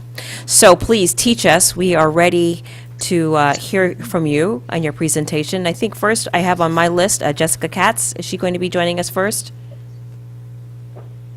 My understanding is she's not. Okay, what about, are you Matthew Murphy? I'm Matthew Murphy. And then, is that you, Haley? Hi, I'm Haley Rates. Rates, okay. Well, Mr. Murphy and Ms. Rates, let's see, we're going to hear from you first. Mr. Murphy is the Executive Director, and then Ms. Rates will hear from you as the Director of Data and Policy. All right, thank you. The floor is yours. Thank you, and we'll be weaving in and out, actually. Oh, great. For the presentation. So, thank you. My name is Matt Murphy. I'm the Executive Director of the NYU Furman Center. We're a joint research center between NYU's School of Law and our Graduate School of Public Service. We focus on issues related to land use, real estate, and urban policy. Formerly, I worked in New York City government, as well as at the city's Housing Finance Agency on affordable housing policy and property tax issues. I'm here with my colleague, Haley Rates, who's our Director of Data and Policy at the Furman Center. And today we've been asked to present background on New York State's 421A property tax benefit. It's a section of state law which allowed, and that past tense is going to be important, the use of a tax exemption in New York City's 5 boroughs that was aimed at increasing the supply of multifamily housing, as well as income restricted units in New York City. I'll hand it off to Haley to explain how the program works before talking through some of its criticisms and the findings of our recent research on units built under the program during the last decade. Finally, we'll explore the positive outcomes, challenges, and lessons learned from the program. Haley? Great, thanks, Matt. So I'm going to start with a high-level introduction to 421A, although it is a complicated program, and so we're also going to try and discuss some of the details here today as well. And as a note, we're going to be taking questions after the presentation. So 421A is a tax exemption program that effectively lowers property taxes on new housing built in New York City. The program did sunset from law last month when it was not renewed by the New York State Legislature. However, existing properties that received the exemption prior to June 15th will continue to benefit from 421A, as will properties which had a foundation in the ground before June 15th, as long as they complete construction in the next few years. So, and it's also worth noting that 421A was originally passed by the New York State Legislature. So although the program is limited to New York City, the New York City Council did not have authority over program design. So I'm going to just break down how a tax exemption like 421A works, and we're going to compare a property with 421A to a property without 421A. One note first, in New York City, residential property is taxed differently based on the size of the property, whether it has fewer than 4 units or 4 or more units. So while this is complicated, essentially the multifamily housing, that 4 or more units, is taxed based on reported income and expenses, and then adjusted slightly based on factors such as location and other property characteristics. So here we have this property without 421A, and that's going to be taxed based on the Department of Finance's standard assessments of multifamily housing. So in contrast, a property with 421A is going to be fully assessed, but then the value of the new development is exempted, resulting in property taxes paid only on the land and any pre-existing buildings prior to the new development. The tax expenditure, or the property taxes that the city forgoes, is the difference between full property taxes and property taxes paid under 421A. So originally created in 1971, 421A was aimed at reviving New York City at a time of urban stagnation and disinvestment. By lowering the cost of building new housing, the program was intended to revitalize the city's market and kickstart new residential development. An early version of the program provided a 10-year exemption. Originally, 421A had no requirement to include affordable housing in new development. And as the market began to strengthen in the 1980s, the city began to carve geographic exclusion areas out of the program, starting with Manhattan and then moving to parts of the outer boroughs. The most recent version of 421A, known as Affordable New York, was passed into law by the legislature in the spring of 2017, after the previous version was allowed to sunset at the beginning of 2016. And then Affordable New York expired, as I mentioned, on June 15th of this year, following a contentious debate over the program. So the most recent version of 421A, also known as Affordable New York, has 7 options, and each of those options has unique requirements. So 6 of the Affordable New York options are for rental properties. So the exemption period for these rental options is 35 years, with the exemption dropping to the share of affordable units for the last 10 years for certain options. These rental options are distinguished by restrictions on other financing sources, property size and location, the share of units that are required to be income restricted, and the level of affordability required for those units. So for example, the commonly used option C prohibits the use of government subsidies and restricts development outside of Manhattan below 96th Street. Income restricted units under that option are affordable to middle income households. In addition, 421A includes a very restricted, rarely used ownership option for small condos and co-op properties built outside of Manhattan. The exemption period is set for 20 years, and the average assessed value for those units must be less than or equal to $65,000, which is going to roughly equate to a condo worth around $400,000 in the current market. So the most recent version of 421A included certain requirements and restrictions, including the following: market rate units in these buildings that exceeded the New York rent deregulation threshold at the time. which was $2,816 in 2021, either at time of initial lease up or during the exemption term, were no longer subject to rent regulation. Affordable units were required to either match the share of market rate units that were at each bedroom size in the property, or at least half of the affordable units had to have 2 or more bedrooms, and a maximum of a quarter of units could be studios. Only properties with 6 or more units were eligible for the program. The new building was required to include a new affordable unit for each residential unit existing on the site prior to construction.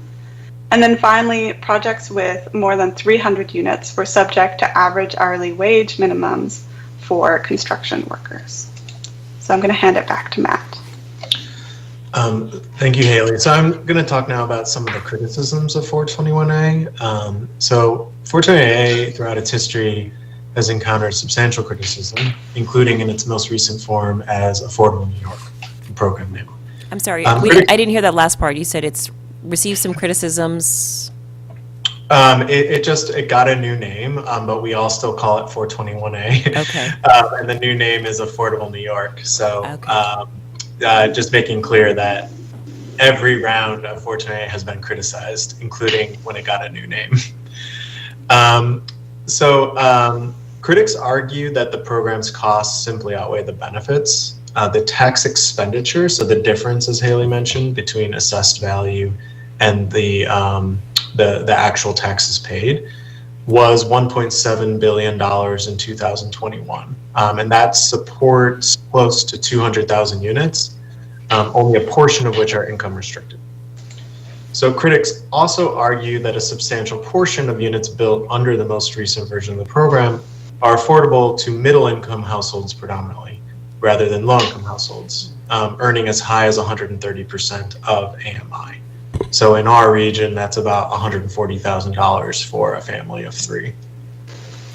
Finally, critics argue that there are more direct ways to encourage multifamily rental development in a comparatively high tax environment, including just reforming our property tax system more broadly, rather than kind of band-aiding it with 421A. There are counter-arguments to these. Others counter that the cost of the program is outweighed by the benefit because new units would just simply not be built, especially new rental units, without the exemption. In addition, some counter the criticism of subsidizing units affordable to middle-income households by arguing that deeper affordability would limit new development in middle markets especially, which undercuts one of the goals of the program to increase overall housing supply.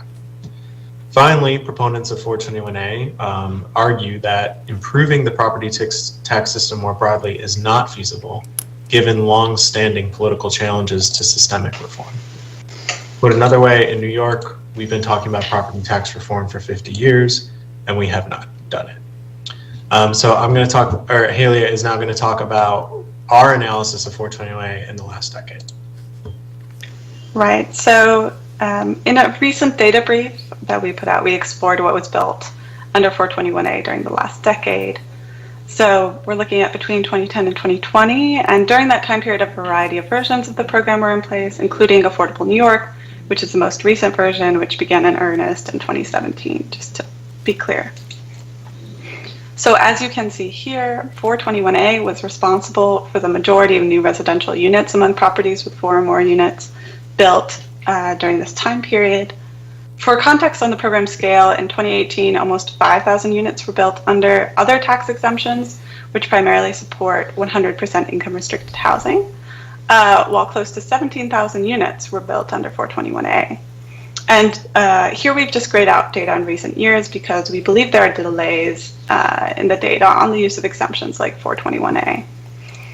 And in our focus chapter report this year, a separate report, we also estimated that between 2010 and 2020, a high number of income restricted units targeted to households earning 80% of AMI or less were constructed. So we estimate that more than 9,000 of those units were built in properties just solely benefiting from 421A. Close to 8,900 units were built in properties benefiting from both 421A and other government subsidies. And then a little over 34,000 units were built in properties benefiting solely from other government subsidies like LIHTC. So we also reviewed the average subborough area characteristics of income-restricted units built between 2010 and 2020.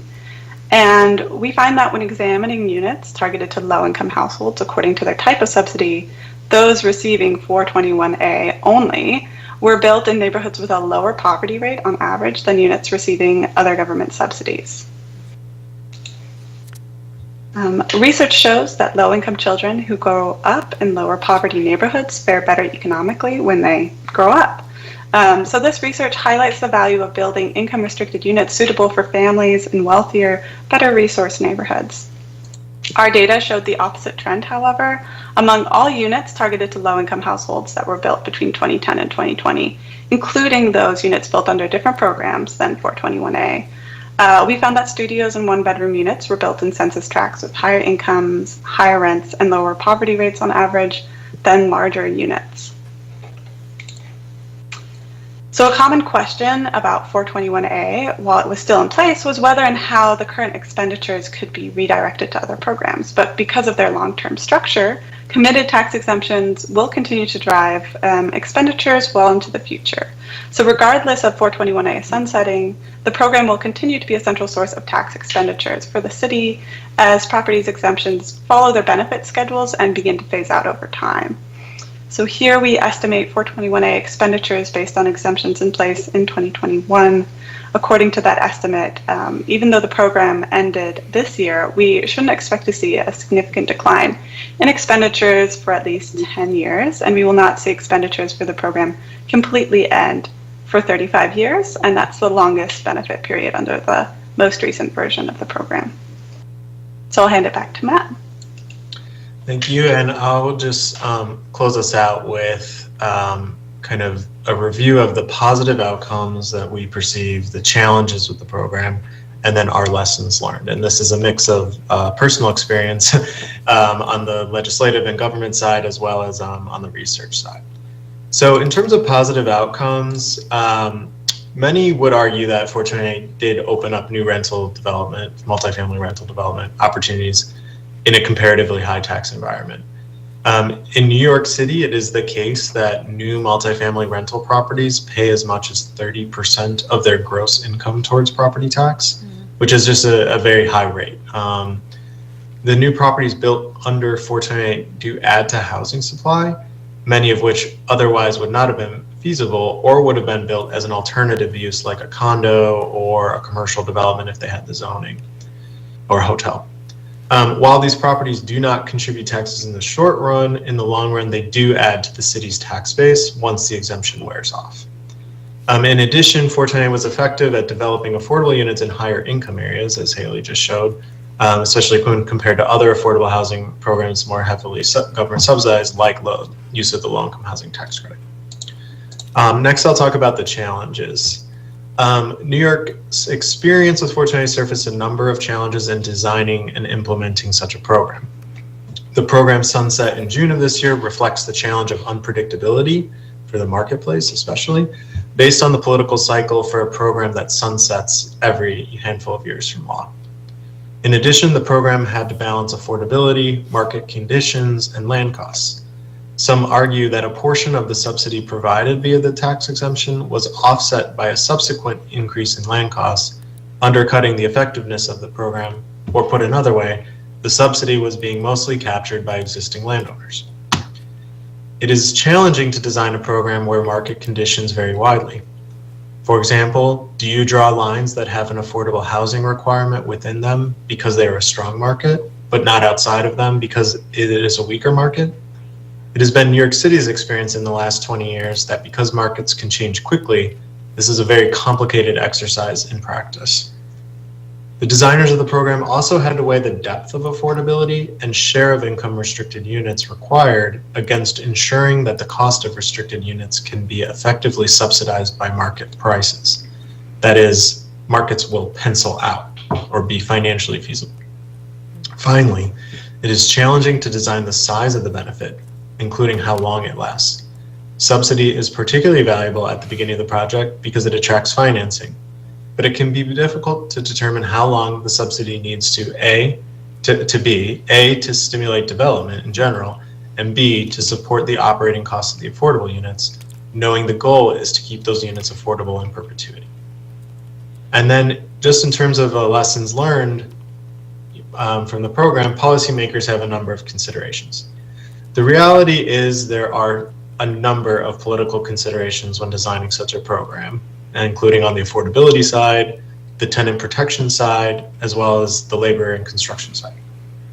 Fair housing considerations are key. For example, policymakers should anticipate and mitigate against any issues that reinforce segregated living patterns or give the appearance of violating the Fair Housing Act. For example, a controversy in New York City recently was the Poor Door, a separate entrance for income-restricted units, or in a past form of the program, developers were allowed to place income-restricted units off-site, in some cases even in another borough. Without proper zoning, no exemption can unlock new multifamily housing. Policymakers should understand how a tax exemption like 421A must be partnered with zoning reforms where needed, or ensure in general that the zoning is there.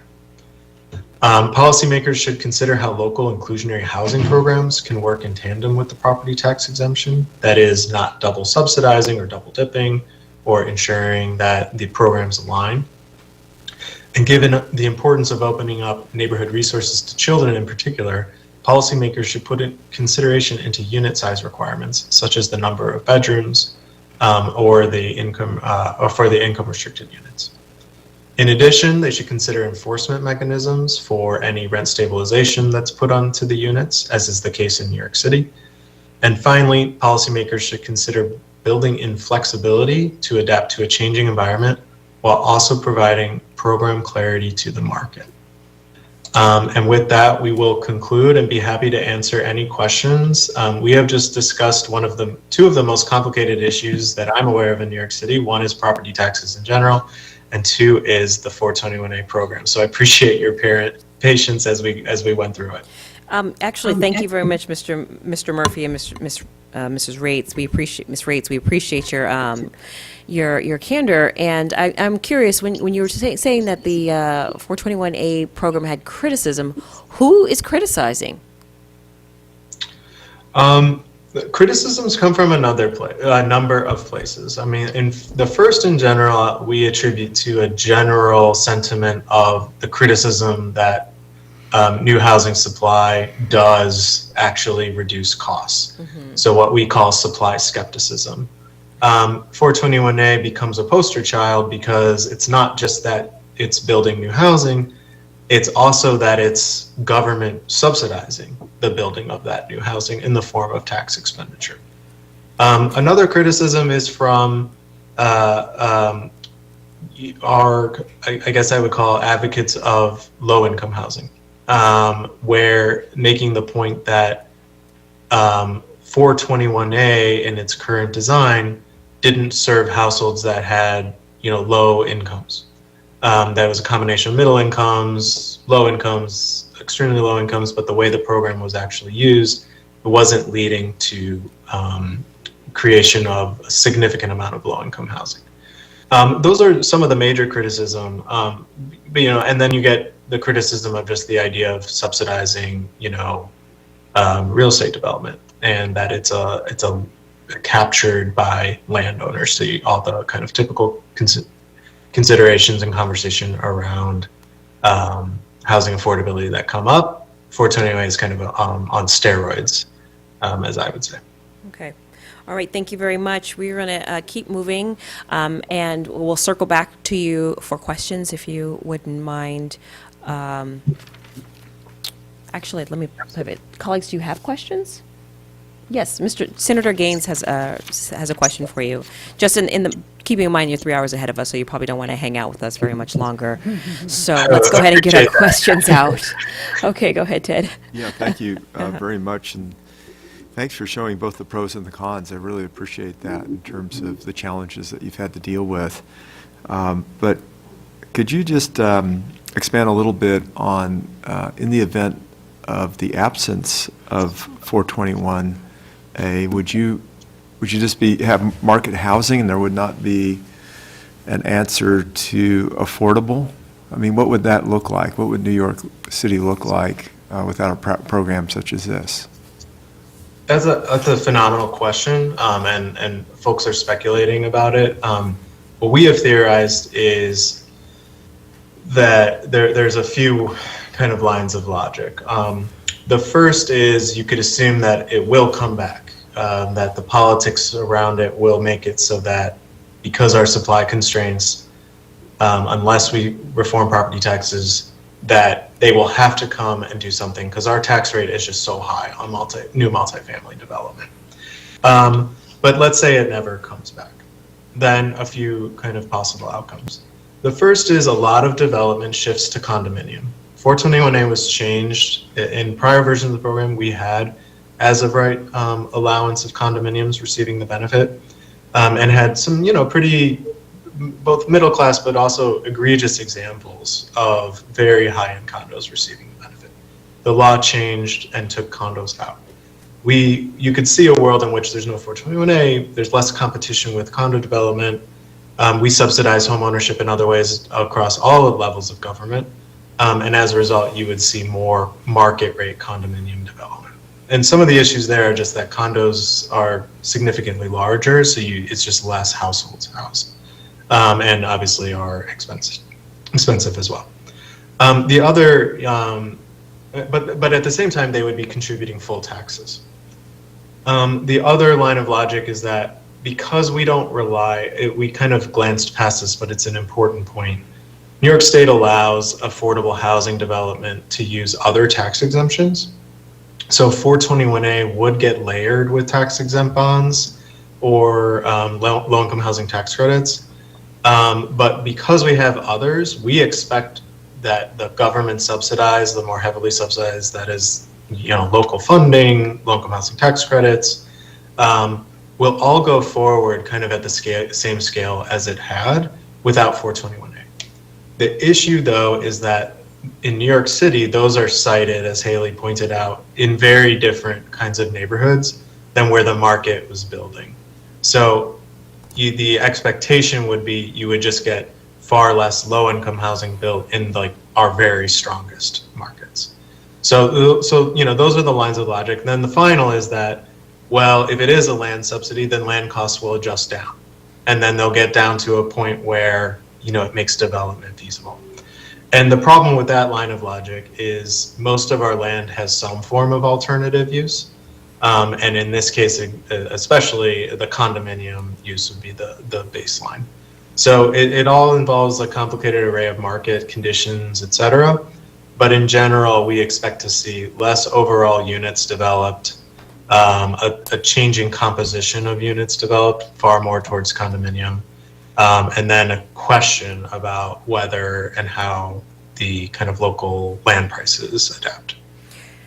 And so it'd be more affordable, market affordable units versus low and very low?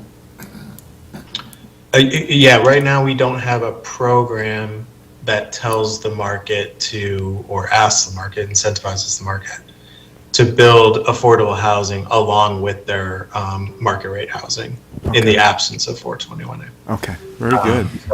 Question for you. Thank you. I just want to acknowledge that the state of California is just starting down this path to consider property tax abatements to incentivize housing development.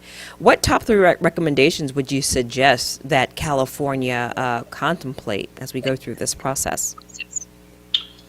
It's a phenomenal question, and I think I have so much respect for you guys for taking this on, because it's fundamentally a tool to address supply issues and supply constraints, and that it is just the case that here we have a lot of supply constraints, but we have also built a good amount of housing, per capita not as much as we need to, and in general not as much as we need to.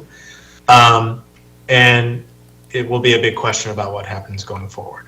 But I also think a big difference in our politics here is that designing a program that is a market rate incentive or an incentive to build new housing that includes low income housing or affordable housing today versus dealing with a program that was created 50 years ago and has kind of evolved every 5 years, I think is maybe, I don't want to say it, maybe I want to be definitive about it, but I think it's a better exercise because you can mitigate some of these concerns. So the first is, I think, a cost-benefit analysis of different types of markets would be really helpful. And by that, I mean, what is it you're getting in terms of affordability over the long run versus what are you giving up in the form of a property tax expenditure? And the hope being that you will benefit more in the long run. And that's without even considering just the price relief that comes from supply, just from the affordable standpoint. I think that's a really important exercise. The second is, I would simplify it to be like, what are you trying to address? And if it is an overall supply issue and you just need emergency kind of market rate housing, then you might sacrifice on the affordability side, but also give less of a benefit. If it's more about, well, it's that, and also we want all new housing to include a portion of affordable housing, then that's a question of program design and how much property tax expenditure and how long, are you kind of willing to allow that to go. And that can just be an incredibly powerful tool, and mixed income new housing development tool. And then the third, and I think it's critical, and we got to see some of the prior presentation, is what do you do about home ownership? I think it's a really important thought exercise to go through because New York City, and I was a part of this, we reformed it to move away from home ownership. The idea being like, why are we subsidizing like high cost condos?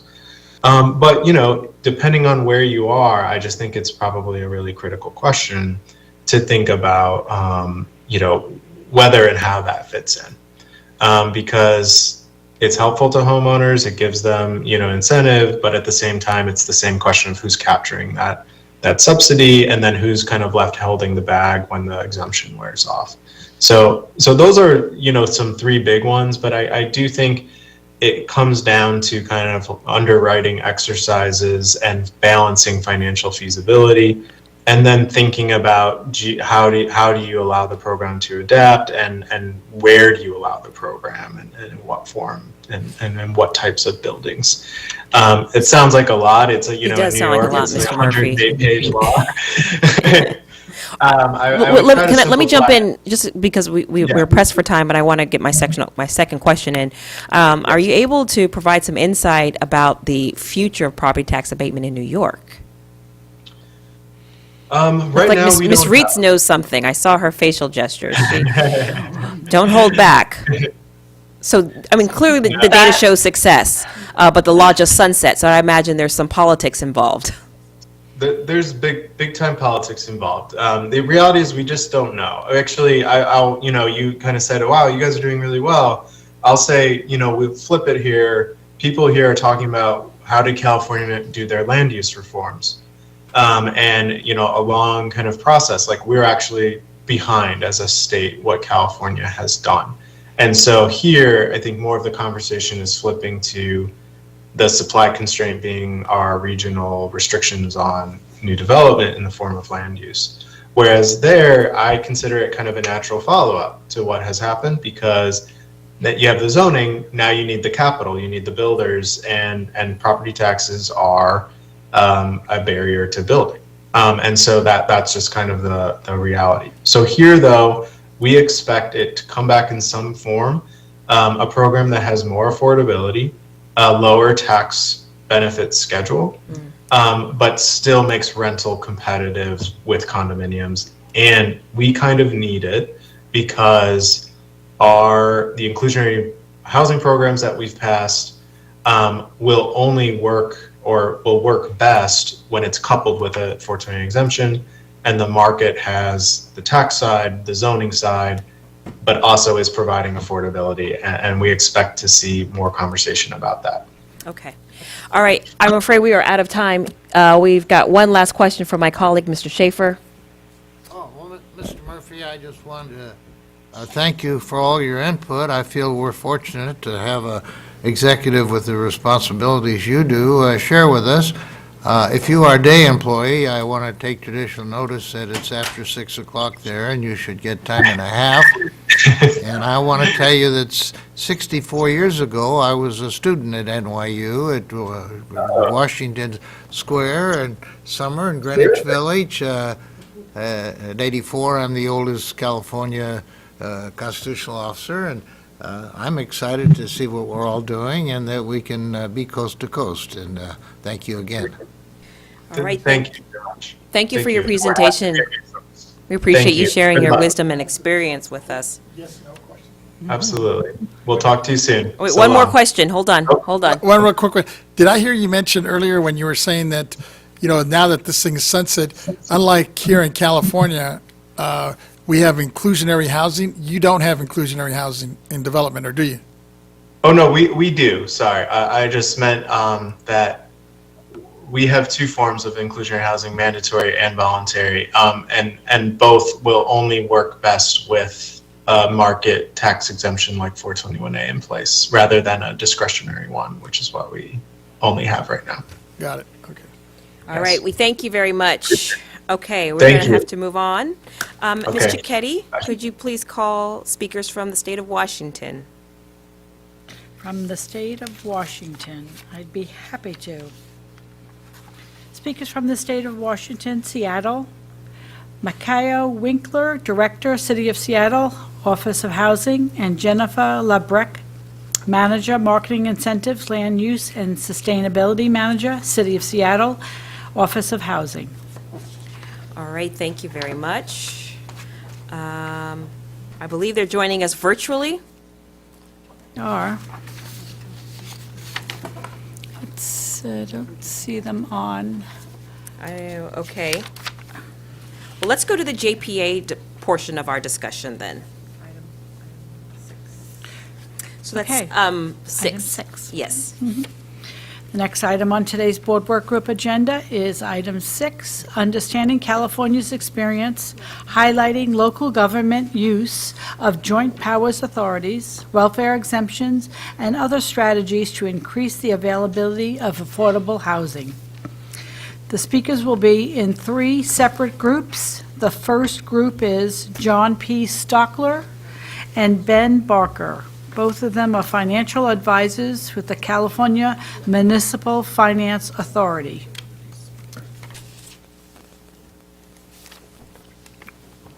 Good afternoon, Madam Chair. John Stoker with the California Municipal Finance Authority. Thank you, and thank you to the entire board.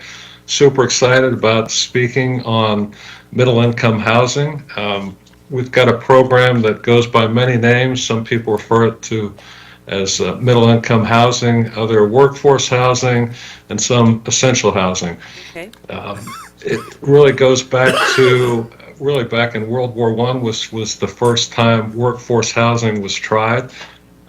And then it's kind of appropriate that New York just went. This California program was really went off of a program that was started in New York about 50 years ago using a property tax abatement to effectuate the program. And California has started with that model and updated it to serve Californians.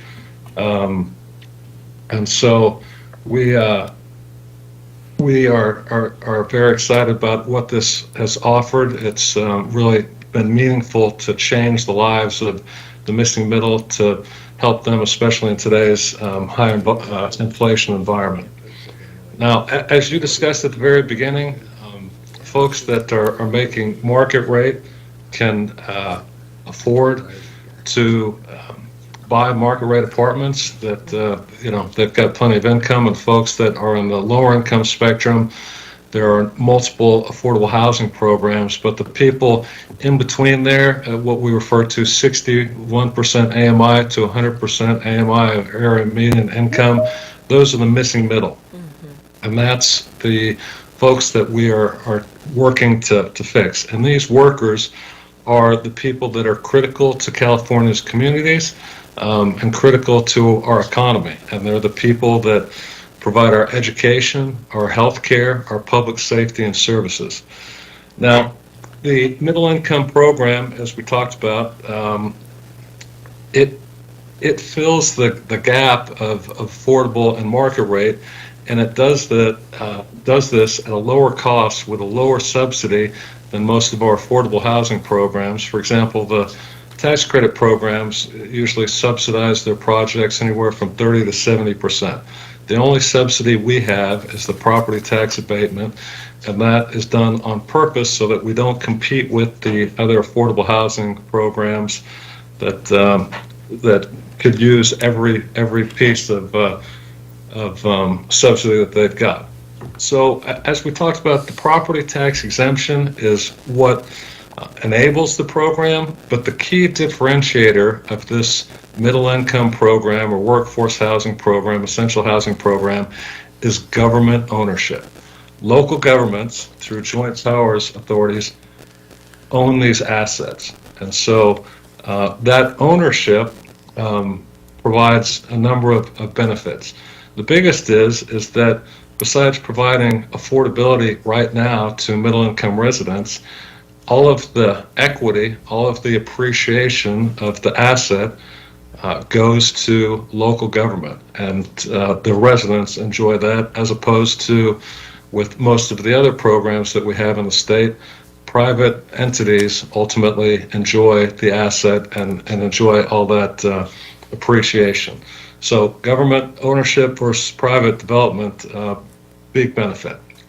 Now, how exactly the middle income program works is that the joint powers authorities either purchase a current market rate unit or project, or we finance the building of new construction to fix the missing middle. On the cases where we purchase an existing project, we purchase that asset. It goes from private ownership to public ownership, and because of that, when you have governmental ownership, it comes off the property tax rolls. And so with that incentive, we are able to reduce the rents to the middle income residents. And this program fills the need for folks between 61% AMI and 120% AMI programmatically, although that we can fit the needs of certain cities, and we have customized this. But as you're all aware, I'm sure, per HUD definition, below 80% AMI, the 61 to 80% still qualifies for low income for affordable. So there are meaningful reductions to residents that are staying here. Now, programmatically, there is no displacement of existing residents, and so we don't, no one is kicked out because of this. As part of the purchase and part of the program, just like with affordable housing projects, we put a regulatory agreement on the property to ensure that the affordability requirements stay there and serve the residents that live there, and the city makes sure that the project is covered, and we are doing what we say we're going to do. Now, this program has created $8 billion of private investment into California, and we've been able to create over 13,500 middle-income units to the tune of roughly 50 different projects. And these projects go from new construction, Class A type projects, to older value-add projects that require a fair amount of rehabilitation. Now, there are folks that are concerned about the property tax loss, and yes, that's meaningful. We think it's a great investment to provide middle-income housing, but I think it's important to look at that it's not a loss like you may see in other affordable housing projects. It's more of a deferral, and more importantly, it's an investment in the future, because all of the appreciation that benefits local government and the residents there because of the governmental ownership. If you look back at any 15-year period in the last 45 years, I think you would see that this $8 billion investment should multiply all to the benefit of local government. So once again, local government control of the project. The local governments, through a public benefit agreement, they control the asset. They control what happens to the asset if it stays in the middle income program. If they want to sell it, or after the bonds are paid off. What we're hearing from most municipalities is that they are wanting to, since all the bonds are paid off, they have an asset free and clear. They intend to use that as an affordable asset, and they can end up having deeply affordable units because there's nothing on, no debt on the project. And so, big difference between government ownership and where a private asset will roll off and benefit ultimately an individual. Now, Real quick, I was actually, Mr. Stalker, I just want to remind you that you got Mr. Ben Barker also, who's here with us in the chamber today. So I want to make sure that he has an opportunity to share a couple of his thoughts, too. Yes, ma'am. And I was just on my last sentence. Oh, okay, okay. All right, just checking. Go ahead, wrap it up. I am so sorry. So thank you very much. We appreciate the opportunity to work with you and the board to continue to provide solutions to Californians. Thank you. Oh, that was a nice last sentence. I'm sorry I interrupted you. I appreciate that. Okay, so here we have in the chamber today, we've got Ben Barker, who you know, but we also have Sean Ralston from Waterford Property Company. It's good to see you both today in real time. Mr. Barker, do you have any comments? And then Mr. Ralston will follow up and close out with you, okay? Yeah, I have a few comments. I could reiterate John's last sentence, but okay. But I'll just start. So I'm usually pretty good off the cuff, but I did make a few notes. My name is Ben Barker. I'm with the financial advisor to the California Municipal Finance Authority. I've spent my entire career financing housing. So from doing $20 billion in mortgage-backed securities to spending the last 15 years of issuing bonds for affordable housing projects, roughly doing 60-plus affordable housing projects per year. I'd just like to state that I grew up in affordable housing. I lived in a 1,000-square-foot project with my 5 brothers and my mother. Half my family is still on welfare, and so affordable housing is something that means something to me, and that's why I've chosen to stay in this career. So, kind of going on and iterating what John went over, I do feel lucky that I'm able to advise the CMFA. To date, the CMFA has issued over 550 affordable housing projects for low-income housing projects. The CMFA currently has close to 100 affordable housing project applications that are going into CIDLAC this year. Unfortunately, we are limited by bond allocation, and maybe only 30 to 40 of those will be lucky enough to be financed through the Bond Allocation and Tax Credit Committee. I do believe that the other bond issuers, as well as myself, we have enough in our pipelines that we could take all of the bond allocation this year as well as next year, and then maybe into the following year. So we're in a spot where there's obviously not enough bond allocation, and we're not going to be able to get all the affordable housing projects financed that we want to. So the CMFA a few years ago started looking for other opportunities to finance affordable housing. What could we do to create affordable units? So we did a deep dive into the middle income housing program that John just outlined, and we came to the conclusion that the public benefit was really there. The public benefit in this program, I like to view it as transition housing. So in the state of California, we have those deeply discounted affordable units, and then we have really expensive, but there's nothing in between, and that's why we keep seeing the missing middle income. We've seen it in articles, we've seen it everywhere, that there's this missing middle. And if you've ever taken a tour of an affordable housing project, you would notice they're really nice projects.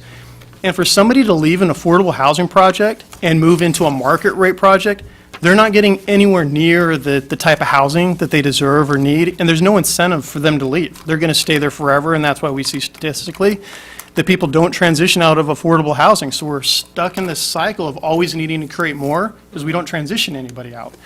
So John briefly outlined that this middle-income housing program has different affordability buckets, starting at 60% AMI, going to 80% AMI, then 80 to 100, then 100 to 120. So I really view this program as a transition out of the deeply discounted affordable into middle income.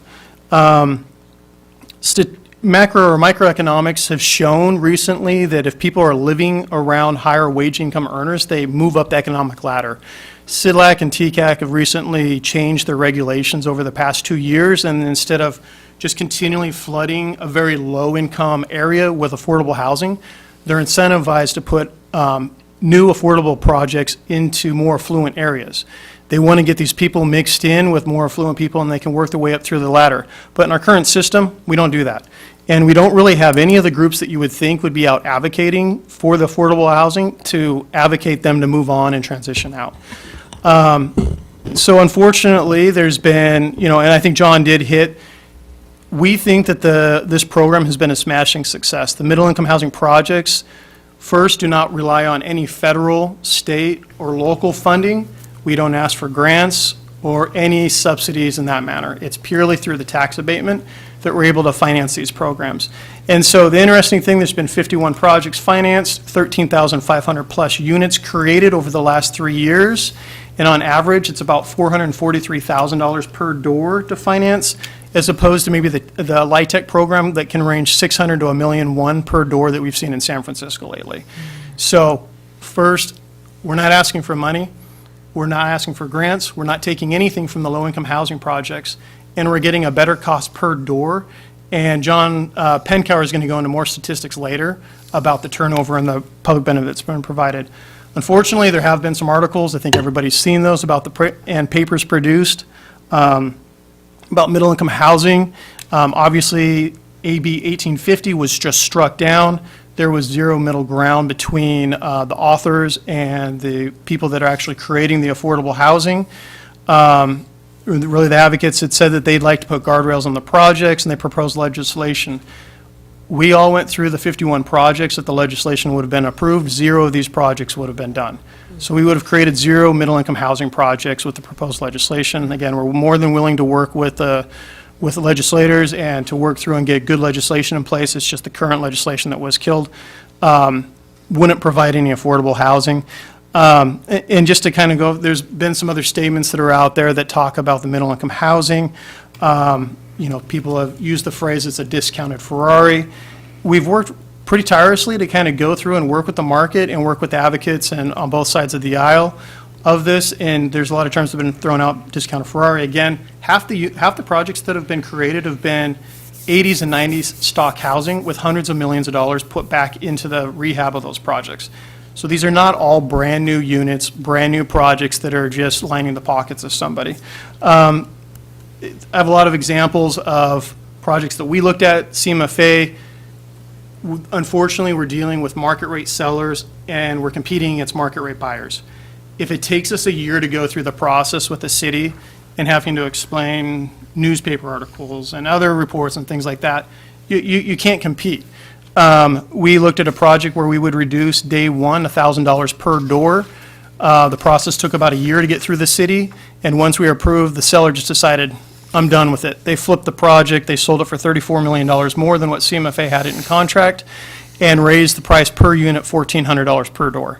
So there's a $2,400 swing in the rent in what could have been the rents for those projects. But I do believe in this program. I believe it provides vast public benefit. The market is correcting itself right now, the bond market and the purchasers.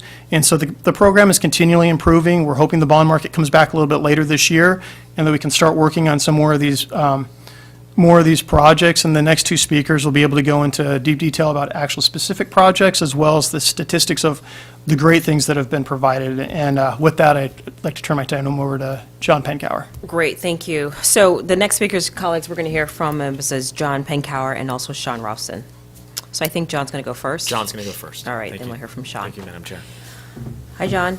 Oh, hi there. Good afternoon, Madam Chair, board members. John Penkower. Thank you for including us in today's discussion.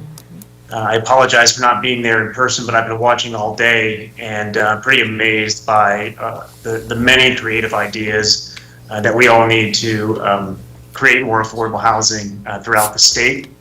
I'm with CSCDA, the California Statewide Community Development Authority. Much like our friends at CMFA, we are a joint powers authority created back in the 1980s by the League of Cities and CSAC to provide financing tools for cities and counties. We represent 530 city and county members and have issued $70 billion in bonds for a variety of different types of projects, infrastructure financing. We issue new markets tax credits for investment in low-income census tracts. And again, similarly to CMFA, we finance a lot of traditional multifamily low-income housing We have about 800 projects in our portfolio for about 90,000 units of traditional affordable housing that have been created with 4% tax credits. We similarly got involved in the Essential Housing Program a couple years ago after realizing that none of the current subsidies are available to those earning above that 60 to 80% AMI demographic. Even when CIDLAC and TCAC were not oversubscribed like they are today, we had about 13 years of having plentiful tax credits and bonds. They still wouldn't be available to help alleviate rents for those earning a middle income. So we got involved 2 years ago. We have acquired and financed 30 projects for 7,700 units throughout the state. Again, we did so because we were and remain unaware of any other programs out there that are able to significantly and immediately reduce rents for those in the middle income, moderate income demographic. This is our workforce. These are teachers, firefighters, public safety officers. We hear stories every day of city and county employees moving into properties, those tenants that were headed out of state, many of them, because they couldn't afford to live in California anymore, and that they're able to stay and continue working in the communities where they were previously living. I'm going to try not to repeat anything that's been said by John and Ben so far, but there are some important details that I think you should be aware of about the program. This is an optional tool. It's a voluntary program. For a lot of cities, it made sense over the last couple of years, and some looked at it and it didn't make sense for them. Most cities go through a pretty rigorous evaluation process. It can take months, multiple trips to city council, outside consultants, outside counsel. That makes it challenging when we're competing for market rate properties where you have an alternative cash buyer that can close in 10 or 15 days. We looked at the demographic of the properties that were acquired, and I heard today, I think 2 or 3 times, the term rent burdened. And many of Californians are rent burdened. Most of our properties, 30 to 40% of the residents living there, they already qualified, meaning they would immediately receive rent discounts under the program, and it also meant that they were rent burdened. They were paying more than 50% of their income towards rent. Another important consideration is that under current law, none of these acquisitions qualify for RENA credit. And so the cities that are participating and foregoing property taxes, they're not doing it to meet any of their state goals. They're doing it simply to alleviate the rent burden on their residents. I mentioned that there was 30 projects under the CSCDA program. There's 51 in total.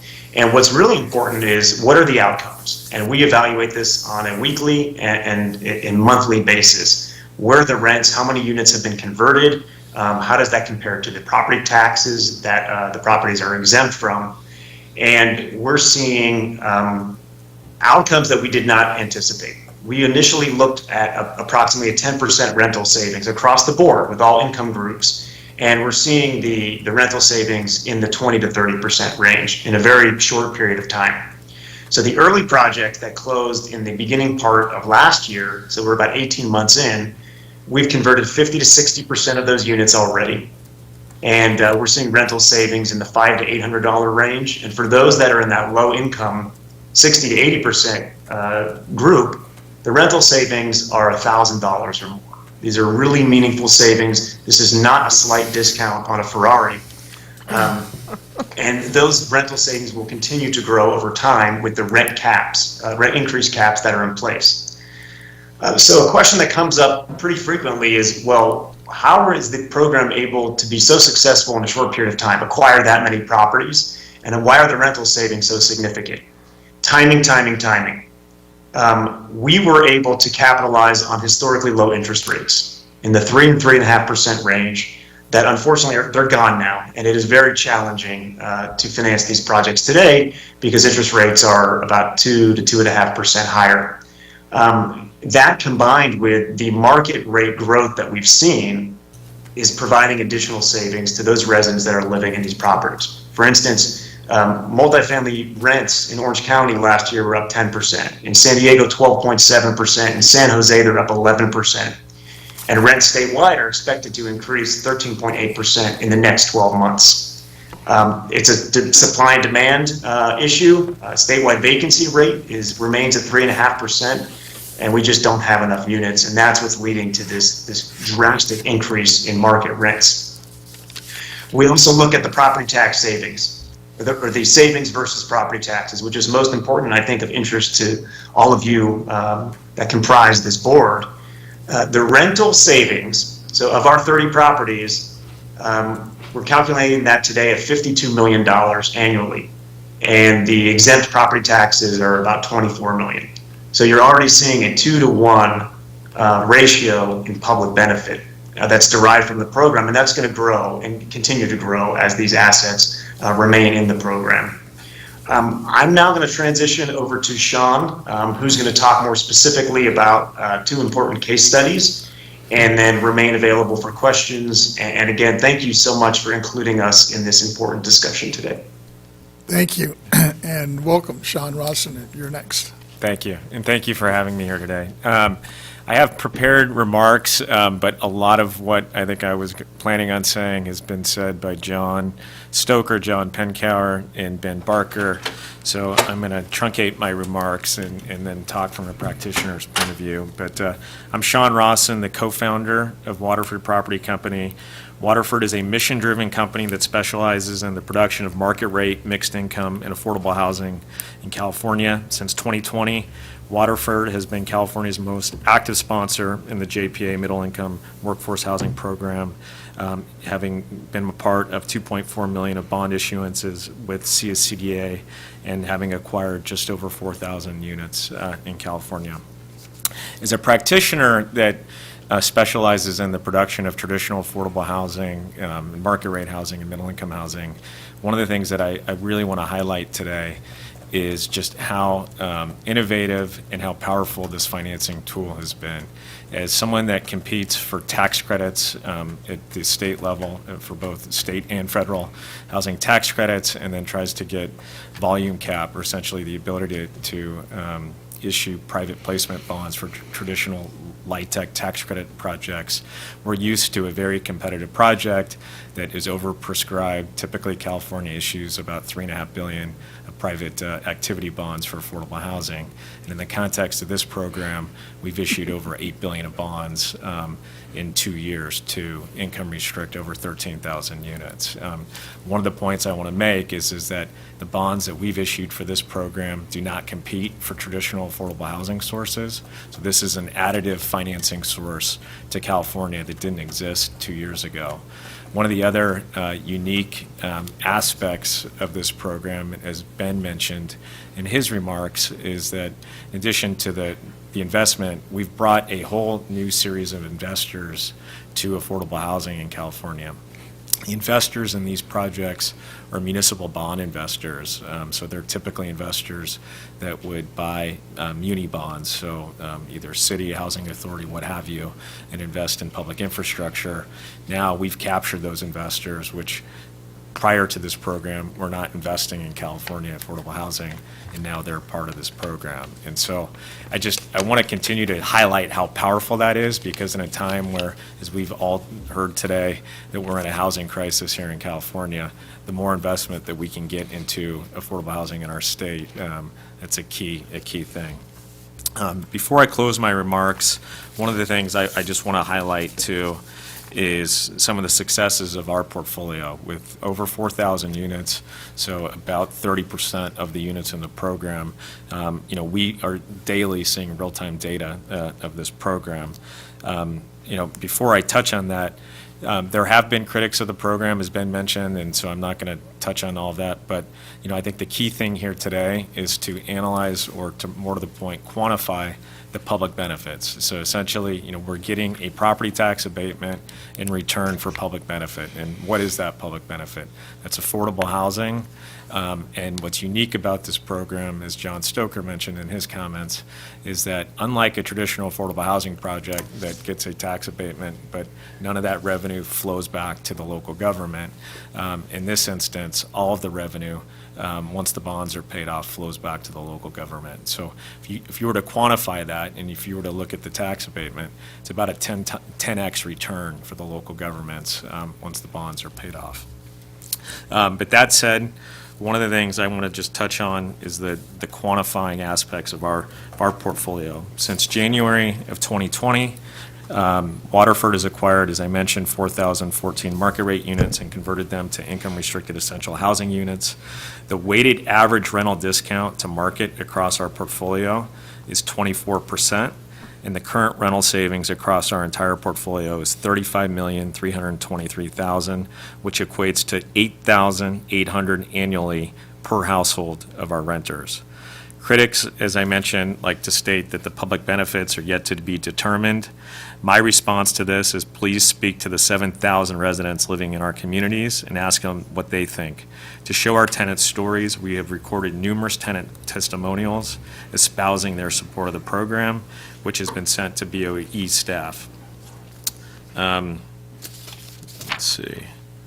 I'm going to touch on two quick success stories, two case studies, and I'll be brief. In March of last year, we acquired a project called 777 Place in the city of Pomona.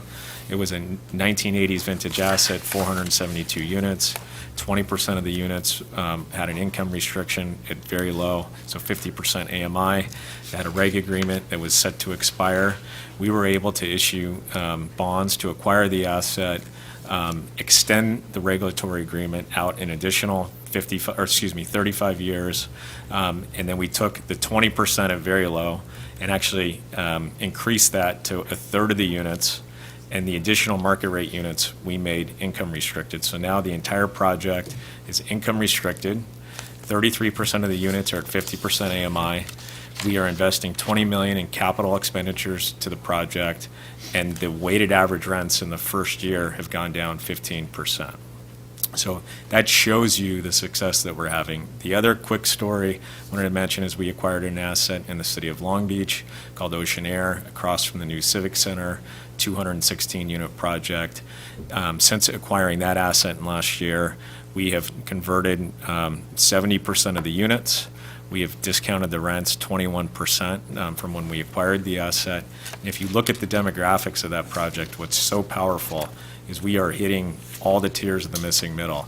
The city had done a study showing that 80% of the new tenants in downtown Long Beach that were renting new projects or new construction build projects in the city were moving from out of area, or more to the point, from out of the city.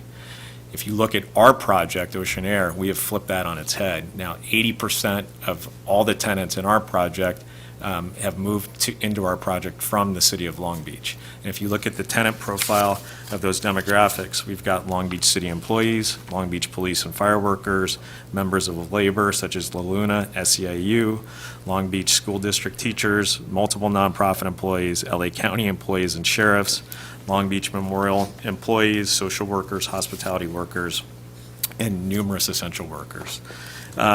So in closing, because I know that I don't want to take up too much time, I just want to say we really appreciate you having us as part of today's agenda. As a practitioner that specializes in affordable housing, this is a program that I can't tell you how successful it has been.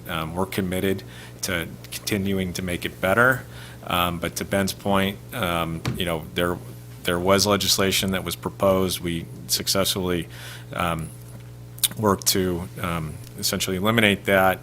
But that said, we're committed to working with stakeholders, and I think that this is just shows you if innovation is allowed to be part of this process, there really is success stories for how we can tackle California's housing crisis. So thank you for allowing me to be here today, and happy to answer any questions. Thank you very much for your presentation, Vasquez. Just one quick one. Can you kind of walk me through you said you're able to float bonds. Are these private or are these voted on bonds? So these are governmental revenue bonds, and essentially by by partnering with the Joint Powers Authority, so a CMFA or a CSCDA, we're essentially allowed to acquire the asset in a government-owned structure via the JPA, which allows us to issue governmental bonds, so essentially muni bonds. And that's what qualifies the asset for the tax exemption, and in addition allows us to sell those bonds under a muni structure, so no different that a city would do or a local government. But unlike some construction bonds where you have to go before the voters, you just have a joint powers between the city. Is that what it is? Correct. We get a discretionary approval from the local jurisdiction, as John Penkower mentioned. So for instance, our company, we went through 15 discretionary approvals last year, or actually in the last 2 years, through multiple cities. And typically it's a 3 to 4 hearing process, and it's working with consultants and with the local stakeholders. And who sets the limit on those bonds? Is it based on the assets? It's based on the underwriting. Because that's of the your asset. collateral, right? Correct. Correct. Got it. All right, thank you. This is actually really helpful and very informative. Mr. Applewhite, do you have a question? Please. What is the source of the bonds that you were referring to earlier? The LIHTC and the tax credits and bond allocation? Yes. So the state, through the federal government, gets an allotment of bond allocation every year, and that's through the California Debt Limit Allocation Committee. Okay. The IRS allots a multiplier and says this is how much the state can issue in affordable housing bonds. And so it's roughly $4.3-ish billion of deals that can be done per year in the very low-income housing structure. So from there, what happens is it's not actually the state issuing the bonds or anybody issuing the bonds. It's the developer goes and gets a private mortgage, which is actually a private activity bond, and only $4.3 million of those mortgages can be done per year. Okay. And so, unfortunately, us and a lot of the other issuers, there's probably close to $1 billion worth of deals that would like to move forward, but we're limited by that state ceiling cap on how many deals can be done per year. Okay. Thank you. Just, if you wouldn't, I've got one anecdotal story that'll take 30 seconds. So we have a project in the city of Irvine that's a low and very low income project. We're in partnership with the city of Irvine. It's for a 100 senior unit project with city subsidy. I think we're going on our 4th round of trying to get bond allocation, which is typical because of the impact. Essentially, there's so many projects trying to get allocation right now that it can take. To give you context, we bought the land on that project in January of 2020. It's shovel ready, and we still have yet to get bond allocation. We're hopeful in the next round, but that's just it shows you how difficult it is to build affordable housing in our state. And while I'm very empathetic to the developers in that scenario, I mean, we've heard a lot about that the process needs to be streamlined, things need to be done. It really isn't as much of a matter of streamlining as it's just the demand is so outrageous that there's just not the allocation to do the projects. Yeah. And so projects apply multiple times, but there's not the allocation to do the projects. It's as simple as the IRS tax code says no. And so it is frustrating for developers to try to produce low-income housing projects, but there's not the bond allocation that will allow them to do that. All right, let me jump in here and pivot. We still have to hear I'm sorry. from our other teammates, Mr. Michael Lane from SPUR, and then also Mr. David Garcia from the Policy Director from the Turner Center of Housing and Innovation. And you might recall, colleagues, that we heard from the founder and executive director earlier. Ben and Sean, thank you so much for your presentation. Why don't you gentlemen go ahead and get started? Well, David, Mr. Garcia, we'll start with you.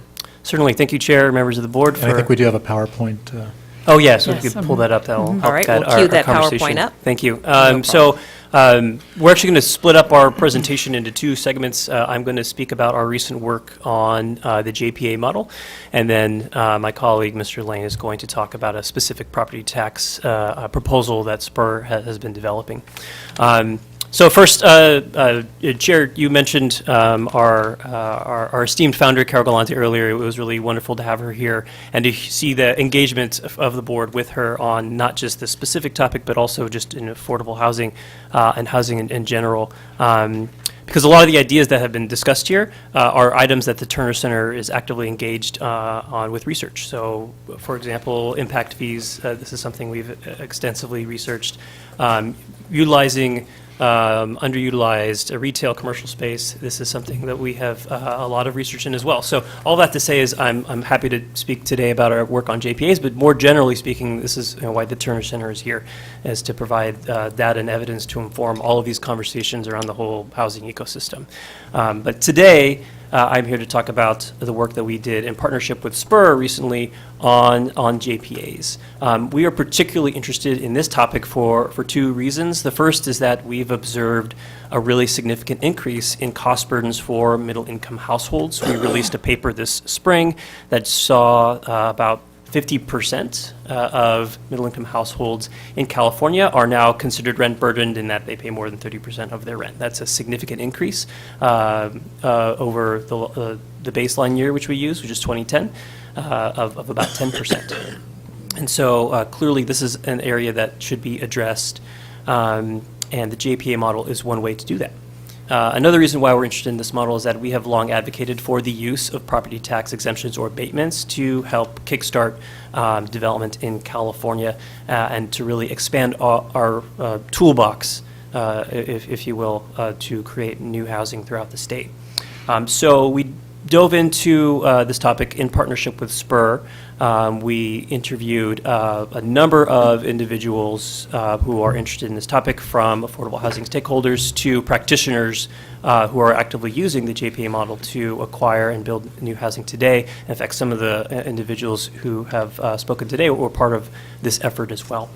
And our goal with this work is really to do two things. The first is to really explain the model. It is relatively new, and so our hope is that through this paper we can lift up how the model works so that it can be more widely understood. The second is really to explore its potential as an affordable housing tool. California, because of our tax policy, is somewhat limited in the ways that we can use tax policy to incentivize the creation and construction of new housing, and so we wanted to examine whether or not the JPA model could be a way to address some of those limitations that we have in California.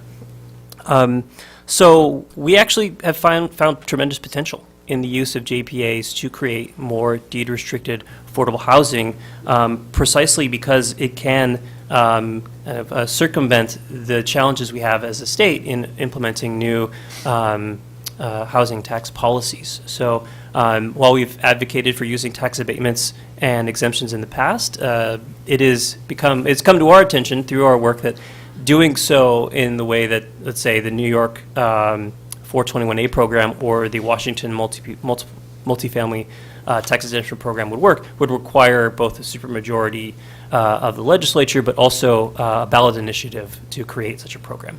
And so the JPA model is a way to circumvent that really high hurdle to create a tax exemption incentive for the creation of middle-income housing.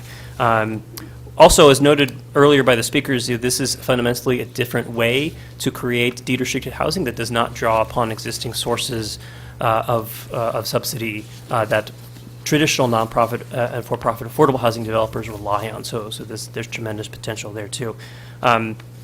But we're also really interested in the other applications of this model. So not just in the way that it's been traditionally used so far, which is an acquisition model, but in the ways that other entities could potentially use the same model to preserve naturally occurring affordable housing, but also develop new construction. I think it's been mentioned once or twice that there are some projects that are utilizing a JPA model for new construction, and we see this as a really potentially powerful new tool as well.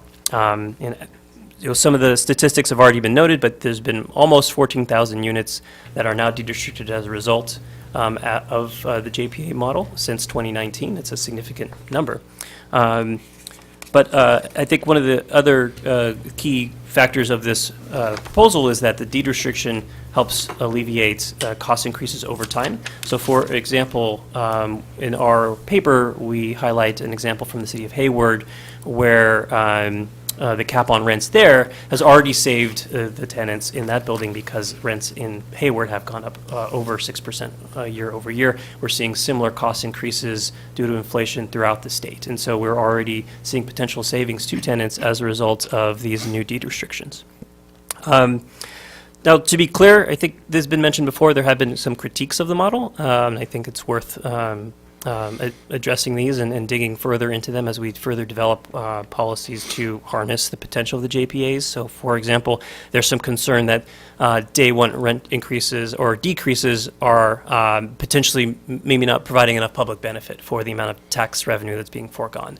I think a lot of the critiques are due mostly to I think individuals using the traditional lens of how affordable housing is financed and developed and applying it to this really new model. And so I think once we can really understand collectively how the model works and how it provides benefit, we can work through those challenges and really effectively harness the power of this JPA model to create more de-distributed housing throughout the state in a way that doesn't use our existing affordable housing resources.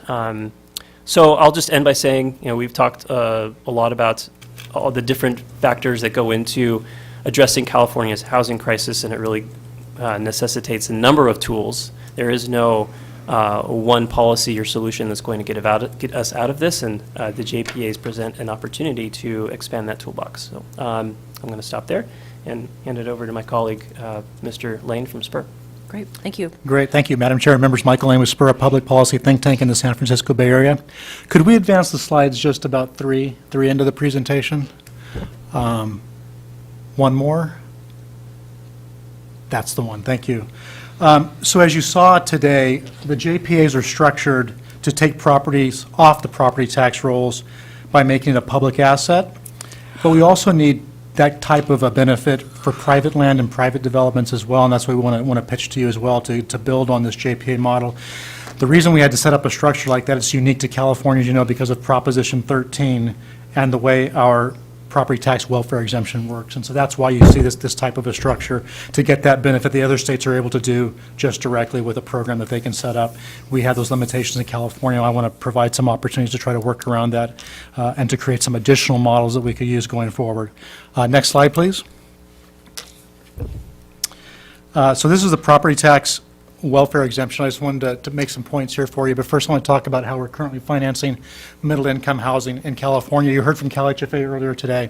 Their mixed income program is really structured to encourage 100% affordable housing deals to include some middle-income units and buildings with lower-income units, but it's not really for a market rate deal to include these units. And so we want to also build on that model and expand it so that we can bring in the market rate developers to also include units that otherwise would not be provided by the market.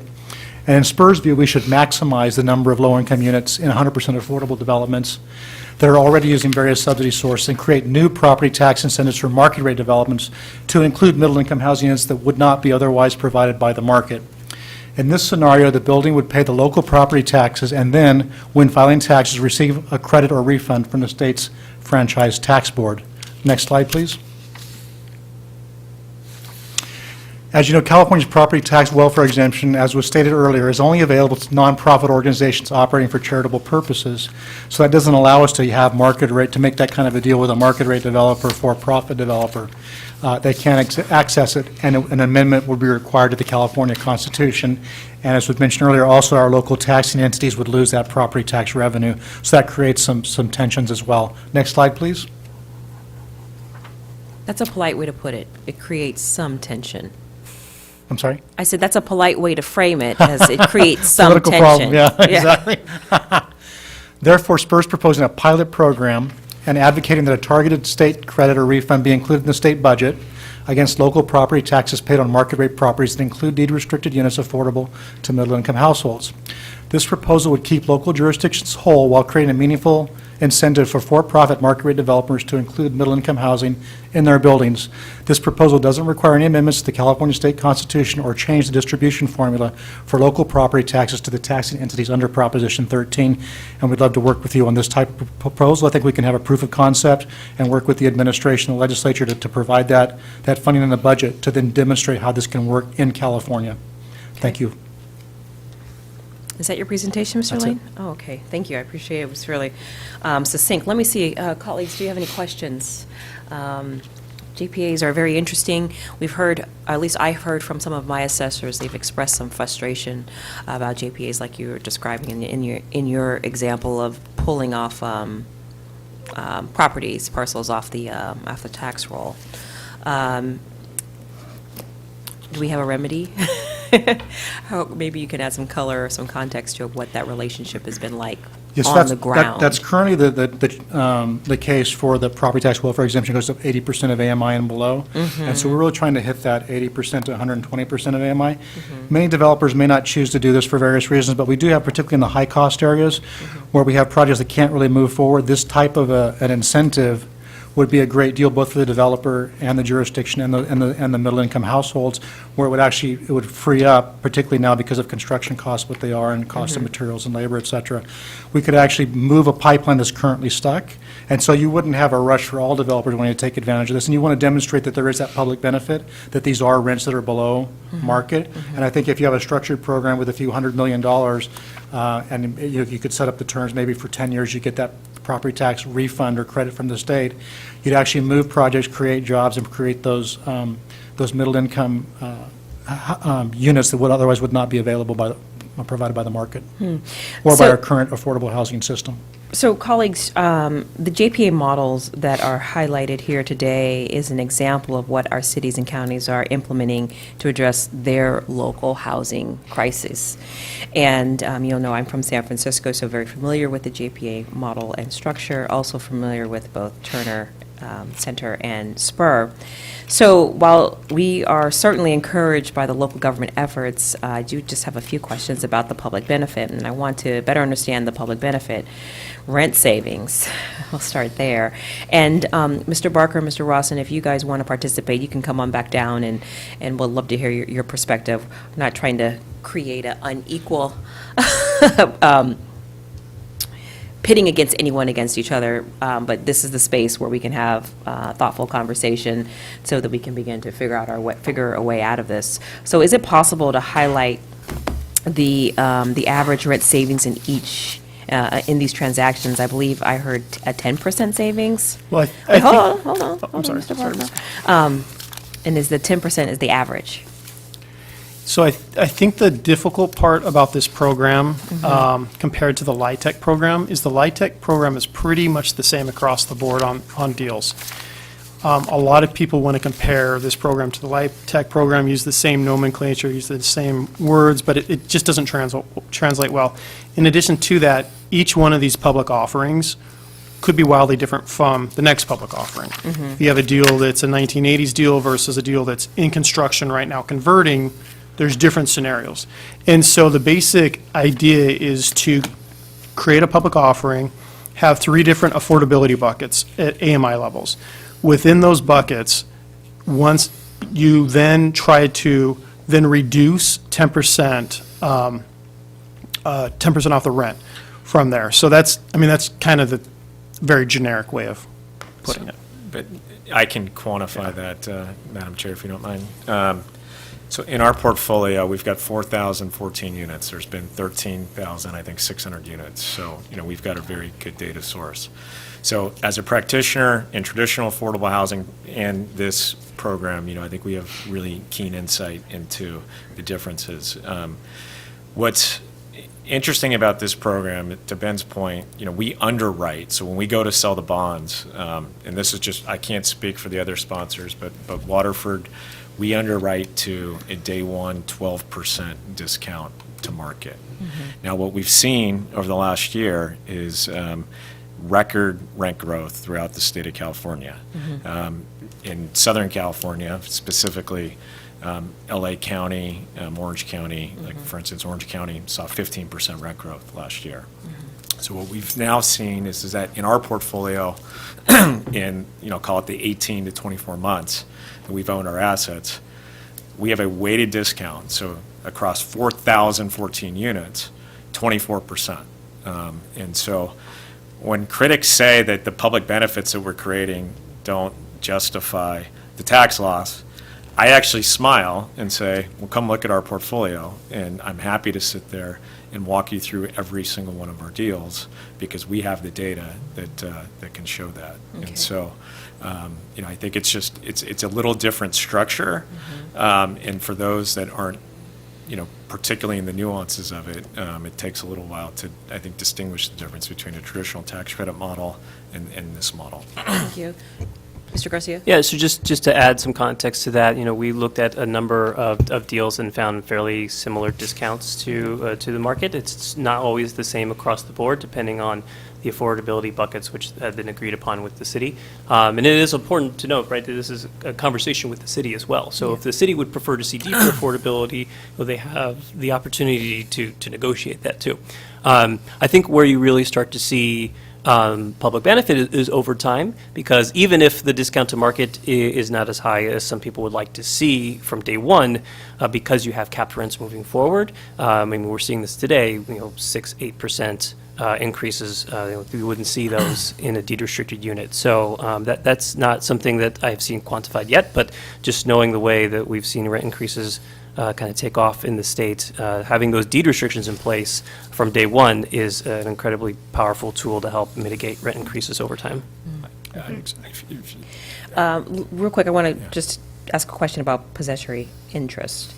And wanted to know if you're able to speak to the possessory interest issues that has been raised by the California Assessors Association. Are you familiar with their, I know you guys are nodding your head, but are you guys familiar with some of their? I'm sorry, what's the concern they're raising? That it's lost revenue, basically, for the county. Yeah, we also hear that with the property tax welfare exemption for affordable housing, true, quite you do. frankly, That's true. because those are all, tight budgets. I mean, it's been less of a concern over the past decade where we had economic growth and assessed values continue to grow, and as real estate changes hands, it's reassessed at a higher value, so that's been mitigated somewhat, I think, over the past decade. But that's always been an issue. It's just weighing various public goods and what we're willing to pay for, and we do need, I think, these investments to make the market work, certainly, and as long as our local elected officials, it's not just the assessors, but if the city council and the board of supervisors said this is our priority to invest in affordable housing, then they're the ones who make that call and not the assessor. So my question is actually directed to all four of you. I come from San Francisco, spent 8 years on the Board of Supervisors there, and a number of years chair of the Land Use and Development Committee. So this conversation I can follow and definitely can understand, and also understand you're in Berkeley, you have a very unique rent control, very robust rent control commission. But, I'm just wondering, how do we begin to get elected officials that are in these decision-making positions to better understand what's going on? Because it wasn't until I got elected and was in this world that I spent a lot more time understanding CEQA, understanding the planning process. So, as you start to see elected officials, and they kind of fill the pipeline, right?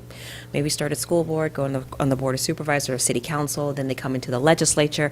And so, San Francisco has produced Scott Wiener, who was speaking earlier today, who's been an authority on this area. Gavin Newsom comes out of San Francisco, also a former member of the San Francisco Board of Supervisors. So, I guess the point is that you've got some heavy hitters coming out of the Bay Area that are dealing with real pressures when it comes to land use development, property tax, assessors, these roles, all of this. What can we be doing to better educate the folks that are the decision makers? Ben, I see you are ready to get in. It's like double touch. And then David, I'll come over to you. So having sat through probably 1,000+ public hearings in my life, for TEFRA hearings, I believe you brought up, I think that's where you were going, was the TEFRA hearings earlier for the tax credit deals where you have to have a public hearing, and it's called a TEFRA hearing. Those are very common in California. Most general city staff understands what a TEFRA is. The elected officials within the locales understand what a TEFRA is, understand the process. This form of financing is newer to California. While it's been around since World War I, it's really been more of an East Coast, maybe Chicago-style thing, and it's just making its way over here. 15 years ago, when I was doing TEFRAs, we were getting questioned every single public hearing. I was there for a long time going through doing general education. Today, when I do a TEFRA, they sail through with 0 questions. People understand what's going on. I really Maybe they think don't care. I know. Well, I think they They're just probably better understand. educated. They have a good understanding. Maybe some just don't care, but I think people generally understand that you need to have a public hearing to be able to assess or access the taxes on bond market. This is a new financing structure for California. And I think it is just general education. Like, like we said, there's been 51 projects. There's probably been 80 cities that have gone through Yeah. this now. Some have a good idea, some don't have a good idea, but honestly, I think it just takes a lot of hard work. We need the bond market to start working again so we can start bringing projects forward and we can better educate. I think, honestly, on our side of it, we've done a really bad job of holding maybe public forums, putting out information on how these deals work. This is new. It's like 1986 tax credits before people started getting bond allocation and tax credits, and there wasn't all these committees, there wasn't consortiums, there wasn't anything really. And that's what I hope to aim to do within this year, is to be able to start kind of a consortium, have everybody that's involved, and have a repository of information so that our friends over here, they can get up to the minute data, because that's really not available unless you ask. And I think that's honestly what's missing is the data. They don't have it. We need to provide it. We need to do a better job of educating on our side, and there needs to be some kind of an advocacy, not an advocacy group, but maybe a consortium for middle-income housing that more people are involved in this. And I think that's really the way to do it, at least in my opinion. Mr. Garcia? I'll just second that. As a researcher, I will always take more data, so please send it my way. The question was, how do we get people to a place where we understand this and there's more knowledge around these topics? And I will say, So that we can make better policies, can we make better Yes. informed decisions and not succumb to politics, but have more data-driven solutions. So I would say, please send them to me. Okay. This is why the Turner Center exists. This is why my role exists, is to make sure that that we have the ability to distill really complex topics. Right, housing by itself is very complex, and then you add a new financing model like the JPAs, and you add LIHTC, and these are all very complex topics.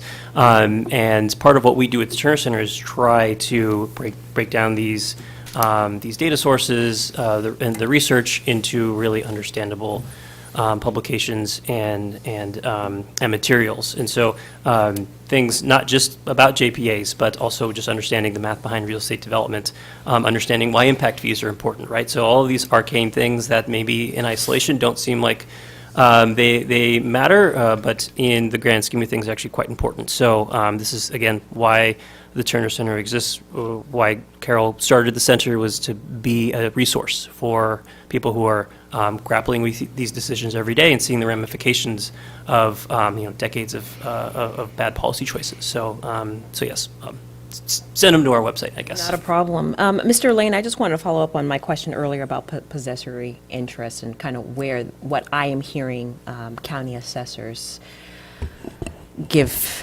passionate feedback about. The assessors, they're asserting that if a person is paying market rate rent and not in an affordable units, they are subjected to a possessory interest tax. And I just wanted to get that on the record, but I wanted to see if you had any comments about that. So that hasn't been raised with us in our state. Okay. This is something that's new? Well, I mean, possessory income tax is not new to us, but it is being raised on these projects because you do have a range of buckets of affordability, and some people are paying market rate, but most of the property is not. And I think the issue is if somebody's paying market rate, that there could be a possessory tax on that specific unit and how to collect that. And I think that's something everybody's trying to work through, the legal ramifications and the tax ramifications of that. How do you have somebody that's paying market rate that's getting a benefit, you derive that, and then what would be that possessory income tax if there is one due, and how do you collect it? I think from what I understand, and I could be totally wrong here, is that there isn't a concise tax opinion on that the local assessors are correct. Everybody's working through that, and honestly, right now, where there's this lull in the bond market's essentially dead right now just because of the fast increase and rising of rates and the outflows in the bonds. People are working on that right now, and everybody's trying to grapple and try to fix that so that hopefully when this program continues to move forward, there's a clear answer to whichever county you're working in. Okay. And I would just say quickly, I think for the pilot program that we're proposing, that would not actually be an issue the way we're trying to structure it in terms of the benefit that the tenants would receive and how the tax rebate would work. Got it. Mr. Rawson, do you want to? No, I think Ben touched on it. I mean, what I will say is actually, I will add to that, is that, so the possessory interest topic has come up. You know, we've had our tax counsel, so Myers-Nave, do numerous opinion letters on this. And, you know, our investors are some of the largest, most sophisticated muni investors in the world. It's the same investors that would buy California bonds. So it's a who's who of investors. And it's come up, you know, we are of the opinion that that these projects will be exempt from that. There are certain instances, and I'll give you an example, a real world example. We own a project in the city of Pasadena that has a retail component, and that would be subject to it. But that's fine that they're paying market. It's essentially, you know, we have market rate retail tenants as part of the project, and that's de minimis. So to be clear, our tax counsel as of now has stated that, you know, that would be the only portions of the project that would qualify for that. All right, thank you. I want to open up, I think, no question? Okay. All right, thank you yes, Mr. Ketty. I just was going to say that we have one more speaker from item 5. Okay. From Seattle. She's on. Ready to go? Perfect. She's queued up. Thank you. We're going to call up our next speaker at this time. Thank you. Thank you.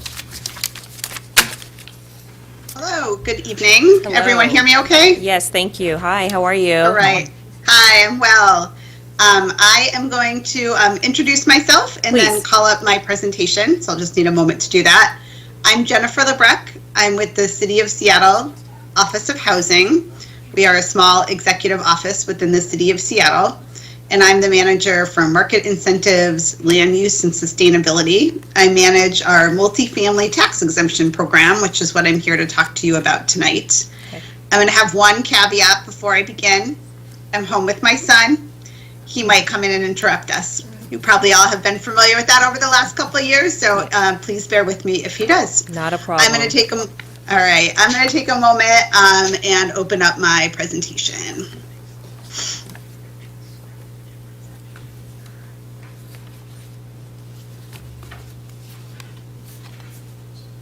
All right. Can everyone see that? Yes, thank you. Yes. Okay, great. And I think if I understood correctly, you have all you've been doing this all day. So I know it's the end of a long day, so I will try to be as engaging as possible. This is about 10 minutes, and then I'm happy to take any questions at the end. Thank you. So I'm really excited to be here tonight, and I thank you for inviting me to share our experience at the City of Seattle about operating a tax exemption program. The state of Washington has offered or authorized basically a tax exemption program in return for developers offering income and rent restricted units since 1995. And the city has chosen to adopt that locally since 1998. So the way it works is there's a state statute which authorizes the program, and then local jurisdictions can decide whether or not they want to offer it. The state statute sets minimum requirements, including affordability levels and set-aside percentages, but jurisdictions can always opt to be more stringent than what's in the state statute, which the City of Seattle over time has chosen to do. I think the way that our program works is that developers apply. They can apply anytime up till 6 months before getting temporary certificate of occupancy. They submit an initial application. If approved, they submit both an initial and final application. And once approved, they get a tax exemption on the residential portion of their building in return for income and rent restricting 20 or 25% of the units in their building for a 12-year period of time. So the tax exemption lasts for 12 years, and the affordability period also lasts for 12 years. That is the City of Seattle's program. The state one is a bit different, has higher income limits and although the same set aside. Although the program could be available for rehabs, I don't think we've ever seen that happen. It is exclusively used by developers doing new construction. One thing I just want to know is participation is voluntary.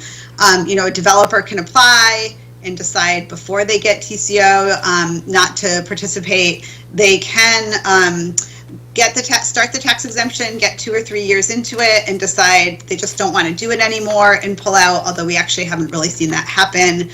But it's just important to note that while it is a restricted unit, unlike other publicly funded units, there's no sort of regulatory agreement guaranteeing that restriction for a certain period of time. I'll talk you through our current MFTE program. So just some context, our program currently has over 5,800 income and rent restricted units created through the MFTE program. So it is a sizable program. It's been around for a number of years, so that is part of it, but we've actually just seen a lot of growth and a really increased interest in the program, I would say, over the last 10 years. So a pretty explosive growth in terms of the number of rent-restricted units created through the program over that period of time. Under our current version of the program, 20 or 25% of the units have to be income and rent restricted, and I have the AMI levels here at the side. I want to note that our affordability levels have definitely gone down over time. If you look at projects that vested under some of the original versions of the program back in 1998 or soon after, income limits were much higher, sometimes in the 80% to 90% AMI range, and frankly, we're not getting any rent buy down from market for those older units. Over time, I think as we've gotten better at analyzing the program and clearer about the public benefit that we want to achieve, income limits have gone down for the program. And we'll talk more about this. These income limits that you see here in some markets in Seattle are getting us a significant rent buy down. In other submarkets in Seattle that are weaker, we're really not getting much of a rent buy down. And the program is offered across the city in any area that is zoned for multifamily. This just gives you a sense of what we've created. These are all the active units that are currently in our portfolio. As you can see, this is primarily what we would call a workforce housing tool. So we're creating units generally between 60 to 80% AMI. We have a few units that are regulated lower, that are really CDUs, small efficiency dwelling units that are a particular kind of unit created in the city that are very small. And I just put the income and rent limits below here as well, because I think it's just good to check in about what this actually means for a household. I think as many folks are probably familiar with, and I'm sorry, I just lost my presentation. Okay, I think as many folks are probably familiar with, there was a pretty large increase in median income from 2021 to 2022, and that subsequently means a pretty high jump in both income limits and in rent limits for these types of programs. So a one-person household in a one-bedroom regulated at 75% AMI is paying a rent of $1,819. I heard some discussion about this during the last presentation. I always like to remind people, and I think everyone sitting here knows, MFTE is not free. There is a cost to it, although the cost is always more complicated to explain than other programs. In 2022, the lost property tax revenue associated with these multifamily tax exemptions will be approximately $29.48 million, and that's across multiple taxing jurisdictions, so not just the city of Seattle, but King County, school districts, fire district, and the total amount of lost revenue for all projects that are currently active between 2010 and 2022 is $145 million. And I think folks are familiar, the lost revenue is really the revenue that is foregone, that is not collected, at least in the state of Washington, because those properties were not added to the tax base. We also, so for our tax exemption program, some of the tax impact is in the form of foregone or lost revenue, and some of the tax impact is actually in the form of shifted tax revenue, where that tax burden is shifted onto other taxpayers. I have to be honest, there's no specific policy decision or policy rationale between what's foregone and what's shifted. It is actually just truly a matter of when the assessor's office drives around and does their assessments. It's just a kind of wacky timing issue. In 2022, there was $65.9 million of tax savings for owners that were shifted onto other taxpayers, again, not just in Seattle, but in other taxing jurisdictions. And for the median value home in Seattle, that resulted in an additional $72 in property taxes for 2022. I wanted to really make a point here that our experience at the Office of Housing has been that when you offer a tax exemption program like this, compliance monitoring is a must. So I want to talk, and I'll talk more in the next few slides about both what I see as the benefits of this program and then also the cautions that I would offer based on our long experience with it. The Office of Housing has 2 full-time compliance monitoring staff for MFTE and other incentive units, although MFTE comprises the vast majority of those. You know, they're collecting and reviewing these annual reports to ensure that tenants are being charged the correct rents, that that units are being leased to income-qualified households. They're conducting on-site audits. They do a lot of training and technical assistance for property management staff, so they offer webinars and pre-COVID in-person trainings. They answer, I put hundreds, it could be thousands of tenant calls every year from tenants who either are in an MFTE unit and have an issue about something or question about something their property manager is doing, or from tenants who are interested in leasing an MFTE property. And you know, for each MFTE property, that property is responsible for leasing their units and for doing the income qualification associated with ensuring that the tenant goes to, or that the unit goes to an income qualified household. But you know, folks find us on the website and they know that we're involved, so we do get a lot of those calls and we have to be staffed up for them. And then they develop and maintain some handbooks for both renters and property managers. So what I see as the benefit and what the city sees as the benefit of this program is first that we have over 5,000 rent and income restricted units and market rate apartments throughout the city. So we are achieving economic integration. We have these units in neighborhoods that we find it incredibly difficult to build subsidized affordable housing in, and primarily because of the land cost. So we are able to get a better geographic dispersion of income and rent restricted units than we would be just through the work that we do to subsidize units. We also do capital investments to create nonprofit or housing authority owned properties. We also see those units integrated throughout the building, right? So that's one of our sort of core values, is that we don't want to see all the MFTE units on the bottom floor. We really want to see them integrated throughout the building so that nobody knows what's a restricted unit and what's not. The units are secured for income qualified tenants. So we know that, you know, just because a unit's affordable doesn't mean that it's going to be rented by a low income household. MFTE has a process in place to ensure that those units are reserved for households who need them based on their income. I also heard conversation about this. You know, production can happen concurrently to subsidize housing production. We have a huge affordable housing crisis in Washington State and in Seattle as well. And we know that our nonprofit sector, while they're fabulous, cannot solve this problem on their own. So this is a way for market rate developers to also be contributing to creating these income and rent restricted units for lower or moderate income households, and to basically be able to do more at the same time. I will say later units in this program have a rent moderator. So as I mentioned, we've seen big increases in median income over the last few years. Older projects that vested under older versions of this program do not have a rent moderator. So some of those units have seen rent increases of, I mean, this past year, 12% maximum allowable rent increase, which I think is just problematic for housing stability and the kind of housing stability we hope to create with these types of programs. In the last iteration of our MFTE program, we did introduce a rent moderator with really the intention of supporting housing stability regardless of what's happening with median incomes.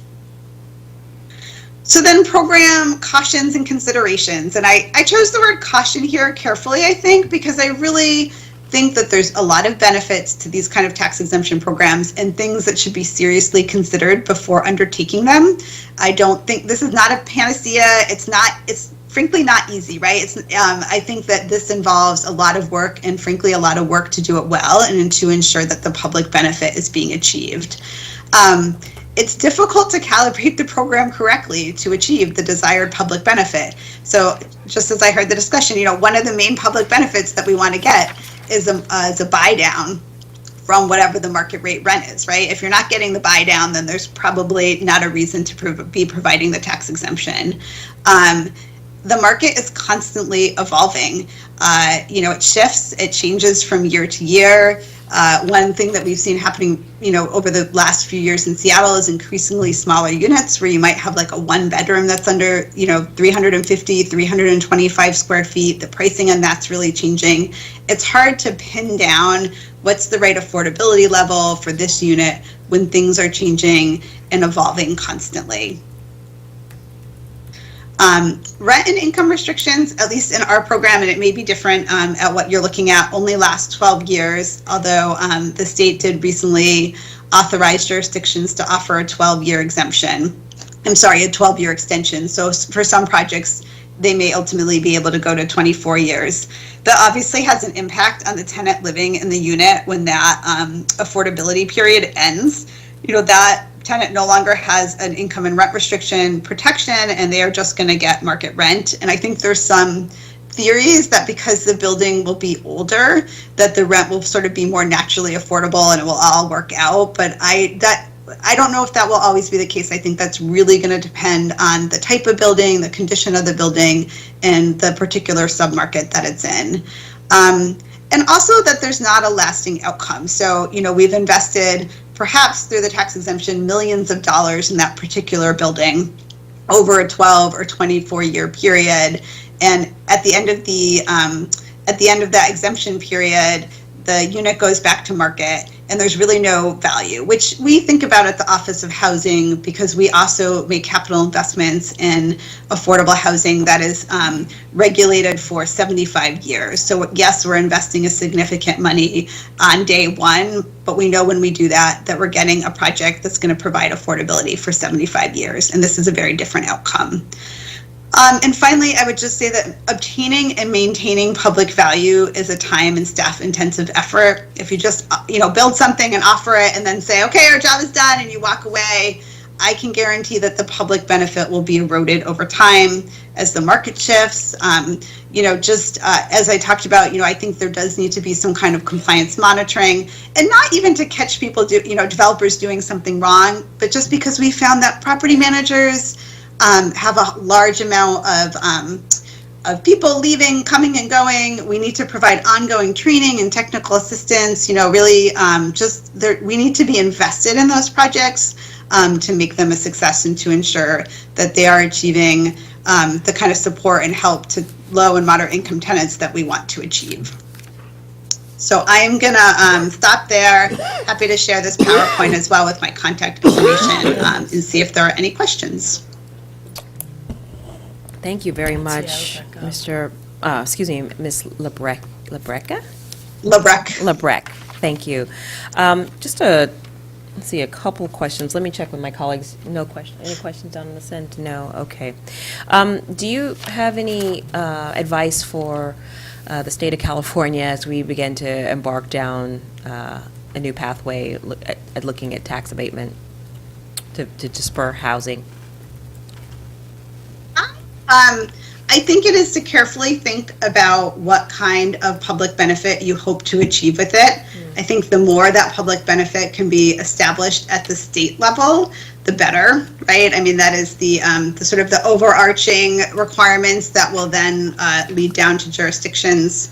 I know that recently the state of Washington has beefed up sort of their staff support for local implementation of the MFTE program, which has been very helpful.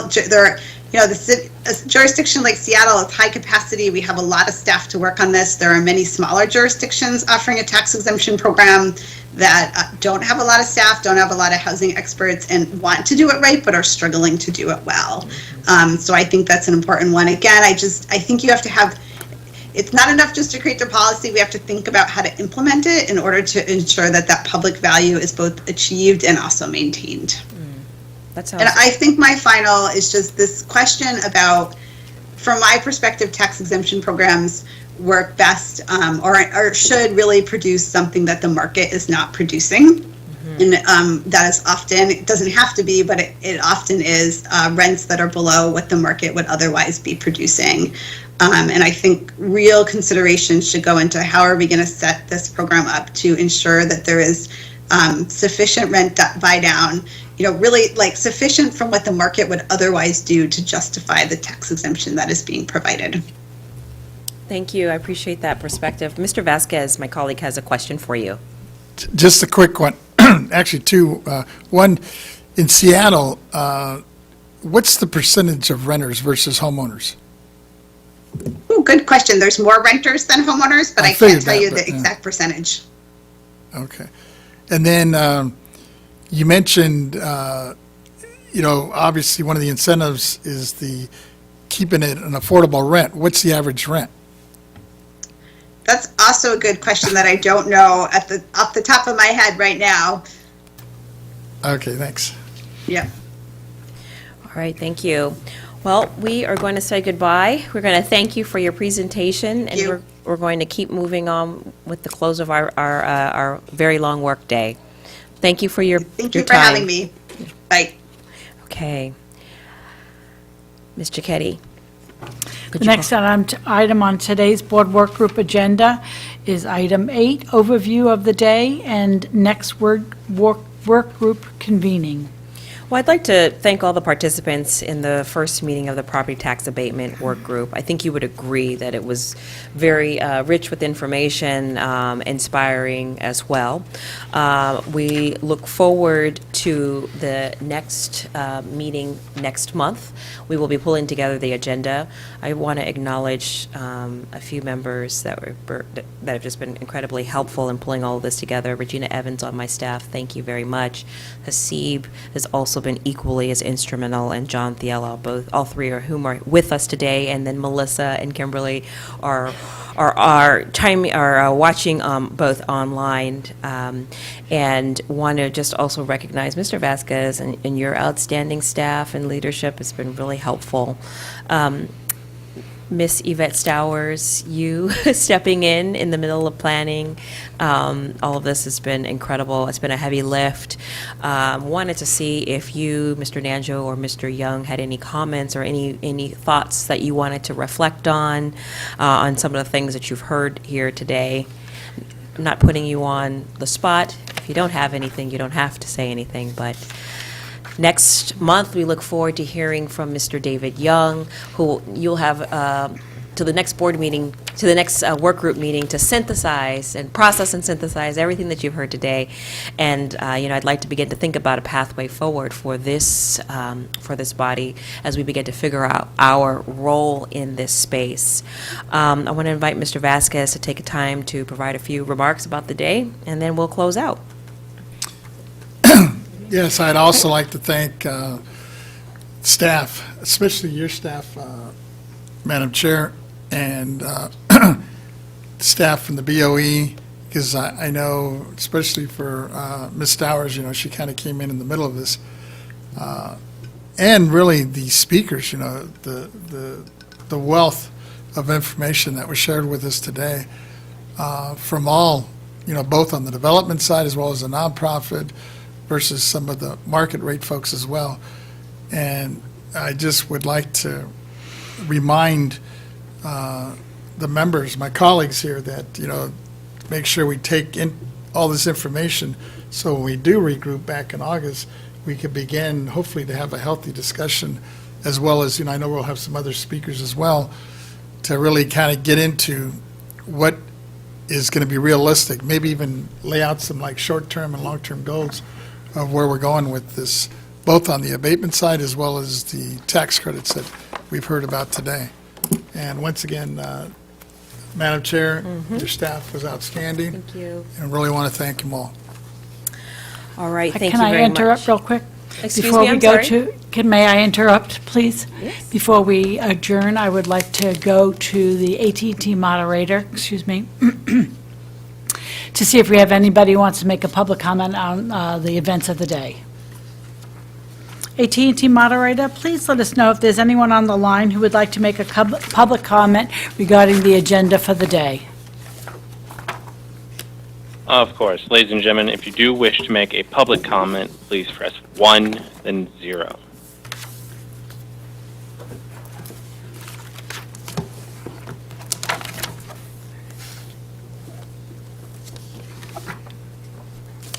And there's currently no one in the queue. Thank you. All right, thank you very much. All right, ladies and gentlemen, with that, I'll say we are adjourned. Thank you. Oh, I'm sorry. Yes? Malia, well, in closing, I want to commend Peter, Kim, and David being here all day with us. You know, it's very impressive, and I want to commend Ms. Cohen for introducing us to so many fascinating people that we would not have otherwise met. I would like to adjourn our meeting today in memory of the 100th birthday today of a marvelous individual that's had an effect on everybody's life, one of the main entertainment people in our nation,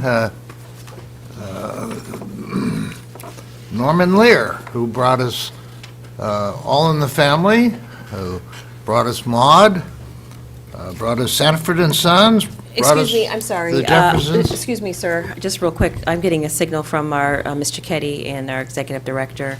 I think they have some comments they want to Yes, share.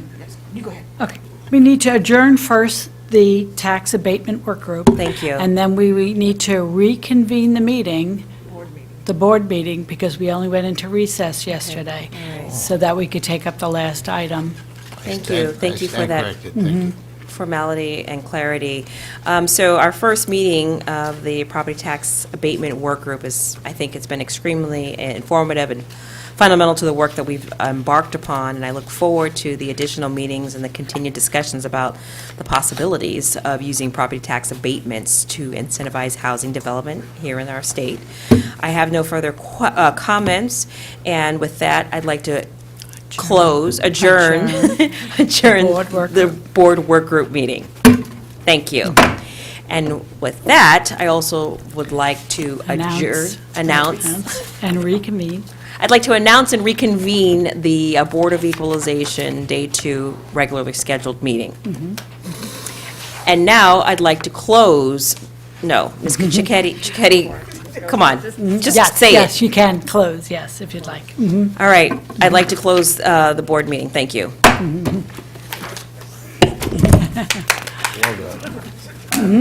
She's going to.